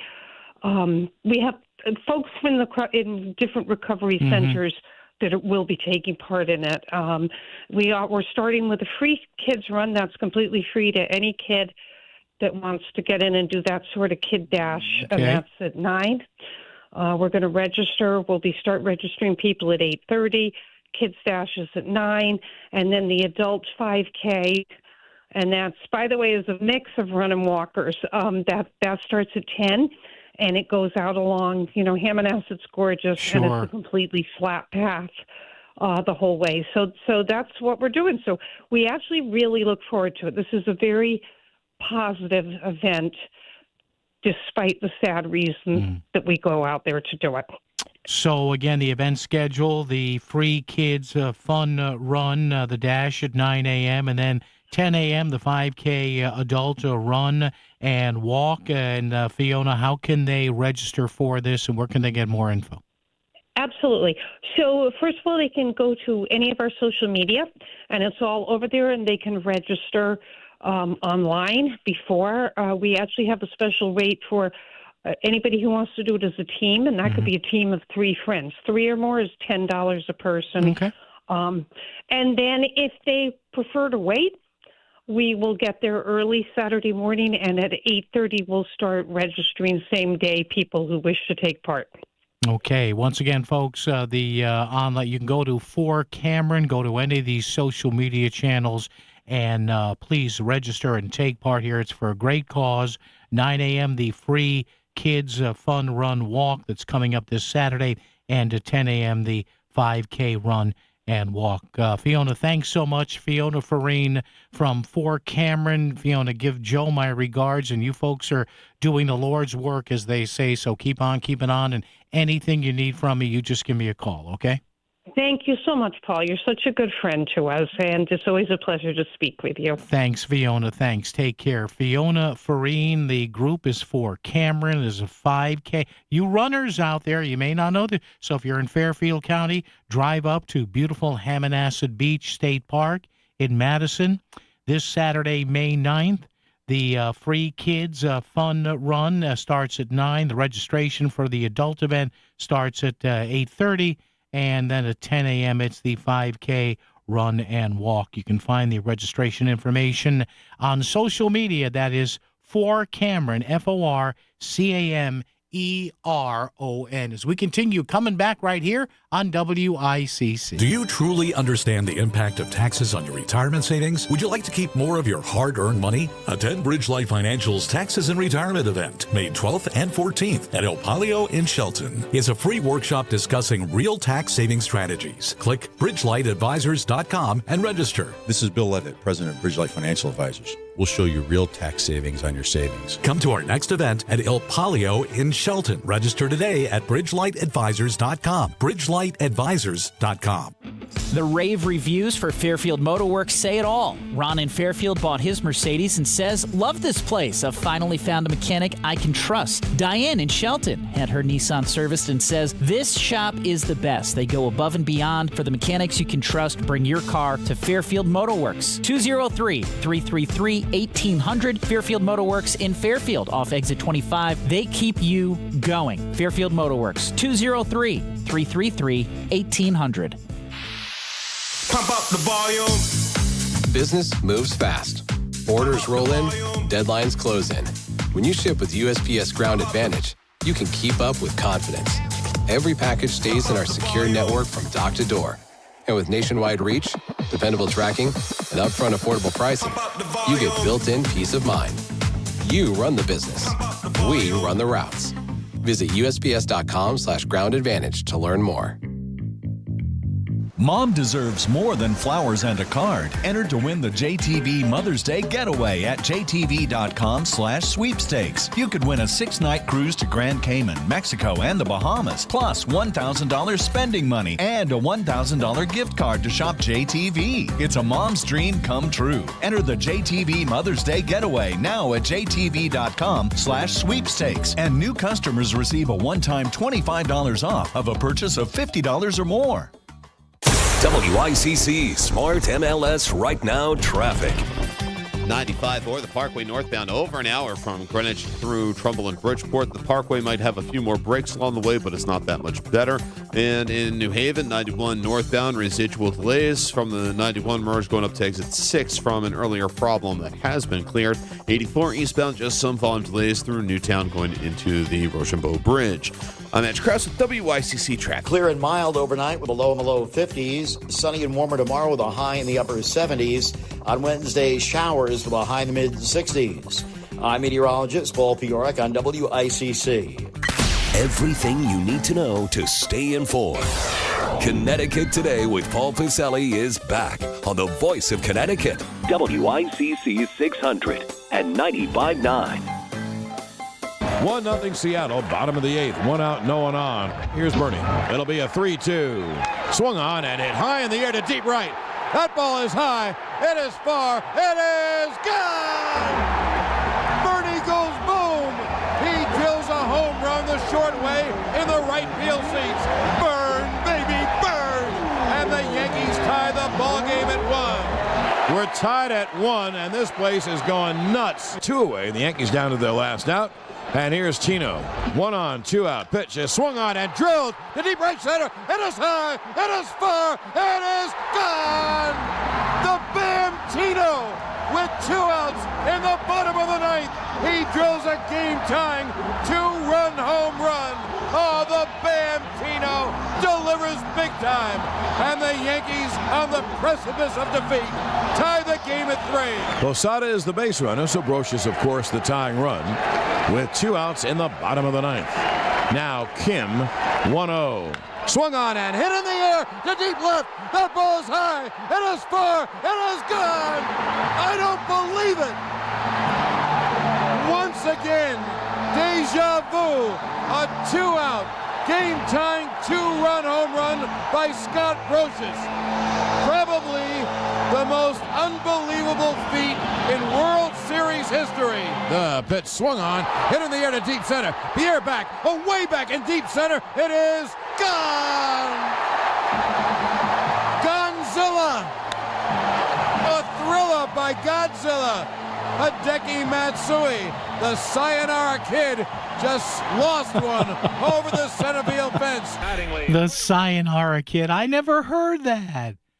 Wow, I just pulled up a montage here. This thing goes for another 7 or 8 minutes. The great John Sterling passing away. We heard earlier today at the age of 87. Look, I know a lot of people criticized him, whatever they didn't like. You know, there were these petty newspaper, these media columnists.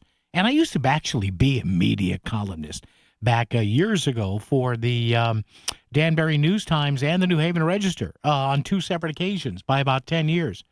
But all these media columnists, the cranks, Sterling's a clown. Hey, Clay's no clown. Listen, John Sterling may get, now there have been great Yankee voices of all time. Mel Allen, Phil Rizzuto, but, you know, is Sterling tops? He could be. Anybody who likes anybody in a certain era is always going to like their guy or their gal. But John Stewart, what a life, too. What a life. And I can tell you something.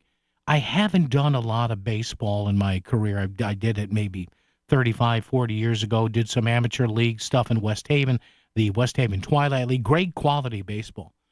But I did a little bit. It ain't easy. Major League, Little League, high school, it ain't easy. Because you're calling the game. It's a difficult game to call if there's a lot happening and you have to describe it. And sometimes, though, the between-pitch stuff is the toughest. And John Sterling was great. He was a great broadcaster. And not only did he do the New York Yankees for all those years, and we had those games, many of them right here on WICC, but not only did he do that, you can find some of this on YouTube, John, and take it from a guy who's done this I can speak on. John Sterling was a great hockey play-by-play announcer. He did the New York Islanders games in the 70s on WMCA in New York. He did the New York Raiders. No, not the Rangers, the Raiders from the World Hockey Association. He did the Atlanta Hawks. He had his own style of doing everything. He had this kind of cantankerous, over-the-top way of doing sports talk in New York when there was no such thing as sports talk radio. Did it on WMCA, so the great John Sterling passing away. I got a chance to talk with him a couple of times. He did about a 30-minute chat with me I used to have a sports talk show in New Haven years ago with my buddy George DeMeo. And, John was a peach, said he had some friends here in Connecticut up around the Hartford area, so we talked a little about that. And I got to meet him. Actually, during a game in the late 80s, the station I was working at the time, we were a Yankee affiliate, and the Yankees weren't exactly packing the place, so anytime I needed tickets or I wanted to stop down to a game, I was told by one of their front office people, who I think is still there, Debbie Timon. I think she still might be there. And I told her I was going to be at the game this coming Sunday with my wife at the time. She's like, hey, come on over and meet John during the game. I said, well, during the game? She goes, yeah. He'll let Joe handle it all himself. So very, very gracious guy. Was he over the top? Yes. It's New York City. Of course you're going to be over the top. A lot of guys and gals who do games, it's theater, it's fun, it's art. I did it on a semi-regular basis, for 10 or so years, on and off. Radio for Quinnipiac men and women on the basketball side and hockey on the men's side. And, I do my TV stuff now for Sacred Heart and the Pioneers. Good folks there at Sacred Heart. But it's fun. Sports is supposed to be fun. Don't take yourself too seriously if you do sports. It's supposed to be a release. Even the broadcasters. And that whole thing, the Yankees win. I mean, that even people who despise the Yankees, you love that. Because every team has their favorite broadcaster. And he did the team for, 30-something years? He got the gig in 89 or something like that? It was 35 years, something like that? Had a streak of how many thousands of games or whatever before he missed one. And toward the end, he was in and out. But again, Chris, thank you. He called 5,060 games for the Yankees, consecutive games. Wow. Yeah, 162 a year. They pile up. Man, oh, man. It's a nice run. We never like to see the death of anyone, but again, that's a nice run. God bless John Sterling. Traffic and weather together right here on WICC. WICC Smart MLS Right Now Traffic. 95 or the Parkway northbound over an hour from Greenwich through Trumbull and Bridgeport. The Parkway might have a few more breaks along the way, but it's not that much better. And in New Haven, 91 northbound, residual delays from the 91 merge going up to exit 6 from an earlier problem that has been cleared. 84 eastbound, just some volume delays through Newtown going into the Rochambeau Bridge. I'm Edge Krause with WICC Traffic. For this evening and tonight, mainly clear and mild in the lower 50s. Sunny and warmer day tomorrow with a high in the upper 70s. Showers by midweek on Wednesday with a high in the mid-60s. I'm meteorologist Paul Piorek on WICC. Selling your home is a big decision. You deserve someone who truly listens and picks up the phone when you call. I'm Jonathan Carbeauty with Carbeauty Real Estate, and we make real estate simple. Whether you're ready to sell, just exploring your options, or even want a cash offer on your property, call me directly at 203-980-6886. No pressure, just real results. Sell your home smoothly when you call Carbeauty. Go to CarBeautyRealEstate.com. Hi, Flo here to say that Progressive knows that life can change quickly, so it's good to have flexible coverage. Oh, like when I have to take my ex off my policy. Oh, sorry. But yes, we can do that. And can you send them a message and tell them that they have trust issues that they need to work on? We don't really get in the middle of these conflicts. Also, can you let him know that I was faking interest in his band and it's probably time to grow up? I'm not going to do it. Just know that with Progressive, you can easily make changes to your auto insurance because we know life changes. Also, I'm staying in touch with his mom because she's absolutely lovely. Bad idea. Progressive Casualty Insurance Company and Affiliates. Back to the news and talk. Thanks to Smart MLS. Smart sellers ask, is my home on Smart MLS? The voice of Connecticut. WICC's 695.9. It's Connecticut Today with Paul Piselli. Couple stories to end here. Did you see now there's fear of an assassination or a coup against Vladimir Putin, Mr. Putin in Russia? Listen, don't be careful, because they say even the successors to Putin could be even worse. So don't start thumbs upping that, because you don't want instability. Also, did you see this video of this United jet hitting a truck on the New Jersey Turnpike? Yeah, they were too low. One of the landing gear clips the truck. The poor driver's like, what the hell is going on? He's going to be all right. Had some cuts and bruises. Are you kidding me? Man, oh man. Yeah, the two pilot and the co-pilot were relieved of duties. You think? I mean, look, I know enough about flying. They're supposed to have an electronic system in there that's supposed to give them a verbal warning. Now, you watch. Now, look, I'm just spitballing here. Did they have the thing turned off? Were there cocktails involved? Oh, you hope not. All right. Hey, Chris Williams, thank you for all you do. It is highly appreciated. Couldn't do it without you. Paulie here, back tomorrow, promptly at 2. WICC AM Bridgeport, WICC FM Southport, WEBE HD2 Westport, WPLR HD2 New Haven, locally owned by Connoisseur Media. This is CBS News on the Hour, your home for original reporting. I'm Jennifer Kuiper. The U.S. fights to reopen the Strait of Hormuz as the United Arab Emirates comes under attack in a test of the U.S.-Iran truce. The U.S. military says it fired on Iranian forces and sank 7 boats as it tries to reopen the strait. According to CBS's Eleanor Watson. According to the U.S. military, no U.S. warships or commercial ships were hit. But according to President Trump, one vessel, a South Korean vessel, may have been damaged today, even after the operation began, which highlights that there are still risks in the strait. The Supreme Court grants temporary relief to the maker of the abortion drug mifepristone and the maker of the generic version. CBS's Katrina Kaufman. What the Supreme Court decision does is it puts a temporary hold on a ruling that was made last Friday by the Fifth Circuit that restricted nationwide women's access to getting mifepristone via telehealth appointments and via mail. So really curbing one of the key abortion drug medications. This, of course, is a major issue for women in states where there is an abortion ban. Louisiana officials have until Thursday to respond to the drug maker's emergency appeals. The Secret Service says a suspect fired a weapon on the National Mall after being confronted by officers, and a bystander was struck by the suspect. Secret Service Deputy Director Matt Quinn. Not long before this shooting occurred, the Vice President's motorcade did transit through this area. The investigation itself, in terms of the use of force in the shooting, will be conducted by Metropolitan Police Department. A cruise ship with nearly 150 people is waiting for help off Cape Verde's coast in the Atlantic Ocean after 3 passengers died and 3 others are now seriously ill.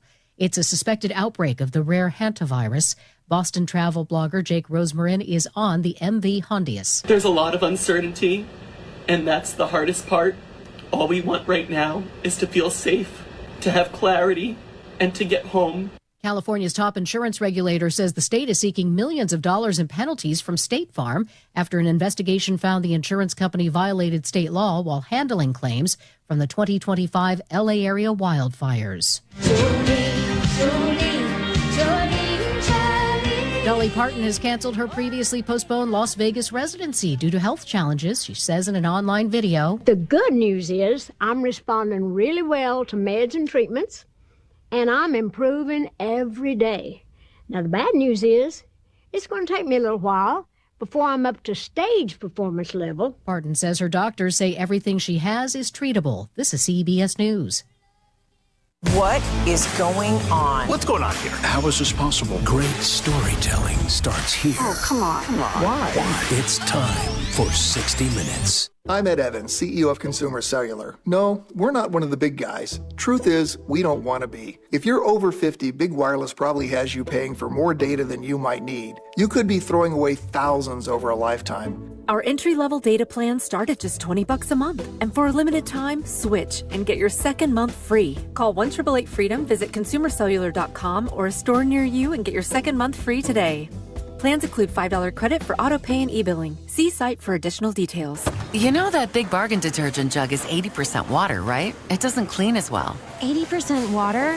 I thought I was getting a better deal because it's so big. If you want a better clean, Tide Pods are only 12% water. The rest is pure, concentrated cleaning ingredients. Oh, let me make an announcement. Attention shoppers, if you want a real deal, try Tide Pods. Stop paying for watered-down detergents. Pay for clean. If it's got to be clean, it's got to be Tide Pods. Water content based on the leading bargain liquid detergent. You're listening to a Melissa in the Morning Rewind. Now on WICC 695.9, the voice of Connecticut. Apparently, there is a child welfare reform bill now in the hands of our state Senate. House Bill 5004 passed the House with bipartisan support, and this legislation aims to increase oversight and accountability within DCF. The latest incident that occurred under DCF's watch is pretty profound, and it's pretty horrible, to be honest. According to the Office of the Child Advocate, a child died by suicide last month within an hour of a DCF visit. The child reportedly asked to be placed in foster care, but DCF decided to keep the child with their family. So I wanted to have back on the show acting child advocate Christina Guillo to talk more about this case, certainly, but also help us to understand this potential reform bill if it passes the Senate as well. Christina, welcome back to the show, and I really appreciate having you here. Let's first talk about this horrific case, because obviously your office is very involved with understanding the details of it and looking for answers. Good morning. Thank you so much for having me. Yes, we are looking at that case, and we published some information on that case, obviously a very limited amount of information, but we did that because we were alarmed with what we saw in that case, and because we have become increasingly alarmed at what we're seeing with regard to case practice. And we think it's really important that the state ensure first that caseworkers at DCF have the resources they need to do the work, and also that that we have systems for accountability to making sure that work gets done. So you sent a letter to the commissioner. Have you heard back from Commissioner Hamilton? Not in any formal way. I mean, our letter asked them to provide us with a response within 90 days, which is what our statute requires when we issue a report. So we have asked for a written response, and we expect that we will receive one.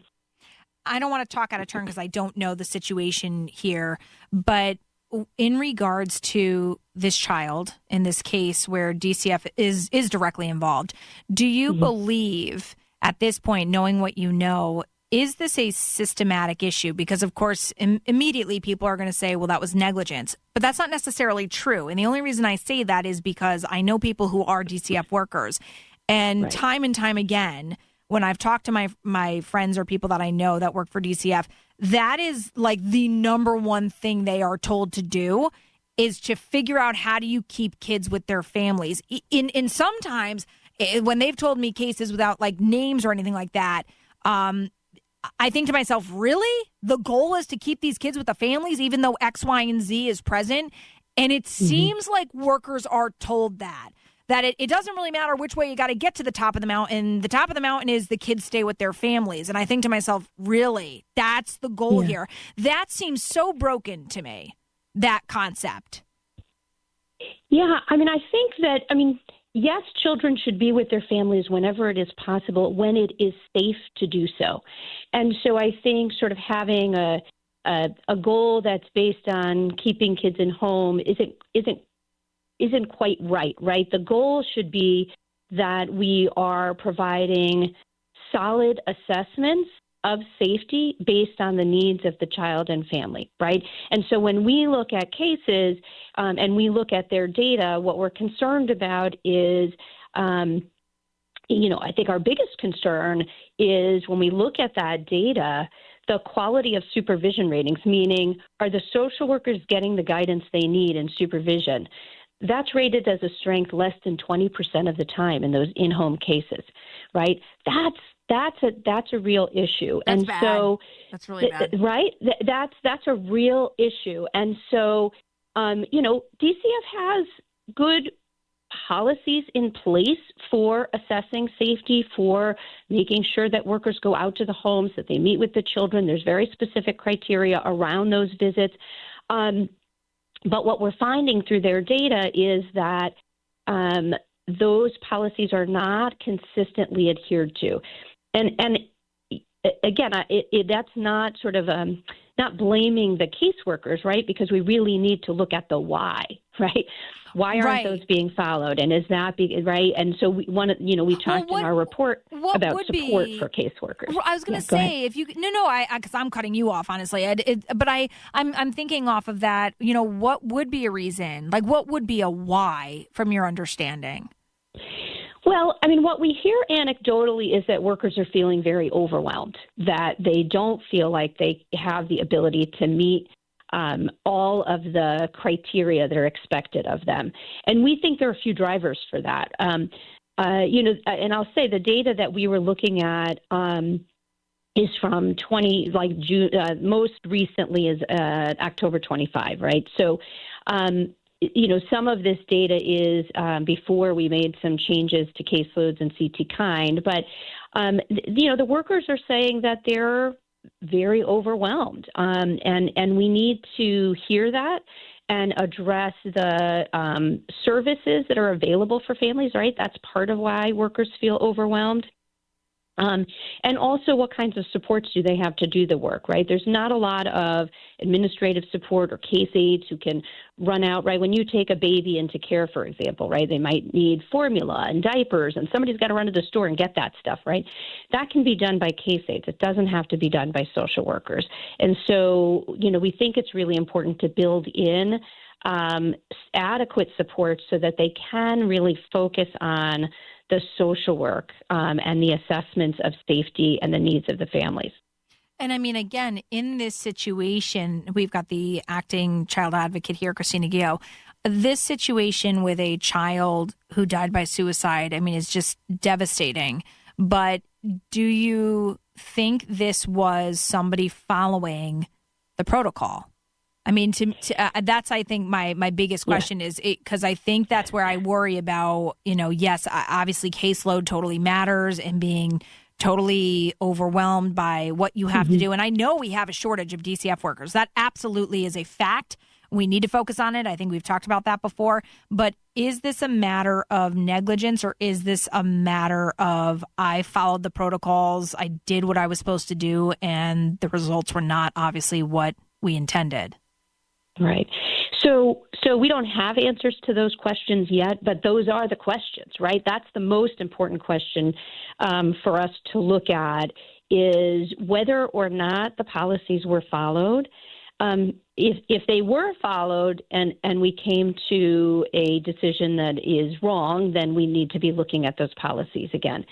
If they weren't followed, then we need to understand the why, right? Is this just a worker who did not follow protocol, or are there other reasons for that? And that's all part of what we'll be investigating as we look further into that case. Acting child advocate Christina Gio, hold on one second. We're going to continue the conversation next, right here on WICC, the Voice of Connecticut. You listen to the Voice of Connecticut whenever you're in the car. You stream us on your computer at work. And when you get home, you can listen through your Amazon Echo. Just say, Alexa, play WICC. Hear all your favorite Fairfield County news and talk on the Voice of Connecticut anytime, wherever you have your smart speaker. Say, Alexa, play WICC. Catch up on what you missed. The best of Melissa in the Morning. Now on the Voice of Connecticut, WICC 600 and 95.9. We have the acting child advocate for our Office of Child Advocate here, Christina Gio, and we so appreciate you, Christina, always making the time for WICC. I had one more quick question before we move on to the Child Welfare Reform Bill, which is fascinating to me. In your report, at least from your office, when it talks about this child who died by suicide within an hour of a DCF visit, it says the child had asked to be placed in foster care.